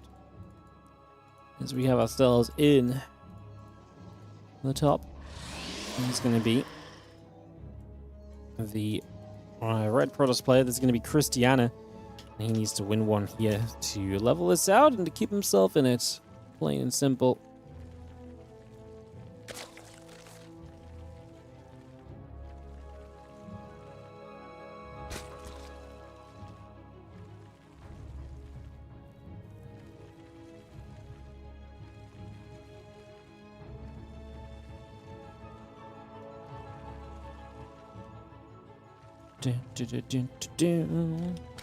I'm gonna have this Bjorn versus Yakov to round out the day, guys.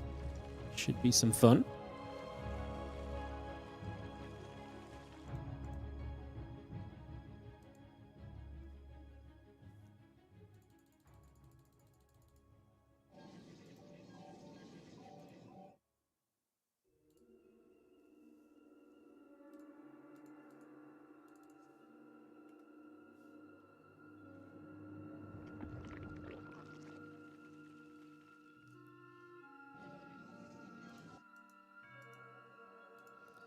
Gonna be seeing the pylon set up out the front, obviously waiting for the expansion and everything just to come through going properly here.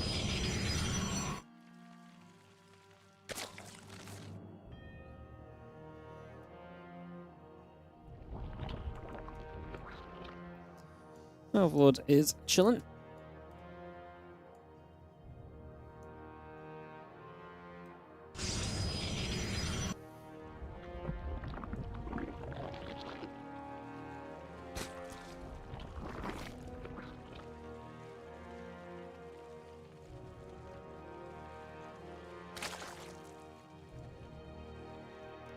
He's going to be seeing the gate. The next is continue to come through. The assembly and the pylon coming up as well. And we have ourselves a couple moments to see what will continue happening here for a little bit.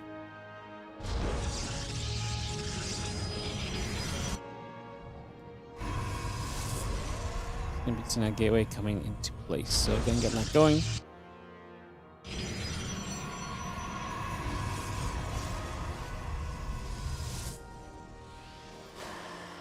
Again, the cyber core and the gateway coming up, a couple of probes coming through. We take a couple of moments, get that on the way.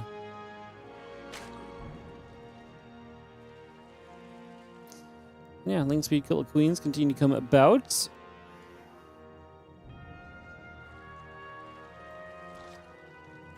Again, Link Speed coming through, the cyber core and the gateway coming online. Just continue to bring that up for the moment. A couple of Lings going to get through, put some pressure on as well.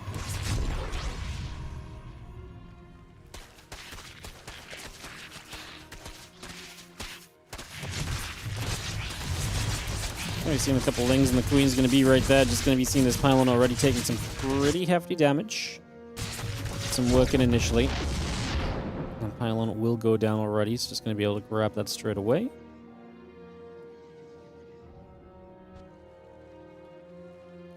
A few Zerglings are going to go back onto the map, and Shin looking to again solidify this series for himself already. Take us through into semifinals for himself.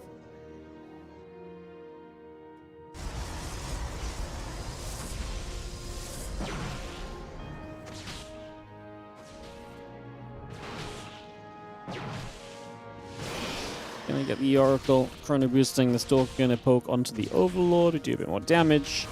Overlord gonna be going down soon. A couple Links coming across and still poking as well. And you have again Oracle, Wargate continue to produce at a moment.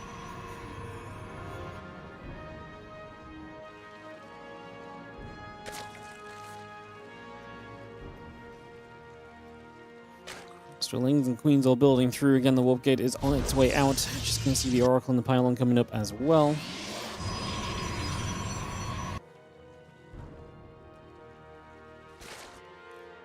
Evo Champion Hatch.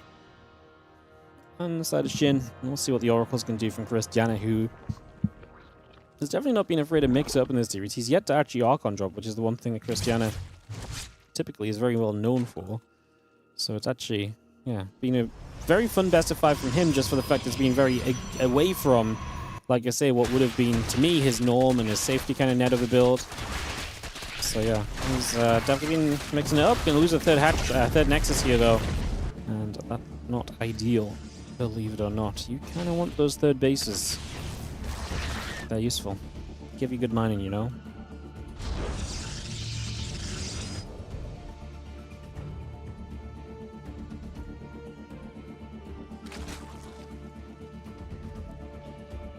Next, and the gates continue to go about. Just going to see the probe still coming over. I'm just going to have the melee upgrade coming by as well here. Going to bring that by and set that all up. Slings are still going to stay hunting on the other side of the map. Continue to put some pressure on. Stalkers nearby will help to push this back the other way also. For now, at the very least.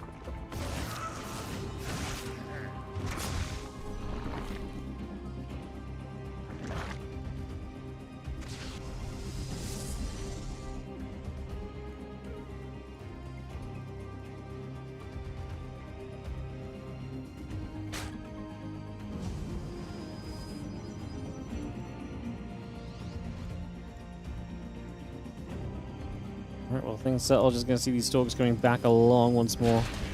Okay, a bit of a shove over to the other side. A few Stalker shots coming about, some damage being dealt. Some work done for the moment there, as we just have the melee upgrade and the lair continue to both be brought into play. The Stalker's going to fire a few shots off, get a few hits in. Stalker's actually going to poke down this left-hand side. Christiana's win did come off the big Stalker pressure, and he's kind of going for it again. Just 7 gates, no upgrades, and just saying Blink Stalkers to the rescue. Now, there's a lot of Lings going to hit the pylon in the back this time, so that pylon's going to go down pretty quickly, although he actually has a second pylon, but you're going to need to protect that as Christiana. You need that, otherwise this is going to become a problem. Lings, Zealot, and the Stalkers just regathering and regrouping. Melee upgrade, gonna take some shots. A few hits coming in. The Ling is still surrounding for a second. And wrapping around, Storms continue to fall. The Queen's going to be there, hitting these Oracles as well. A couple more Zealots in some trouble. Shin kind of using Banes on the Stalkers. Would like to see the Banes get towards the Zealots. Well, Shin has 42 more Lings in production. Going to bring those out, get those over here. Boy, does he need them. Like I say, would like to see the Banes hit the Zealots for that exact reason, pretty much. Would have been a lot smoother if he'd had a few more shots on the Zealots and just cleared up the way a bit more easily for himself. It's not completely doomed just yet, but it's not an ideal moment as we see the Lings continue to put the pressure in. Coming straight across, Christiana's just going to say GG. And that is going to get the job done on this one. No blink here. Oh, not even blink. Sorry, it's an even early attack. Oh, this was just tragic for Christiana. Just 7 gates, no blink. I'm just defaulting my belief that pros are going to have blink with this attack. Yeah, that's okay. It's going to be even... I guess that's why we have so many Zealots as well, to be fair. I suppose that makes some sense. Alrighty, guys. That means we've got one more match coming up, which is going to be Bjorn against Yakov. We're going to get that going in a few moments.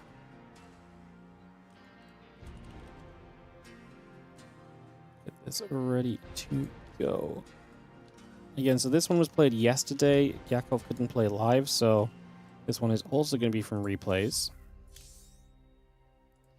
Just to let you guys know. So this was played yesterday, but again, this is not like casted anywhere or anything. This is just replays because players couldn't play live, not replays because it's already been seen.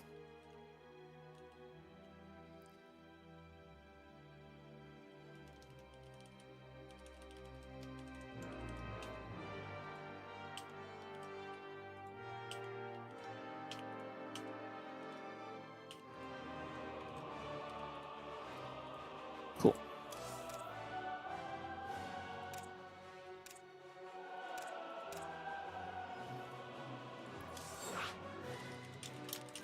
I'm going to be a couple minutes, guys, before we resume. A bit more StarCraft coming up.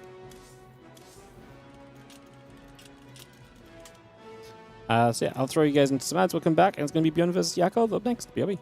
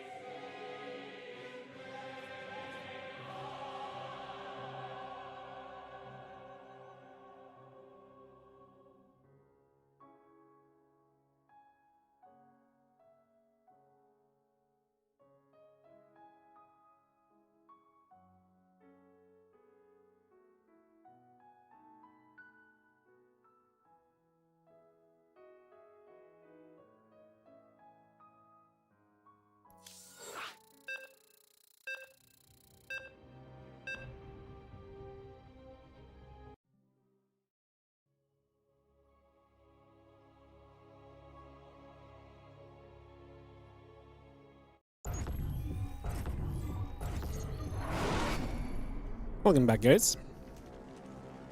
As we get into our last match of the day, one more quarterfinals. Who will lock their slot in for the WardiTV Summer Championship? In the top right, our blue Zerg will be young Yakov.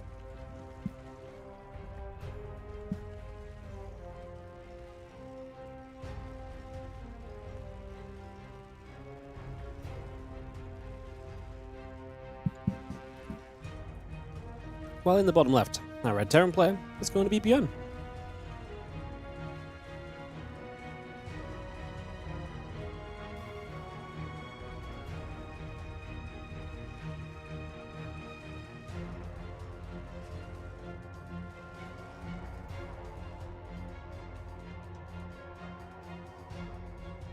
I do feel like Bjorn has struggled in the TVZ lately. It's not been an easy matchup for him.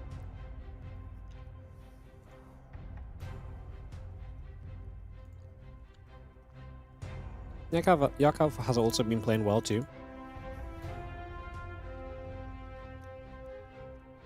And still hasn't beaten Bjorn. Well, he actually played a lot lately, I guess. But apparently Yakov beat Bjorn in June. But lost to him 6 times in July, so we'll see what comes up for Yakov this time around, see if it's going to be a better time for him. Bjorn already opening with the 2 Rex Reaper, and Yakov opening with the early pool drone pull. Can this be good for Yakov with the Brax on the low ground? I want to say no.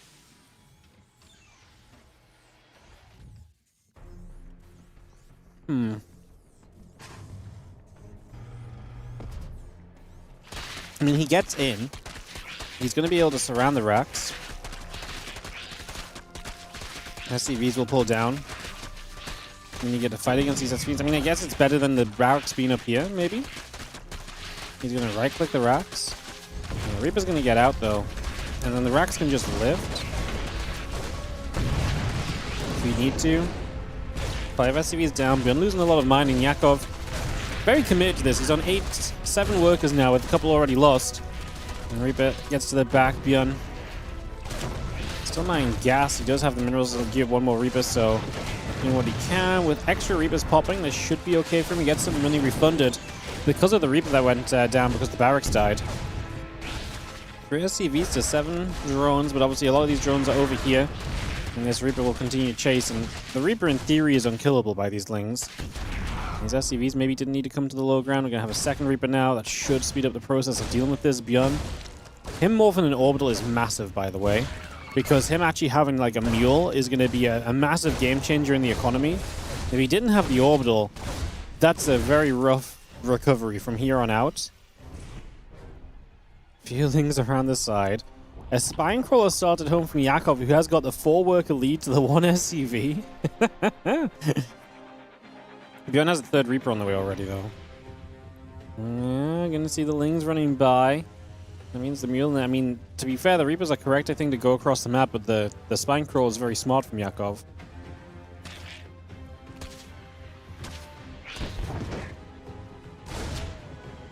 Gonna make it difficult to do a lot, as you can see.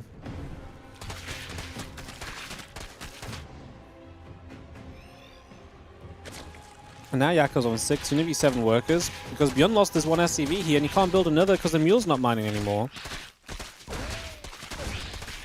So actually, Bjorn going across the map and not getting much out of this is going to be very painful for him. And Yakov might have actually found a way to do enough. A couple more of these Lings will continue to drop. Reaper and this Ling will fight. Something goes down. We have 3 Reapers. There's not a single unit up for Yakov. He does have to keep Micro and his drones away from the Reapers as they harass one side to the other.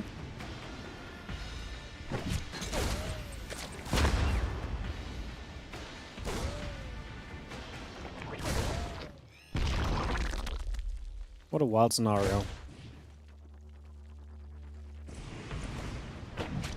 Bjorn knows there's no more Lings on the map because he's not seen them leave with the Reapers while they've been here. Grenading drones into range, out of spine range.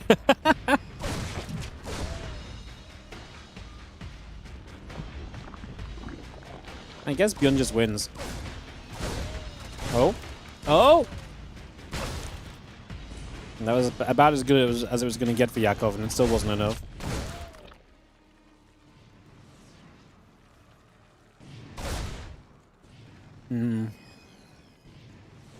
Being able to just like nip at drones and only take one spine shot's a big deal. You see that spine moving in position. We're going to get one more drone again. And now Bjorn has worker lead. Okay, well done by Bjorn. Even with the spines, the Reapers were just a little bit too good. Yeah, if you had this set up sooner, but getting a second spine crawler is super expensive. And even then, you're going to have to edge them forwards to not lose the hatchery as well. So even then, it's a bit awkward, because if you edge them forwards, the Reapers can maybe run around the back while they reburrow, and then your drones are in trouble again. Yeah. Like, if you move them too far this way, then the Reapers just go behind the mineral line. Like, there's always an avenue for these... Like, you actually need a third spine crawler to have full coverage, I think.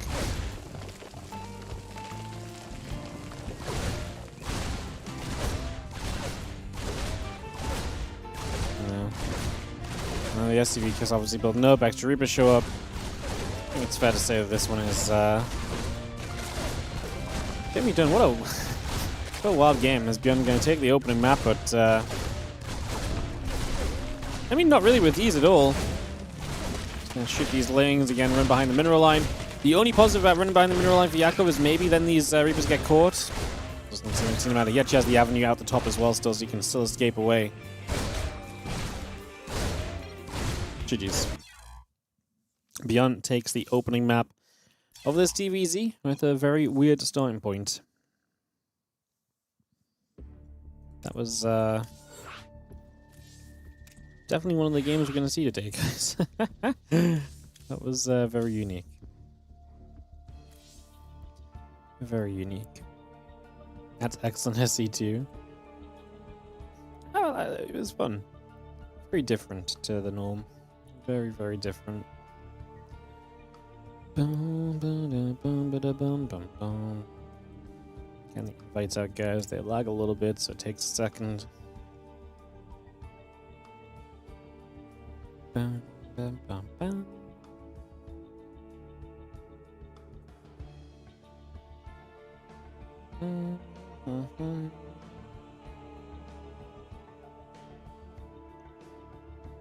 Alright, let's get back at it, guys. Game number 2 coming up here as Bjorn takes the 1-0 lead, looking to secure his slot in the Summer Championship playoffs. Well, not playoffs, but seeding matches. Don't think we're going to do a direct-to-playoff seed this time around like we did for Winter. But you'll get the advantage still, for sure.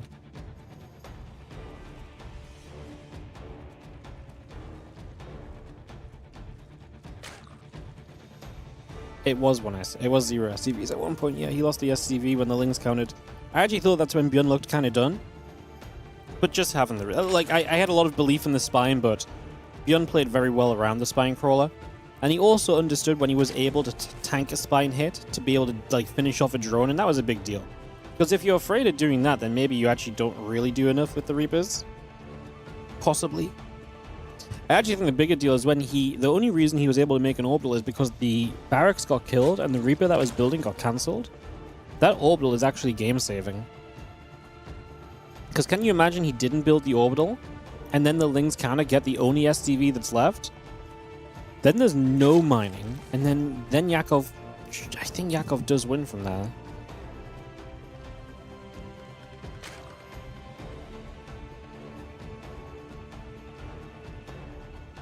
Cool game. Map 2 here now is Lockdown.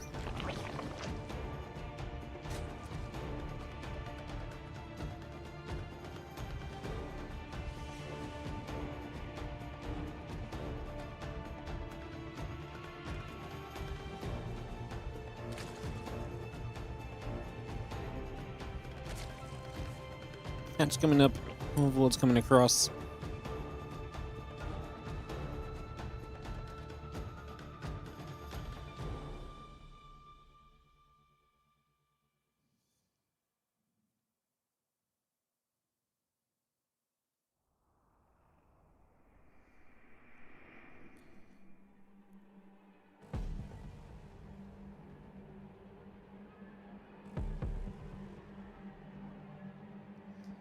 We're coming through, CC coming about. And hatch in the pool coming into play as the extractor. Morphin.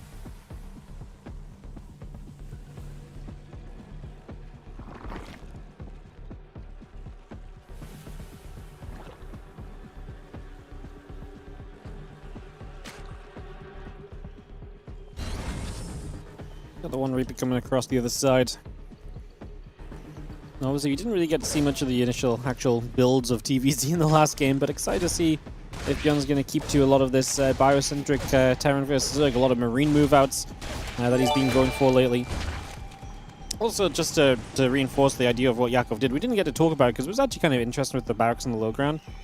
But the idea of that last build is if your opponent goes command center first, which is pretty common in this meta, then you can grab the map very easily, I think. So I think it's one of those kind of risky plays that Yakov takes. It's like, hey, I'm going to try and get an edge at the start of this series against someone that's typically, you know, going to be a bit stronger than me. And obviously didn't quite pay out in his favor in the end, although it got very close. As yo, what's up, Rage Alucard? Thank you so much for the subscription for 3 months in advance. Hell yeah, thank you so much for being supportive. Thanks so much for helping us to keep these games going. Again, this is a WardiTV tournament, guys. Subs like that one or Patreon pledges at patreon.com/WardiTV are a big part of the reason why we are able to run these events. These events are not sponsored. These are not prepaid for. We do not have anything like that going on. This is pure StarCraft 2 community support. So if you enjoy what you're seeing, consider supporting. It goes a long way, whether it's a sub, a follow, whether it's a Patreon pledge, whether it's watching some ads. Keep it all up. It goes a long way. Allows us to run more StarCraft 2 in the future. So, say support if you can. Appreciate the sub for 3 months in advance. Once again, thank you very much. Evo Chamber coming up with the Rotron 2-base lair from Yakov. That's Bjorn is going to play into the Marine Heavy Opener. I don't know if I like that a lot against the 2-base lair. Maybe it depends what this is, but if this is like Roach speed and you just go for like a Roach thing attack. And yes, Marines are going to have early stim and combat shield, but you're not going to have like the tech to really stabilize against like the high Roach number initially. Loses the Reaper to the Lings. Not the end of the world, but it does deny you from seeing a bit more of what's going on. It is Carapace, it is Roach speed, so it does feel like we're going to have some aggressive Roach Ling kind of opportunity here in the near future.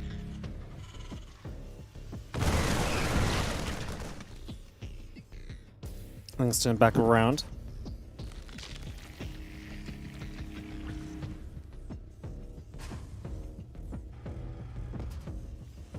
He's going to move up, the Marine's coming over. Just going to be seeing that factory's halfway done from Bjorn. And let's deal with these fuelings right now. What Bjorn's been doing is a lot of these Marine-based move-outs, though.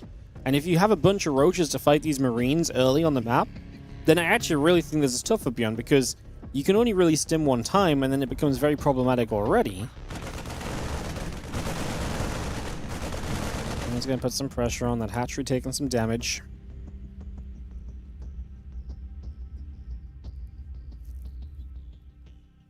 Roach is back through the middle of the map. The Marines are going to gather up. Going through there again. Going to get straight onto this hatch, so put some pressure in.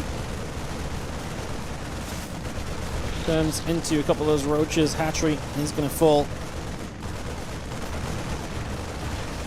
Well, gets rid of the third base then, so that's pretty good for Bjorn. I was worried about these Roaches catching him on the map. I mean, maybe I still am, because right now a bit of creep, going to force another stim. Roach is just going to run into it. Losing the third hatch feels terrible, but maybe that doesn't matter if you just full send it right now and you win the game. And that's not impossible. Well, double bunk is going to make it tough, but the idea is not impossible, right? Surely. Thank you, Anka, for the €5 super chat. What are you, the man? Hitting you ladder drunk while watching this. You're doing God's work. Appreciate it, mate. Living the good life on a Saturday, huh? The drunken StarCraft ladder. Appreciate the super chat. We got Marines counterattacking. The Roaches didn't break through on the other side. These Marines won't do a lot, to be fair. They will just fall. But Yakov kind of has to break Bjorn, you know? Like, Bjorn is on his way to 1-1. Yakov has just the Carapace. Long term, this does not really favor you here as Yakov. He can break through a depot quickly, get on top of the bunkers. Top side is weak because there's only one bunker to the top.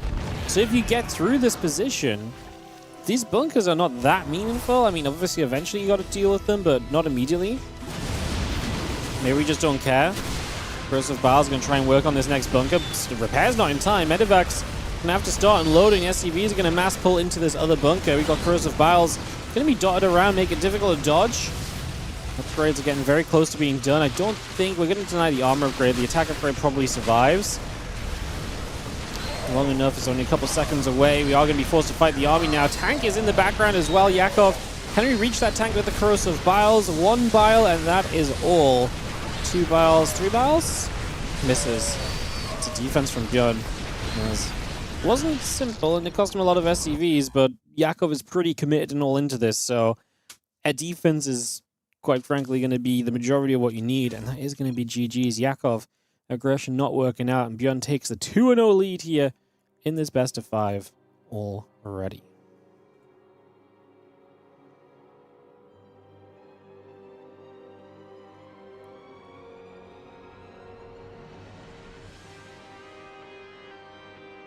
Alrighty, guys.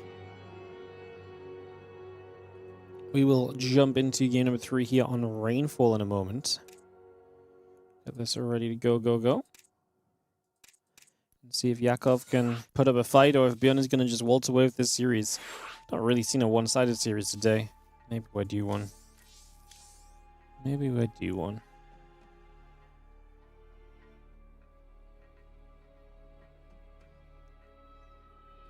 It's kind of funny because I feel like the roaches in that last game should have a good opportunity to like be on the map and be like, haha, gotcha. Like, I've got roaches and you're pushing out with marines.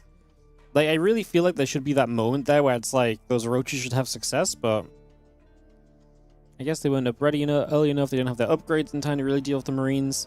Just the time that the marines show up is clearly problematic. It's pretty crazy.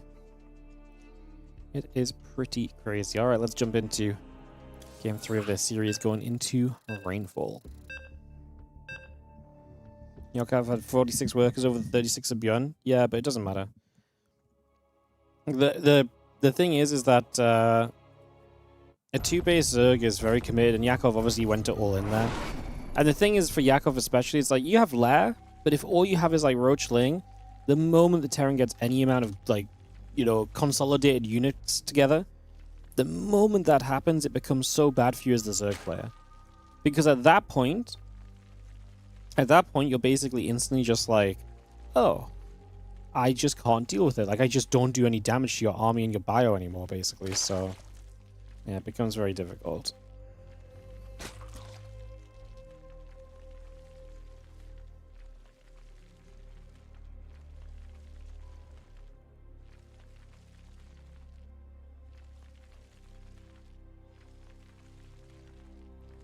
Yakov top left, Björn bottom right, Rainfall here for map 3.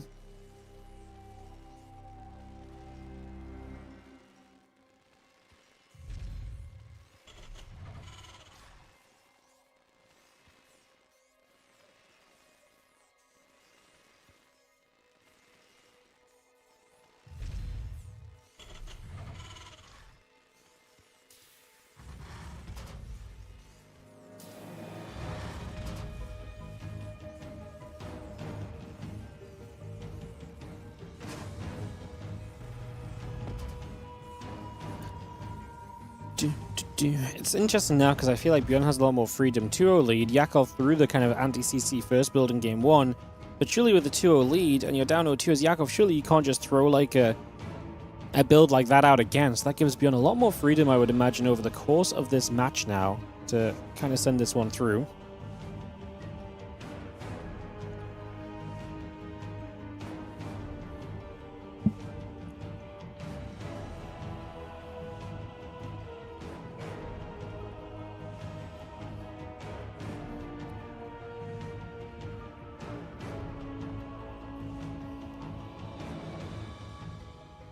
Overlord moving to the bottom right-hand side.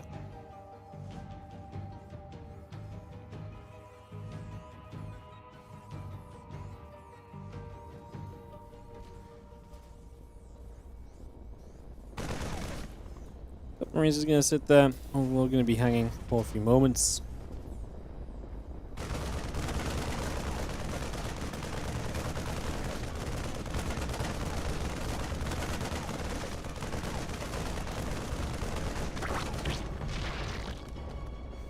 Overlord goes down. Yakov is going to be supply blocked.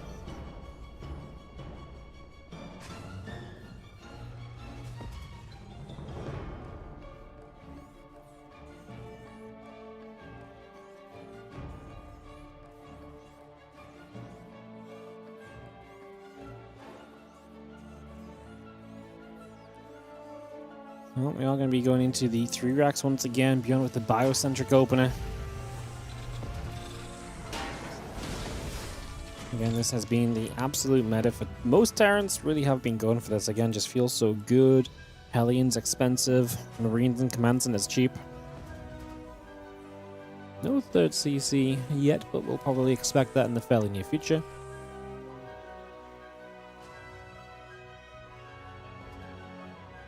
Let's throw an SEV Devo down to the corner, just to watch for any Nidus action potentially and so on. Yakov's down 0-2. Don't put it out of his belief that he might get a little bit cheesy and cheeky here. He's obviously the underdog coming into this match. Down 0-2. Nothing to lose at this point. Time to force center.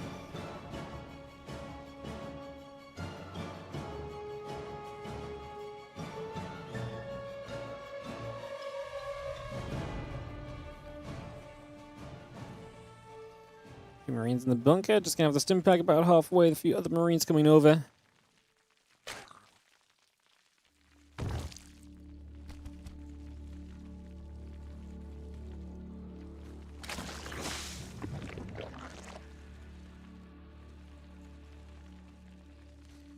Just gonna have carapace upgrade starting in the back of the main. A few lings gathering about, stim pack combat shield all building up.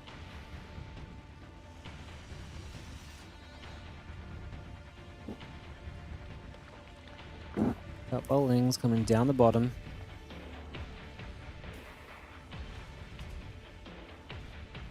CV ready to drop a bit more of a wall perhaps. It's a factor on the way. No 3rd CC still though, so definitely a bit more on the pressure kind of based build here from Bjorn. Is Yakov with 3 hatcheries going to go land the carapace upgrade, but a lot more relaxed and definitely not looking to be as aggro himself this time around.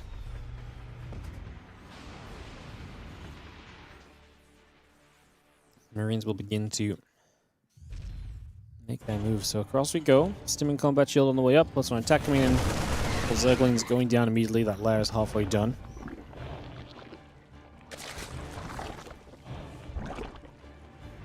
The Marines scouted. He's going to say, okay, I believe you're going to have to make a defense already. Spine crawler being built, for example. And for the moment he stepped back, I actually think, I mean, no way for Bjorn to really know, although the scan might tell him. If you see the spine, surely that represents that Yakov is not feeling good about this, and so maybe you absolutely should push. Right? Like if he feels like he needs a spine, surely you just put pressure on and don't know, surely you don't go near the spine, right? But like, if he's building the spine, that's like just such a sign that's like, uh-oh. So that scan gives you a lot of info, I think, as Bjorn. And now he's over here. He's going to stay into the mineral line. If he gets the mineral line, it's going to be a good choke point. It'll be tough for the Lings to do a lot against those combat shield Marines, and it's also no carapace upgrade just yet from Yakov. So Bjorn is going to succeed in killing a lot of Lings. 8 drones. Looks like a pretty successful starting point for Bjorn as 8 workers go down. And like I say, he loses every Marine, but resource loss is going to be in his favor. The economy of Yakov gets slowed. The only thing to keep in mind is that Bjorn is still not committing to base 3. He is going to play the 2 base all in. So he's going to 2 base all in. So I'd say Yakov gets, a chance here. It's not going to be easy after a bad trade early. But it's not out of the realm of possibility. If you build the right amount of units, if you get a couple of good fights, you can take the momentum away from this 2 base of the Terran. And that's oftentimes all you need to be in a good position.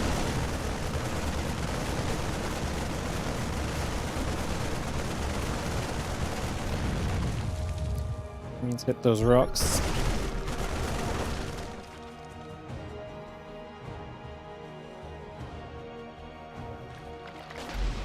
Get to the left. Tank is going to move forward. A couple of Marines are going to sit there. Tank shot already looking good onto a few of those Queens. The Marines are pulling back. Down to that bottom side. Bane speed coming up. Marines back around on the left side again. Melee carapace upgrade. Continuing through the Baneling Nest. I'm going to complete the Bane speed here. I'm going to keep those tanks a bit further back and in the corners so you can always fall back to them and make it difficult for them to ever get cleaned up. Remember though that Bjorn is committed to 2 bases, so he needs damage over the extent of this. Pulls back towards the tank, doesn't get the fire just yet. Good move from Yakov, pulling back in plenty of time. Tank hits the Lings, trying to flank.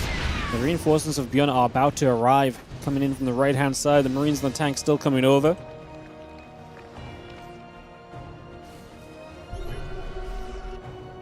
Zergling's going to try and get round, again and get in. The Marines are going to stim it up. I'm just going to see a bunch of those Lings going down. Good save from the tank as well. Bjorn overwhelming on the left-hand side. So the 4th hatch of Yakov may fall. No, that's not quite going to. We don't have the damage for it. Another tank in a good little corner. Okay, we are going to lose this base. Yakov building to the top right instead. Bjorn is now building a 3rd CC behind this. Armor upgrade going to be done. He probably needs an armory. And okay, he has an armory. Never mind. I mean, I guess 2nd engineering bay, we just go double upgrades and we just kind of take this and turn it into a bit of more of a macro-focused game then. At this point, probably makes the most sense. Marines and the tanks keep coming over. Medevac's moving through. Lings, Hydras, the Banes. Continuing across the rest of this Ling Bane Hydra gathering up. The Medevac looking to get a boost in around the back of this mineral line as the rest of the Lings come over. The Queen's just going to keep firing. Trying to get us around. Bjorn with a massive stim. There's going to be a lot of Medevac energy drained, which is a resource, you know, at this point when it's going to be, you know, you trying to keep on applying pressure. If you have less Medevac energy, there's not going to be as much you can do in terms of trying to trade out. So definitely feels like a factor.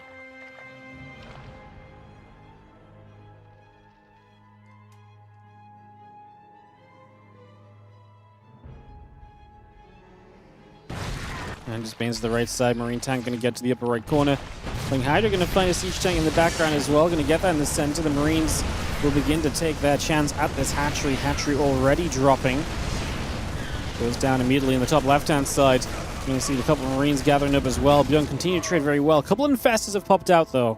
And if Yakov needs to get bailed out of trouble in this game, the Infestors might just be the ones to do the bailing, because we know, like, a good fungal can absolutely decimate this Marine heavy force, right? So what we may be looking at here. Good lift. Good micro from Bjorn. He went in to get a crew tumor and then lifted to get out. And he was able to preserve everything. He's going to finish off this gas. Again, make it tough for Yakov as we're going to drop the fungal. That Medevac will go down. Yakov gets the grab. Bjorn already moving out with the next group of units, looking to aim at the left side base. Instead, there's a drop in the back left that's actually keeping a fair amount of Lings in position. Remember, the only downside for Bjorn is all of this has happened with him on 2 bases. He's only just now getting to his 3rd base, so it's taken him a very long time to get that additional tech up. Looks as though Yakov is going to break the upper right, but he's going to have to deal with the bottom left-hand side as the Marines stim in. Hatchery can be transfused back up to health, but this is actually massive from Bjorn, because this just took away Yakov's upper right attack. He was about to break onto that position. Now he will not. Bjorn is going to jump around, and he's going to take a chance to actually jump onto this hatchery, which is actually the lair as well, by the way. That going down would be pretty rough for Yakov as Bjorn is going to have some Banes. Hydra showing up. The fungal growth is decent, but we don't have enough Banelings here to capitalize. And Bjorn continuing to look very good on this one. I'm just going to see the rest of the Marines still trading with the rest of these Zerglings.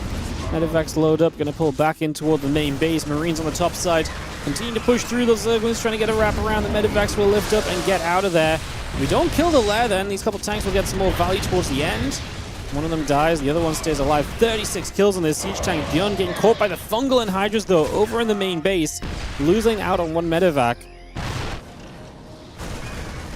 There's 2 upgrades already, Bjorn. He's going to get overwhelmed here. Eats a fungal as well, so he can't actually save any of it. It's actually a big deal. 2 Medevacs boosting out with like 10 to 12 Marines would have been pretty good to just keep a little bit more momentum in your side. These Marines are just going to stim for some crew spread, trying to remove the control in the middle of the map. Doesn't have to slow it down. One of the main things, I think, is that he's been losing a lot of the Medevacs. So he doesn't have many Medevacs up in the sky right now, so that's a factor. Those Infestors being kept alive, big deal as well. Without these Infestors, a lot of what we've just been seeing wouldn't be possible. Maybe another dead Medevac. It's caught for a few shots. It's trying to make a run for it. Has the boost. And will at least threaten over to the left-hand side. Yakov hanging in there, morphing the hive. 12.5 minutes into Rainfall, being a very aggressive game. No 4th base from Bjorn. Still only 5 barracks, so hasn't even gotten up to barracks 6, 7, and 8, which is pretty much typical at this stage. Starts the 3-3 upgrades. I mean, that said, he's still spending the money. I guess because he wasn't on the 3rd super early, he's also mined out the main. He's still on kind of like a 2-base economy. You know, by now you'd be on 3 base and heading to 4 base, but because of the main base being mined out so already, It just doesn't quite work like that. So actually, Bjorn's in a bit of trouble because the actual mining he has available is nothing in comparison to the Zerg, especially with this base up and online still. Bjorn not killing that upper right base that was the lair. Pretty big deal in the end. Because if that had gone down, we just keep the Zerg to these other bases. Maybe that's more manageable. Oh, we've got to be very careful here as Bjorn surely. As we are going to see Microbial Shroud down. He's going to say we have fungals, but they did not arrive for a long time. Bjorn trying to chase forward. We do not have another fungal available, but Balin's turning around on creep. It's not good enough, though. And on the right-hand side, we're fighting. There's the other infested that has another fungal. These Marines all getting caught. That's going to be a bad trade for Bjorn. Hydra's coming back over. And Yakov is actually maybe going to be able to jump on this army a little bit. Still not going to get the base to reach the Marines, but 18 SCVs have gone down as they were long distancing from the third base still. And Yakov is going to win this game and keep this series alive. He will not fall as we knock this one down. And Yakov is able to keep himself going as we will head to a game 4. Thank you, Palkin Tokaji, for the 75-month resub. Appreciate you as always. Thank you for subscribing. Damn, Yakov. There was a lot of good moments for Bjorn in that game, but Yakov found some really good fungals, and he really just stayed in it, right? Like, he didn't jump on a bad fight. He just stayed where the game was still within reach. It was still possible, still doable, and eventually found himself the multi-prong and the fungals that made it work.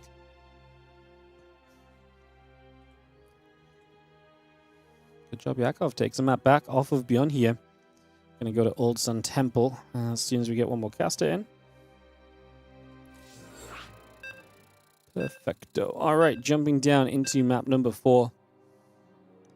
Get this already started up. Shin waits in the semifinals for whoever advances from this match, by the way, guys. So keeping that in mind as we have ourselves in the bottom right corner.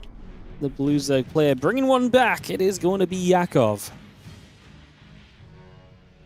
Up against the Red Terran.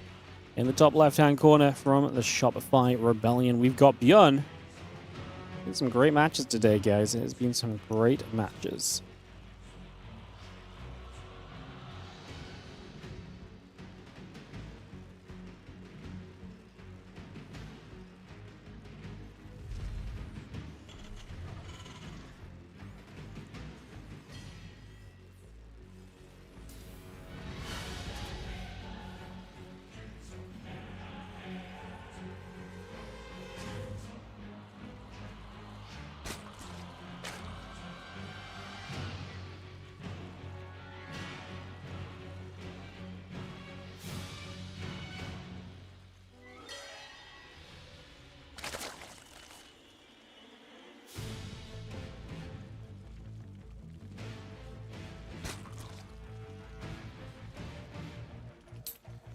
Let's see what game 4 brings us. Cross spawn is going to be nice for Yakov. He liked that as a Zerg a lot more than the Terran does. Terran would have rather had close by ground spawns, of course.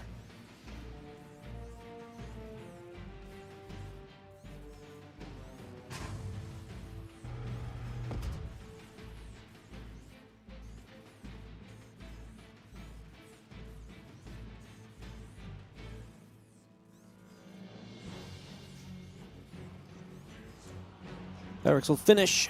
Once V pulls away, Hedge Gas Pool coming up, Orbital and the Reaper on the way in for a few moments.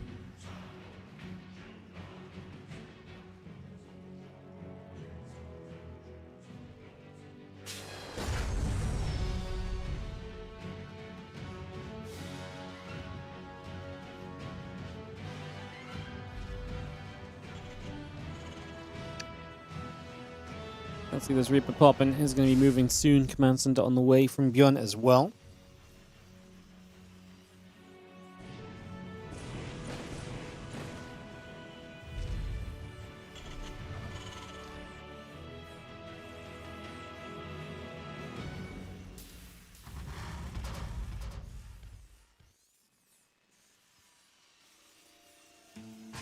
Marine to follow. This Reaper just checking to see the close spawn. Now he knows it'll be cross spawn.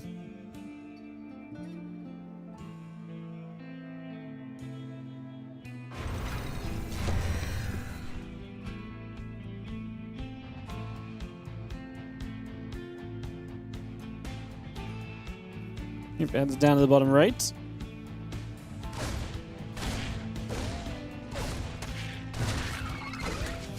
Just gonna sort of find these couple lings that are very far forward. And be able to grab one. One ling to get out into the map, and we'll be able to go and get some confirmation as to what's happening. Triple CC from Beyond this time.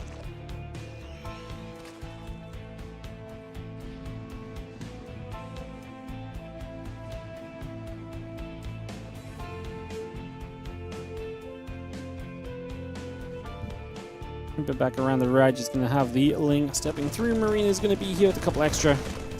Yeah, I guess you know it's not Hellions, right? So that's what you pick up on here initially as Yakov. And that's pretty much all the info you're going to get to work with now, seeing those Marines. It's still nice for the ling to try its luck, though, just in case they found a way in and got some extra info.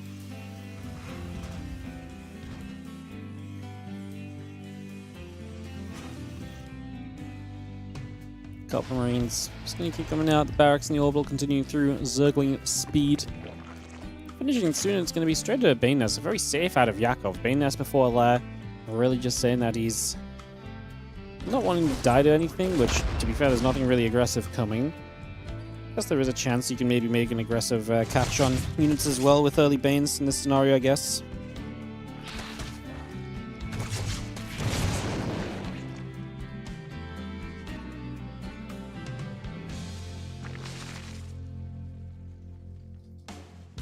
Bane Nest will be done in a few moments.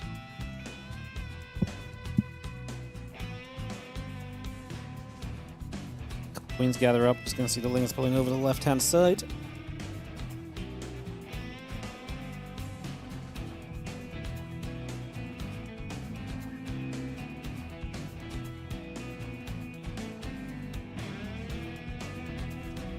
Let's move over to the left, another few lings stepping over. Just going to see the few Overlords coming up. Stimpack Combat Shield, a few Marines on the way. Overlord gets killed in the corner by those Marines. Let's put some more damage out already. Extra Banes will morph, lings gather up. A few Marines step down.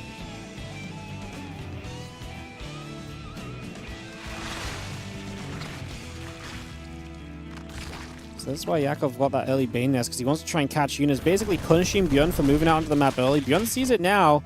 Yeah, these Marines are almost doomed. Like, they don't even have stim yet. Oh gosh. It's a perfect counter build to what Bjorn is doing, which is moving on the map early with these Marines, trying to take advantage of the Banes. They can crash through the depots. We have lings left over as well. We've already pulled up into the main. Is it worth crashing into the main base? Probably not, is the realistic, boring answer for Yakov. And you can see Bjorn, especially, okay, definitely now, because Bjorn is getting the Sim City up to definitely defend it. A few more Banes coming about. The Ling's going to get that engineering base taking damage. Bane's going to waddle up to the high ground, crash through. Depots go down. Trying to break our way in. A few Marines stimming behind the wall off. Another Bane or two coming around. Extra drones in production. Attack upgrade, engineering bay coming through as well as the Lings stay on the refinery.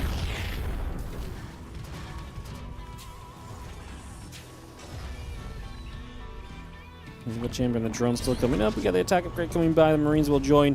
Starport and the engineering bay coming through as well. Could have gone if he hadn't waited, but he had to wait because he didn't have enough Banes, right? He only had 3 Banes left after the initial bust, so I don't think he would have got in with those Banes. Well, now you've got the Terran contained, you just sit and... I mean, Terran has a good economy if they had a base. Yeah, you just sit here and just try and make it very difficult for the Terran to move forwards. I mean, if these Marines come down this round, you kind of need the medevac to think of the healing, otherwise these Marines... Yeah, the tank, I guess, slow pushes you forward as well. If you just step too far forward, it's going to be an issue. I guess now it's tough because the tank's in reach and the base is landed. Fourth hatchery comes straight down. Yeah, Yakov about to finish up his lair. He's double evoing, but he already has an evo with the carapace. Surely he's not going to go triple upgrades. Of course, he did commit to this Bane Nest and these units early, so, you know, other things were given up to be able to do this so far. So you've got to keep that in mind as well.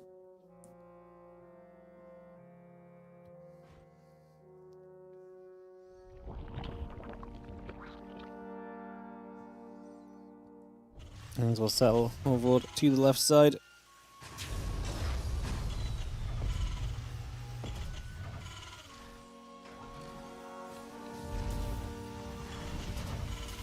His triple upgrades, by the way. The double Evo was not a mistake, so he's going to go for all three. I don't love how they're positioned. So, well, I guess what's the chance of a Terran player getting here and standing there with the units? Probably not very high. Probably doesn't matter.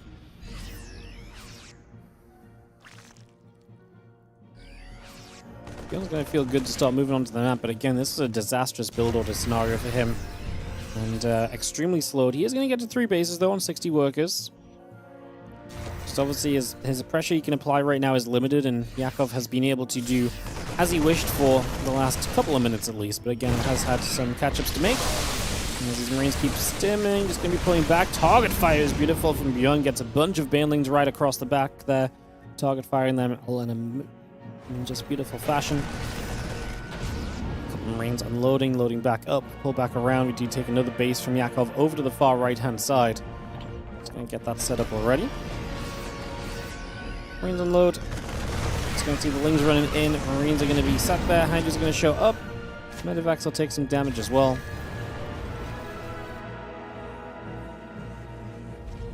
Factory is about to be done. So it's going to be our second factory of the game.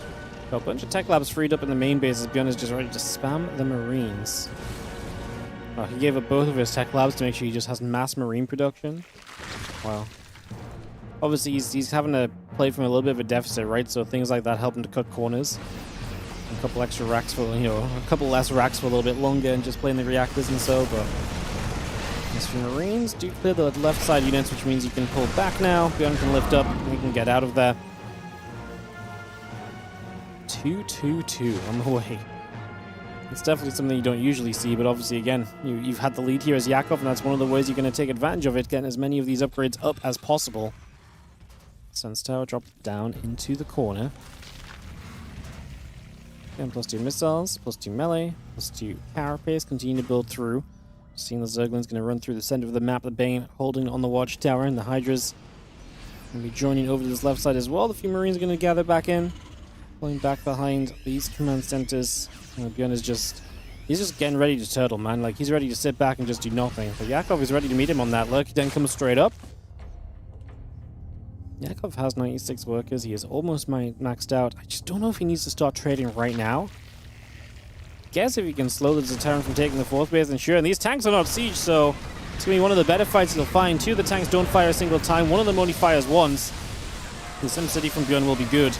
But is it enough? The Bane's coming in from that left-hand side. We need to get rid of them. Good bit of target firing to help out. Now Bane's on the top side. Do we have the tanks on those? Yes, we do. Minus 14 SCVs. Both the CCs live. Bjorn in general lives through that attack. And Yakov does not quite find himself enough just yet. I think Bane Hydra now regrouping back around.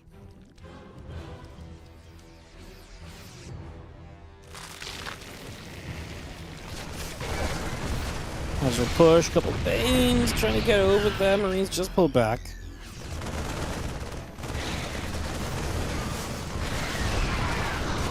And Hydra's still shoving. Just going to see a couple tanks ready to fire as well. The Bane's on the bottom side getting blasted.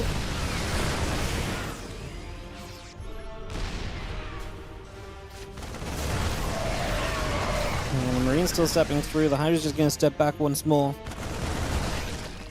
Take the watchtower, and the map is just covered in Zerg. The problem if you lose momentum on a map like this is there's so many bases for the Zerg to utilize. There's so much space.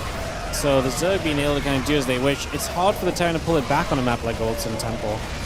And you're definitely seeing that with Yakov having obviously taken an early lead.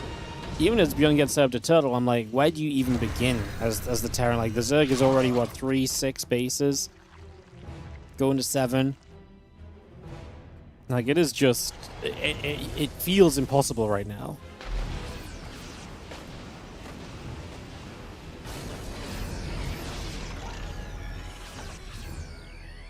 But that's where the Terran Turtle surprises you a lot of the time, I suppose.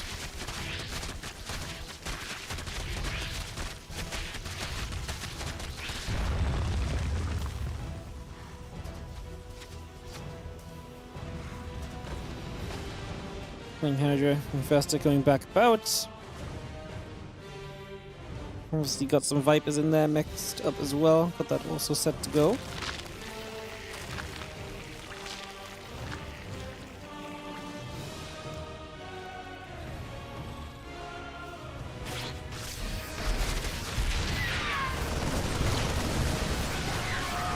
gonna start running up. And Yakov doesn't have the massive bank just yet, but it's building. We've got a Viper looking for something, can't even find the right angle.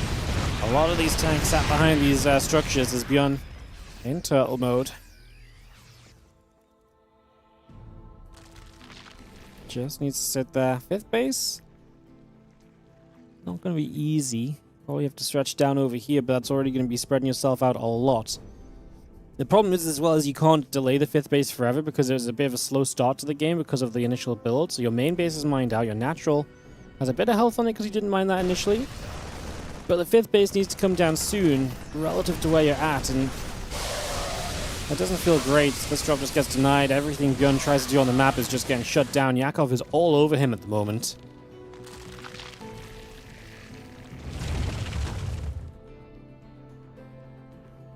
And the start of this game was just brutal.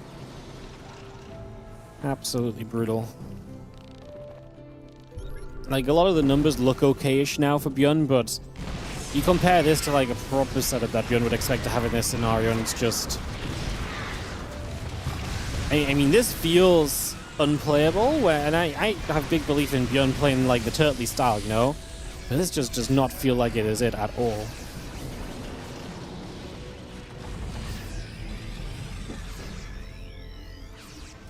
Very nice though. Yakov maybe going to give us a five game series as the underdog after dropping down 0-2 initially.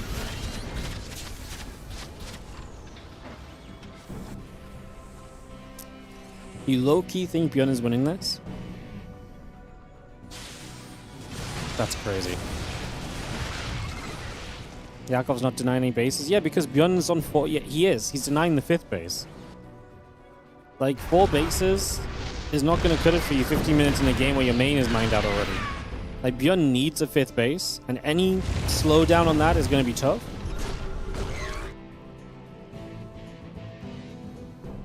That's why Yakov's just sitting here. He can't break into the 4 bases. When the 5th base comes down, he might be able to do something about it. Like this. As soon as we try and take a 5th base, bam, we show up, we deny the tanks, we deny the ghosts. We even maybe move further up now because he got rid of a lot of the buffer in the front lines. Using the microbial to try to keep these Hydras a little bit healthier as well. Going to finish off one more tank, maybe even a couple more. These Hydras won't die.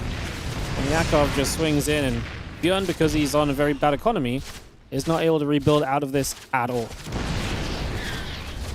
Like there's just no rebuild out of this. We still have Lurkers alive, so they can start a siege as well.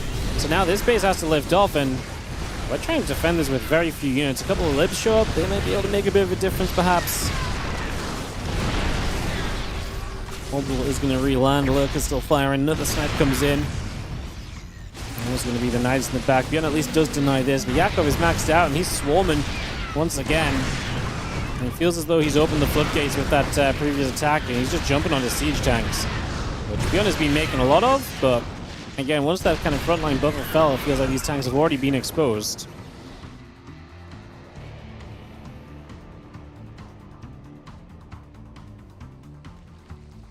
And this is why Yakov is waiting, guys. You can't just run into this fully set up, you do nothing. You have to wait for the Terran to do something, and the Terran has to do something. They have to take a 5th base. They can't win this game if they don't. So you wait for them to take the 5th, and bam, what did Yakov do? Showed up immediately. He was jumping on it, he jumped on the army. It immediately went great for him. And that opened up this entire sequence of events from here. Another microbial shroud is sitting as we just punch our way through with these Hydras. Bungle doesn't quite grab those ghosts, but we're going to get rid of a bunch of tanks again. And again, Bjorn cannot rebuild out of this without the economy behind it. Hydras and Lurkers coming in from the right side too. We're going to jump in forwards, lunging in for the Hydras. Once more, Lurker's going to start to siege this base, and the Hydras are here to back him up. We're even going to knight his reinforcements across. Bjorn, what does he have? A bit of bio, a single siege tank. Again, just going to be here and just sit with 12 SCVs. Resource loss is 8k in the Terran's favor. It's just not going to matter without the economy to really back it up. Another Lurker off to the right goes down. These Hydras hang around. The Lings are going to swarm, and Yakov will take us to a game 5. This should be GG. And there it is from Bjorn as Yakov takes us to game 5 of this series. Well played by Yakov. This was really well done because, again, I know at the end you're just like, well, you just swarmed it. But, like, the start of the game was an extremely smart choice by Yakov to punish what Bjorn has been doing with these marine-heavy openings. And then, yeah, the game settled down and Yakov backed off. But he knew when his moment was going to be. He took a lot of time to set up, and he was exactly where he had to be at the most important moment, which is when Björn took the 5th base. Like, it was a textbook display of what to do from the position he was in. It was a great job by Yakov. Very cool. Very, very cool.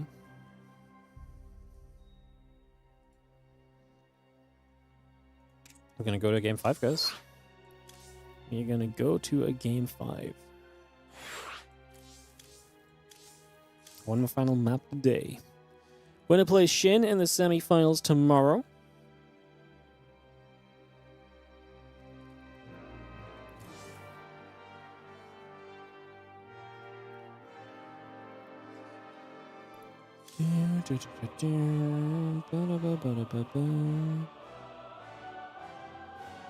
Boom, Zerg F2 into turtling still wins. Your comment is the equivalent of F2ing into chat.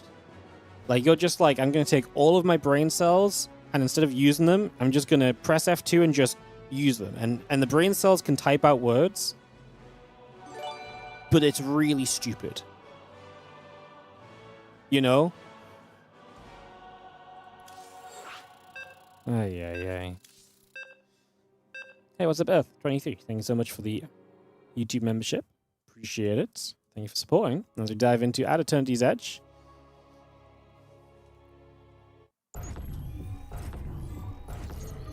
In the top left, taking us to a game 5. The blue Zerg player here is going to be Yakov. In the bottom right, our red Terran is Björn. Come on, guys. Like, you can't watch that last game and just be like, haha! Zerg F2A move. This has got to be rage mode.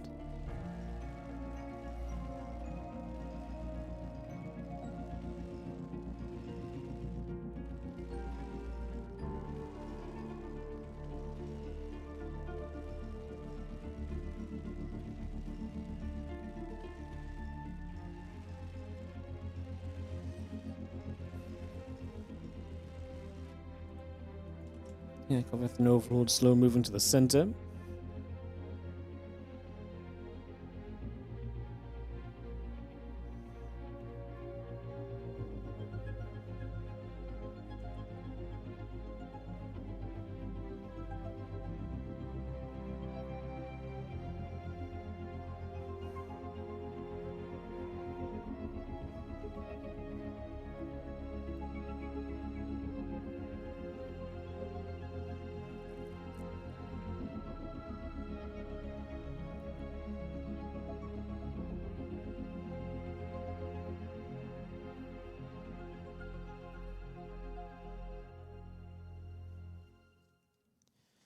Just slow moving this overlord down. A couple of barracks coming up at the front. Taking a few moments of calm before any further storm. Been a fun day, guys. 5 hours of StarCraft. It's been a great day at quarterfinals. And, yeah, we are going to have even more StarCraft tomorrow. Semis and the finals. Percival versus Rogue, Shin versus Yakov or Björn, depending on the winner of this matchup. And finals as well, that will be tomorrow. And we're back with another week of WardiTV Mondays, edition 98 on Monday as well. What the heck else are we doing next week? I feel like my calendar's empty and I've just not realized this or done anything about it yet. Don't know if we're meant to start Summer Championship. Let's have a look. Monday Cup. Nothing on the Tuesday. Kung Fu Cup on the Wednesday. Vespine Cup on the Thursday. Inu event on the Friday. It's kind of a full week. I don't know if I'm going to start Summer Championship qualifiers or so. Another couple of days we can maybe wiggle into. We've got the Zero Space event on the Sunday as well. That'll be fun as well. I think we maybe take Tuesday as like a Zero Space day for sure. And then maybe we'll run something towards the weekend StarCraft-wise. Sounds like a plan.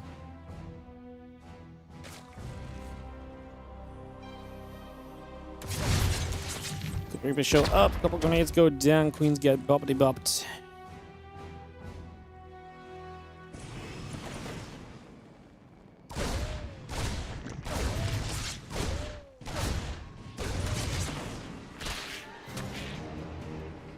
It's gonna chase. Reaper gonna be moving around. We'll see. We've got ourselves the multi-racks Reaper here early, but is there only 2 into the Marines? Yes, only 2 into the Marines. So now we're gonna bring the Marines to the Watchtower. Bjorn gonna go 3rd racks behind this again. We said at the start of the day, Bjorn is not just Bjorn, but a lot of Terrans are playing very non-Hellion styles, and yeah, Bjorn has been definitely a big pioneer in that regard.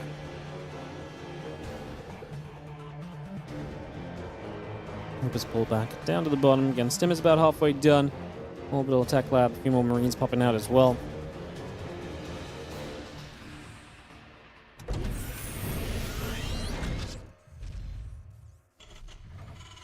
Reaper's just going to sit behind that depot then. So we sit and we chill for a couple of moments right now. Just going to have our Stim Pack and combat building.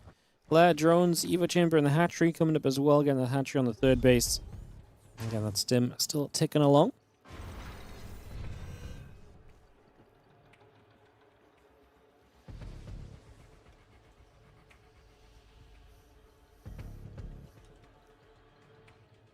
Am I going out for beers tonight? You have a wild understanding of my life.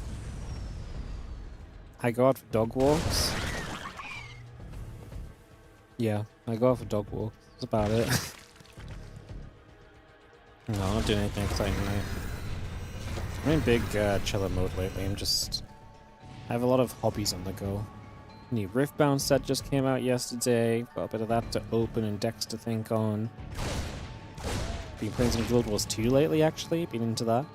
Been really enjoying that since I quit RuneScape a little bit ago.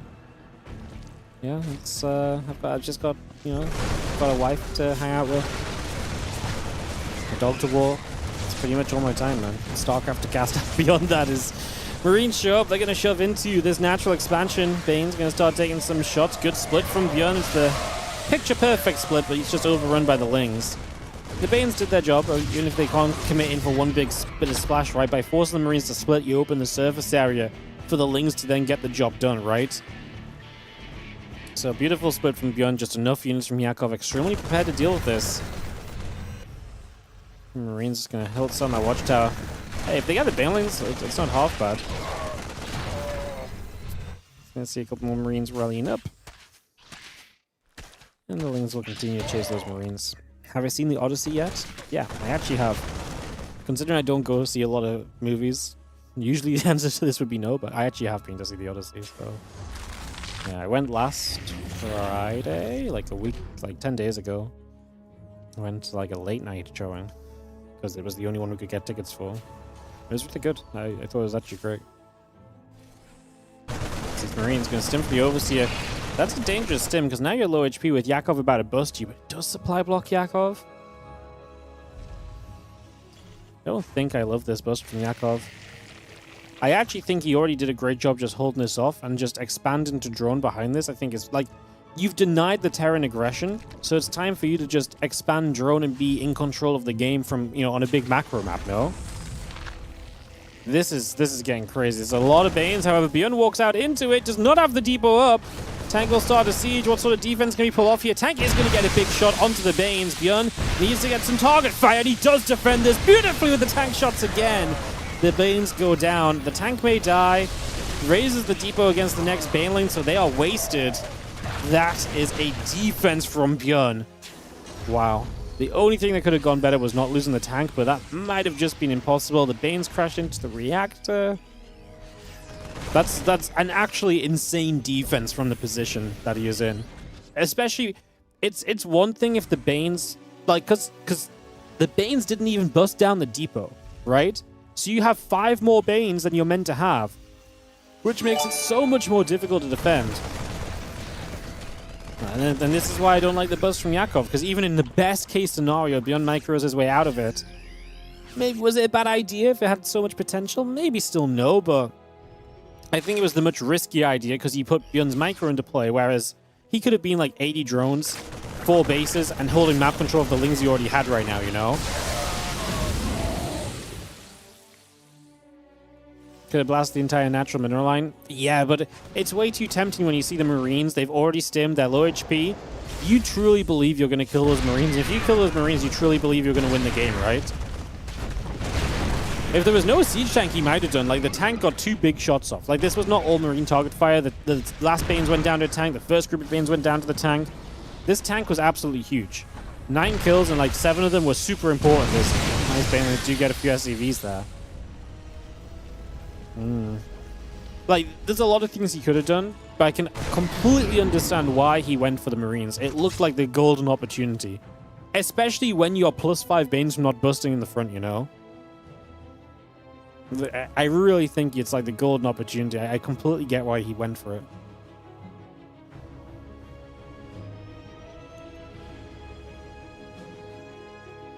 Medevac coming back over. Just trying to see where else we can go. Just going to see a couple queens are going to be here. And that Medevac takes a lot of shots. It's going to be super low trying to get into the main. We have one more queen about to arrive. We have the creep tumor for vision, so it's not safe from Björn. He loses... I was going to say he loses 10 supply, but he actually gets 3 drones out of it, so...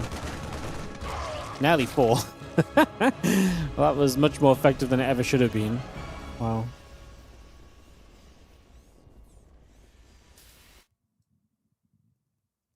Marines move into the center. There's going to be a stim behind the watchtower. We can lift up. We feel this is not going well, which we're at the point of now, so we lift up and back away.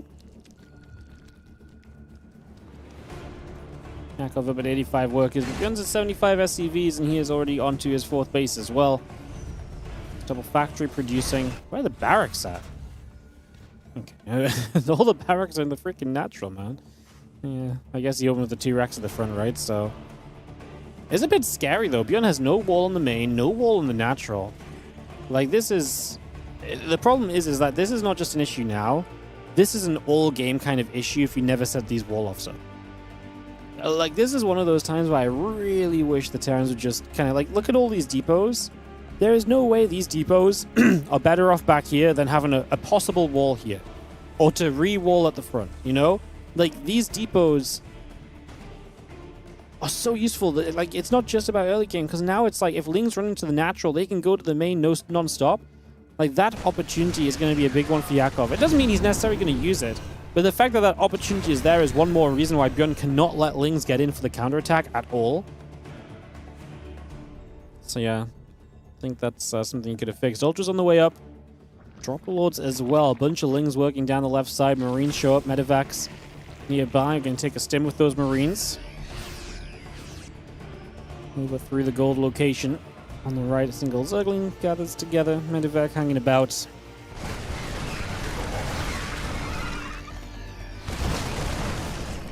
He's coming back through and knocking down another round of Lings. Festa. I'm going to grab the Marines there. Bane's going to crash. Nice fungal.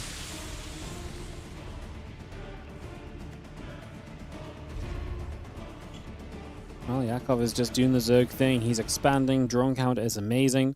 Ultra's coming online. He's also getting himself a greater spice. He's already given himself the opportunity to build Brutal Lords here as well.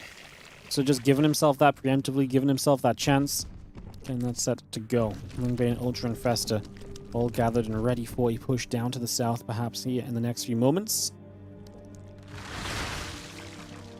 On the right-hand side, it's the Drop Lords, which have not got anything in them yet, but they will be a threat that you can potentially bring in a bit further down the line.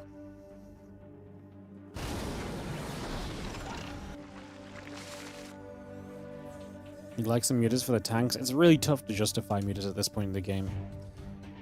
The problem with the mutas is, like, you want to build spellcasters, which is already gas intensive, and like 10 mutas isn't going to kill tanks before they just get pushed back. Like, one Thor pushes them back, goes out, they push them back. You'd need like 20-ish mutas, which is why if you have mutas already from early in the game, replenishing a few to stay around that 20 number is kind of fine. But like, finding 2,000 gas to build into mutas right now to actually have them be effective, it just doesn't work when you didn't open with them. So you're going to be seeing the rest coming through. Don't love this fight from Yakov. He is going to kill an orbital, though. Started badly. It ended up going a bit better. We are going to kill the ultras at the end as Björn. He's got a CC here that he can move across. Back in position. Killed 5 drones during this. Only lost 10 SCVs. Yeah, the thing is, as well, is like, instead of mutas, Meters are good, like I say, if you already got them. Like right now, he could build Vipers, right? And Vipers also are amazing at dealing with those siege tanks, right? Blinding Clouds, Abduct. So yeah, Spellcasters in general are just going to be the name of the game for Yakov. And you know, threw the Microbial Shrouds down on that attempted bust. Again, if he wants to kind of go that route, obviously a lot of Zergs at this point will say, okay, I'm mega rich, I'm going to try and deny your bases. I'm just going to try and throw kind of units into you on repeat. That's kind of my plan right now. So we shall see how it continues. The Drop Lords coming about. I'm going to head down that right side, see what they can do.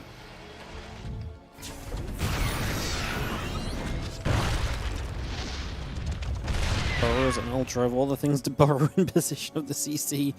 That is one of them. We actually do send the Drop Lords into the main, but this is also very whatever. We lose a few Marauders in the front lines. Okay, it was very whatever. It's actually more effective than I thought, but yeah, I guess it opens the door to this attack through again as Yakov just sends it on the left side. I didn't expect that. The Lings actually lasted way longer than I thought, which is why I was distracted to not come over here more quickly. It's kind of crazy. You've seen the snipes. We do deny this Ultra that's been burrowed there as well. Just going to knock that down. Extra Corruptors on the way. Just going to be seeing the rest of these Lings coming over. Queen's Ultra gathering up. The Infestor burrowed up on the ground as well.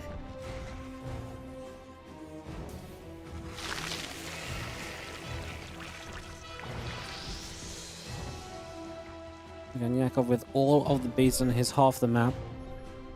I wouldn't hate it because Bjorn's going down here. Obviously, this gold base is a shared one, so getting this early is nice. Or I wouldn't hate it if he just took this base already. Start taking some of the mining away from the Terran player for later in the game. Like, right now, you're not playing a game in the here and the now. You're playing a game for, like, 10 minutes from now, right? Usually. He's actually more from the Broods, which is a very here and now moment, though. Let's see how efficient these Brood Lords can be. The resources lost at 18.6 to 11.6. Earlier Broods than usual. Let's see how effective it will be as we float our way down to the bottom. Brood Lords start to land down. All the commands are going to begin to get shredded. Bio Ghost going to step in. A couple of those Lings going down. A couple snipes came out. Just going to see this Bioforce continuing through. Snipe onto another Brood Lord. Broodlings still dropping into place. Liberators are doing their thing. Another Fungal tries to come into place. Not quite going to do enough just yet. Planetary Fortress trying to hold its own as we drop a few more snipes down. Again, Ling Bane, Brood Lord Ultra trying to push its way forward here. Just going to be seeing the Lings and the Ultra still stepping in. It's going to be seeing the Planetary Fortress keeping itself alive and kicking for the moment. This army of Bjorn holding out with the snipes. 9 additional Corruptors and a couple of Ultras on the way out, by the way, so continue to bring that up. A couple of Orbitals will move across and begin to land.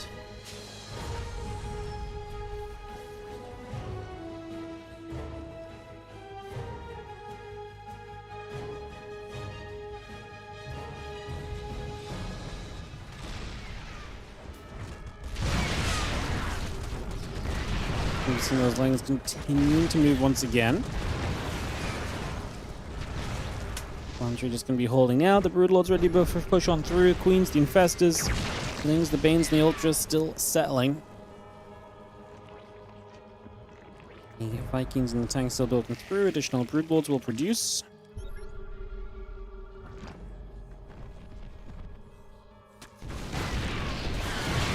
Dive in on the bottom side. Just going to be immediately denying this Planetary Fortress. Takes that out. A couple of snipers to hit these Ultras as well. Again, one of the main things you want to do as Yakov anytime you trade is make sure you deny some of that Terran Eco. Try and stop them from keeping those bases. If he can actually mine off the gold and the top right, it's going to be really good for him. Let's see if he's going to be able to do that. Another round of mules drop into the 6 o'clock. I was going to say, this base has got to be a priority for Bjorn soon. He's actually mining the gas off it already. That's interesting. It's actually very cute as well, because it's very hard to break this position, but it's very easy to mine this gas, so I kind of like that. Okay, putting yourself here, you've got to move all your defense like here, right? But if you just mine the gas here, you're already defended from this base, essentially. Vikings will kite back, couple transfusions coming in. It's interesting because Yakov has the broods much earlier than usual, so we're not playing this kind of like headbutt the Terran style completely. It's a little bit different to that. It's not just the I'm going to throw units and fling them at you and see what happens. It is going to be a bit more of a tech approach, and that is a big deal. And what's also interesting is because of these broodlings, tanks kind of lose a bit of value here as well. And the problem is when the tanks lose value, you can then switch back into this kind of ground, kind of massy force as well. Without the tanks holding all these positions, it can be very effective. Hey, Kiltrosity K405, thank you so much for the Prime sub on the channel. Appreciate the support.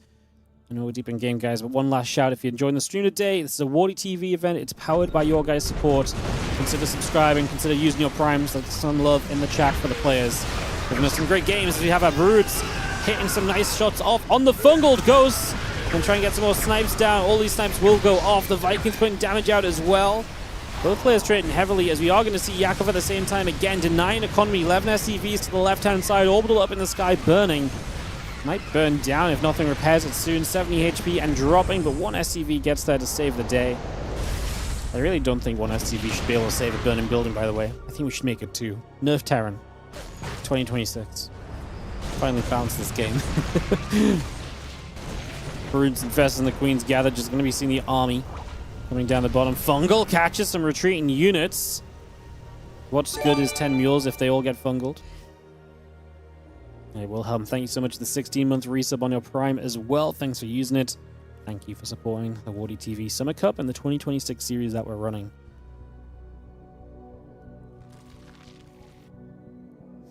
Really want to see workers on these bases. Like, we've had an extreme amount of time on these bases, but we could have mined so much of it already. Like, these are the swing bases. You need these bases as the Zerg, typically to win these games as EVT. But already 12,000 resources worse for wear in the resource loss tab. You gotta get mining with, you gotta do something with these bases. You really do.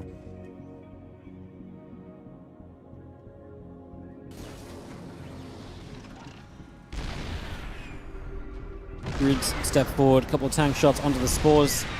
Corruptors, Queens gather up, a couple of transfusions coming down. Gonna drop a couple snipes into play as well. It's gonna be seeing those Vikings hitting the Corruptors, the Broodlords coming through. Fungal growth coming down. Just going to be seeing the Corruptors try and put some work in the skies. Yakov losing a lot again. Can these broods hold out? Probably not. I think there's enough ghosts to keep on sniping. We drop the fungals. In the past, that would have been effective. And this day and age, not so much. Gun is going to hold on. Yakov, at this point, feels like he's going to be fully moving away from the broods into the Ling Ultra Force again. Still 9 tanks in the game as well, so Bjorn is still turtled up nicely. Yakov can obviously rebuild quickly. Again, he is now mining these bases, which are very important. Worth noting that obviously Bjorn's income is actually very low. Like, Bjorn's income is this base at the moment, and about to be this base as well if he can land it. So it's actually essential for Bjorn to move forward and to take another base and secure that. It's very unfortunate that Yakov couldn't deny this a little bit longer, because Bjorn would actually be out of money, and then you can't really do anything if you're out of cash, right? Gonna step forward with some Marauders going infestor hunting. Let's not save those in the medevacs. It's just a few Marauders. Could probably argue there's more going on around the map that's more important to look at. Just gonna see the Ling Ultra ready to make a move down. Hellbat gets caught. Couple Hellbats going down. The medevac lifts up to back away as well. The Ultra gets the siege tank. I'm just gonna see the rest of the Lings and the Ultra still moving through, jumping onto this planetary fortress once again. Siege tank firing. Ling's taking a ton of damage. This is kind of interesting because this may not seem like a big deal, but you're breaking the SimCity down on the right side. That's going to expose the left side of the map more, and it means that this left side base is a bit more open to attack. We're actually maybe going to kill this with Broodlord Corruptor. These 2 Broodlords that remain actually come into effect. And the base doesn't die, but we get rid of some SCVs, and again, we're in a scenario where Bjorn needs to keep mining happening. Gonna see the Ultras now running down this position. Tell you what, a lot of the ghosts are out of energy. Not a lot of snipes available. Unfortunately, the tanks are putting in some work, and we will get rid of these Ultras still. Yakov not able to break through just yet.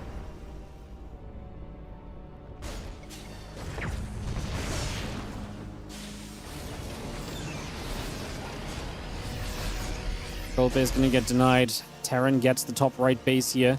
Just a half base, but any amount of mineral income right now for Bjorn is amazing. Yakov is out of money banked up. He is still mining this base. That's a big deal long term.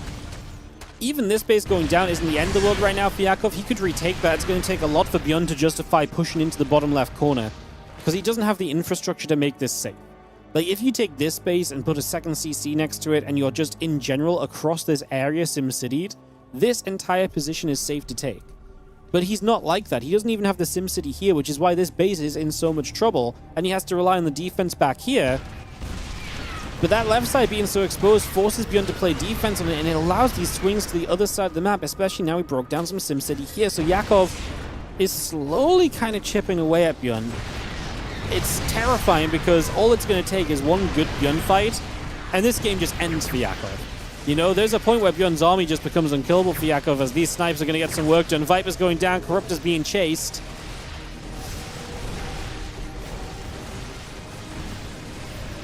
Fire coming through, a couple Cryptium is being knocked down. We're going to counterattack down here. Again, Beyond does not have a lot of mining right now. This is one of the few bases that are returning minerals for him. Just going to delay it for a little bit, but again, it costs you as Yakov 58 to 37k resources lost at the moment. Yakov cannot max out, and the mules are being hammered into the right side. So powerful to just drop the mules. All you need is the base for a few moments, and bam, you get yourself a ton of money. And what was kind of feeling like the checkmate scenario for Yakov slips away so much when those mules drop in. You know, this feels so rough to get through. There's the Zerg. Medevac loads, a couple of Hellbats over the right side, ready to unload into this mineral line. Couple of drones taking damage. Lings around the bottom. Bio goes settling in the center. Lings run straight through here, jumping onto the SCVs and the siege tanks. Couple tanks already going down. The Bane Ultra Force on the right does not do much else, but left side army is doing work for Yakov. He's going to knock down even more SCVs. And Hellbats over here knocking down the drones of Yakov at the same time, mind you, so that's also not exactly great just yet. Bio pulls back, the Lings step away.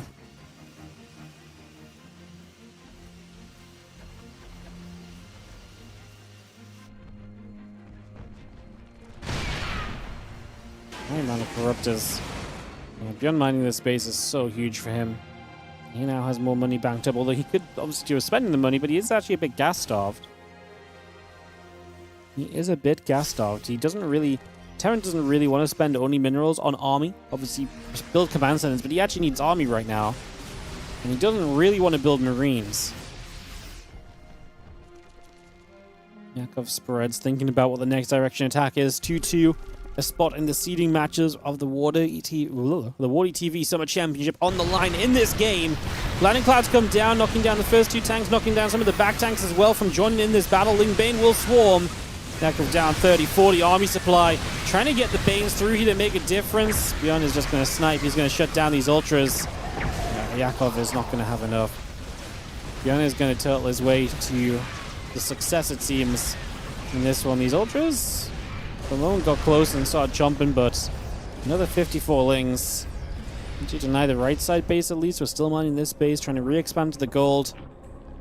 Beyond is only on 13 SCVs.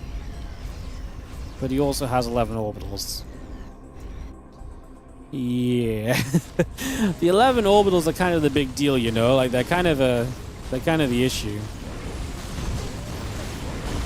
The only thing I'll say is, like, he doesn't have a lot of gas mining. Like, this Wretch Vespine is well mined a lot, so he only has 500 gas here. I'm going to try and again deny this bottom left. We are going to get through. These tanks all go down. Yakov knocks these away. Space is going to have to get out of there. We're going to fungal the Hellbats and the Ghost on the left side, but we get EMP'd on the Infestors. 5 SCVs remain. Bjorn only really has mules. Mules and a very minor amount of rich Vespine gas mining. But he also has a better army right now. That's not a fight that Yakov can take. There's no way. Can't engage into that. Finds a couple of the Hellbats. Bjorn getting 2 more tanks. Yakov 4 more Infestors. Does Yakov just sit back now? Like, is attacking the wrong choice? I think attacking here is the wrong choice. I think attacking here is absolutely the wrong choice.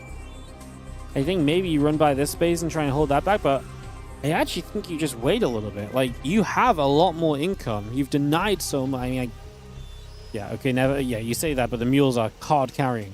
But he doesn't, like, this is like stacked up set of mules, right? Like, these mules have been stacked for a while. Like, we still have energy on the orbitals. Who am I kidding? Mules are insane. Terran apologist and me can't defend this one. I'm going to try and run through. Ooh, a little bit clumped up here is Bjorn. The Ghost in the front, not having a good time. No snipes coming down because we've got to run from the banelings. Yakov finds a moment to jump on this army. He's going to get up towards the top side. I mean, look at the Blinding Cloud putting work in. Still not really enough, as we do see Yakov going to back away from this. 50 lings, couple of ultras left. Bjorn goes down to one single SCV. Okay, Bjorn's in trouble. Bjorn has to send it. Bjorn actually probably feels like he has to go right now, but Yakov has the perfect army to stop Bjorn pushing. Because he's got the Infestors, he's got Fungals, he doesn't need to defend the top right because he's establishing the bottom left. I actually think Yakov's got this, guys. Like, Bjorn is building Hellbats. He's not really replenishing SCVs. Wow, that previous fight from Yakov's absolutely nuts. Just catching Bjorn a little bit too far forward on this ramp when he dove in. Clearly didn't think Yakov was about to fight. 20 Banes morphing. There's not a lot of splash, by the way. There's 2 tanks over here. 37 kills on this bad boy, by the way. And there's a couple more tanks in the game, but they're not here right now. So if there's not enough tanks to get rid of the Banes, and the Banes get close, this army's not great for against Banelings, especially when it's so Hellbat heavy. Like, there's like 20 Hellbats in this game, and they are not good supply. They are not good supply if there's Banelings to deal with them. Like, they may not even get much of a chance to deal damage. Here we go, running through. Fungal comes down, Blinding Cloud on one of the tanks. We're going to make our way forward. Another nice Fungal growth, stopping the Hellbats from retreating away. Yakov comes swarming on forward, and Bjorn is in retreat. He does not have the energy he needs on the Ghost. The Ultras are going to get to the corner. And this is a bad position because now we're fighting behind the mineral lines. The snipes come out. Yakov dips below 100 supply, but Bjorn is sub 50 supply. The Hellbats show up to start hitting the Infestors, and the Infestors are all going down as Yakov. That's not pretty. 50 new lings, 2 more ultras coming up. The gold base still secure. Bjorn going to try and re-establish control of the base in the bottom left. Is Yakov about to eliminate Bjorn from the Spring Cup? The army supplies are still dead even, so hard to hard to say just yet. We're at almost a 30k deficit, so it's like 26k, I guess. In terms of resources, 32 minutes on Ad Eternity's Edge, catches a few Hellions bottom left. Lings will deny that base from mining. Going to try and reset to the top right to mine. He is mining mules off the far right. But again, the mineral income alone is not good. You need refineries. You need gas. You need to build something that isn't Hellbats right now. Like, the Hellbats are just such dead supply. Like, they're good to have if you got nothing else, but like, the problem is he's got nothing else, so yeah, I don't love the Hellbats. Like, the Hellbats are like fake supply at this point. We are going to see Yakov running in. Is that good? Fungal comes down. Banelings do begin to connect, knocking onto a lot of these units. The Ultra still leading the charge. The Banes are still there. And Yakov is going to take it down and beat Bjorn 3-2 after being down 0-2. The reverse sweep in the quarterfinals in order to eliminate Bjorn and to give himself one of the high seeds into the WardiTV Summer Championship. Yakov is one of the coolest results we've had in WardiTV 2026 this year. Is going to give himself that chance to play in the seeding matches. And like I say, that will bypass some of the early rounds of the Summer Championship, which means that he just gets to waltz through those. And like I say, has a chance to even begin the tournament in the playoffs if he can perform in the seeding matches. That is heckin' cool. GG's. What a great day of games, guys. It does not get much better than that here in the Summer Cup. 3-1, 3-1, 3-1, and a 3-2 to end it, but all the series were great. Percival solo start of the day, a lot of long matches. Rogue against Cure was a ton of fun. Shin against Cristiano was pretty fun, but probably the weakest series of the day, even that was pretty fun. The TVZ's just delivered today. Tomorrow's semifinals, Percival versus Rogue, Shin versus Yakov. That will be tomorrow's lineup, guys. More best of fives and a grand final after in the WardiTV Summer Cup. Beautiful. Beautiful, beautiful, beautiful. Alright, guys. Appreciate you all hanging out with me today, enjoying some games. Thank you so much for watching. And, yeah, thank you so much. I'll be back tomorrow with WardiTV Summer Cup semifinals and finals. We've got our 4 players qualified into that Summer Championship already. They'll be joined by the 4 players at the top of the WardiTV 2026 point standings for the summer season, which currently is Clem Hero Classic and Max Packs, unless Solar has a good result on on the Monday Cup coming up, because that will be the cutoff point. So that is the top 4 are staying the same as usual. They've just been performing in the Monday Cups, of course. But yeah, that is what's happening. Coolio, guys. Coolio. Thank you so much for joining us. I appreciate you all. Thank you so much, and I will catch you guys tomorrow for more StarCraft. A set of ads on the outro help support the channel, so do stick around for that. Again, like, subscribe, and follow. We are less than 80 subscribers away from 50k on YouTube, so check that out. Check out the Patreon page. It's a massive part of us being able to afford and to run these tournaments. Money does not grow on trees, as you guys probably know, but if you do enjoy what you see here and you want to help keep the StarCraft going, do consider supporting. I'll read you guys over to the WardiTV 24/7 stream. There's a Clem Raynor Best of 7 on there right now, so you guys can enjoy that when the ads are done, and I'll see you guys later. Thanks so much for watching. Is there anyone else live that I should shout out? No, not that I can see. Cool. Then, yeah, I'll host you guys to the 24/7 stream. Thanks for an awesome day, support, and I'll see you guys tomorrow for more StarCraft. Bye.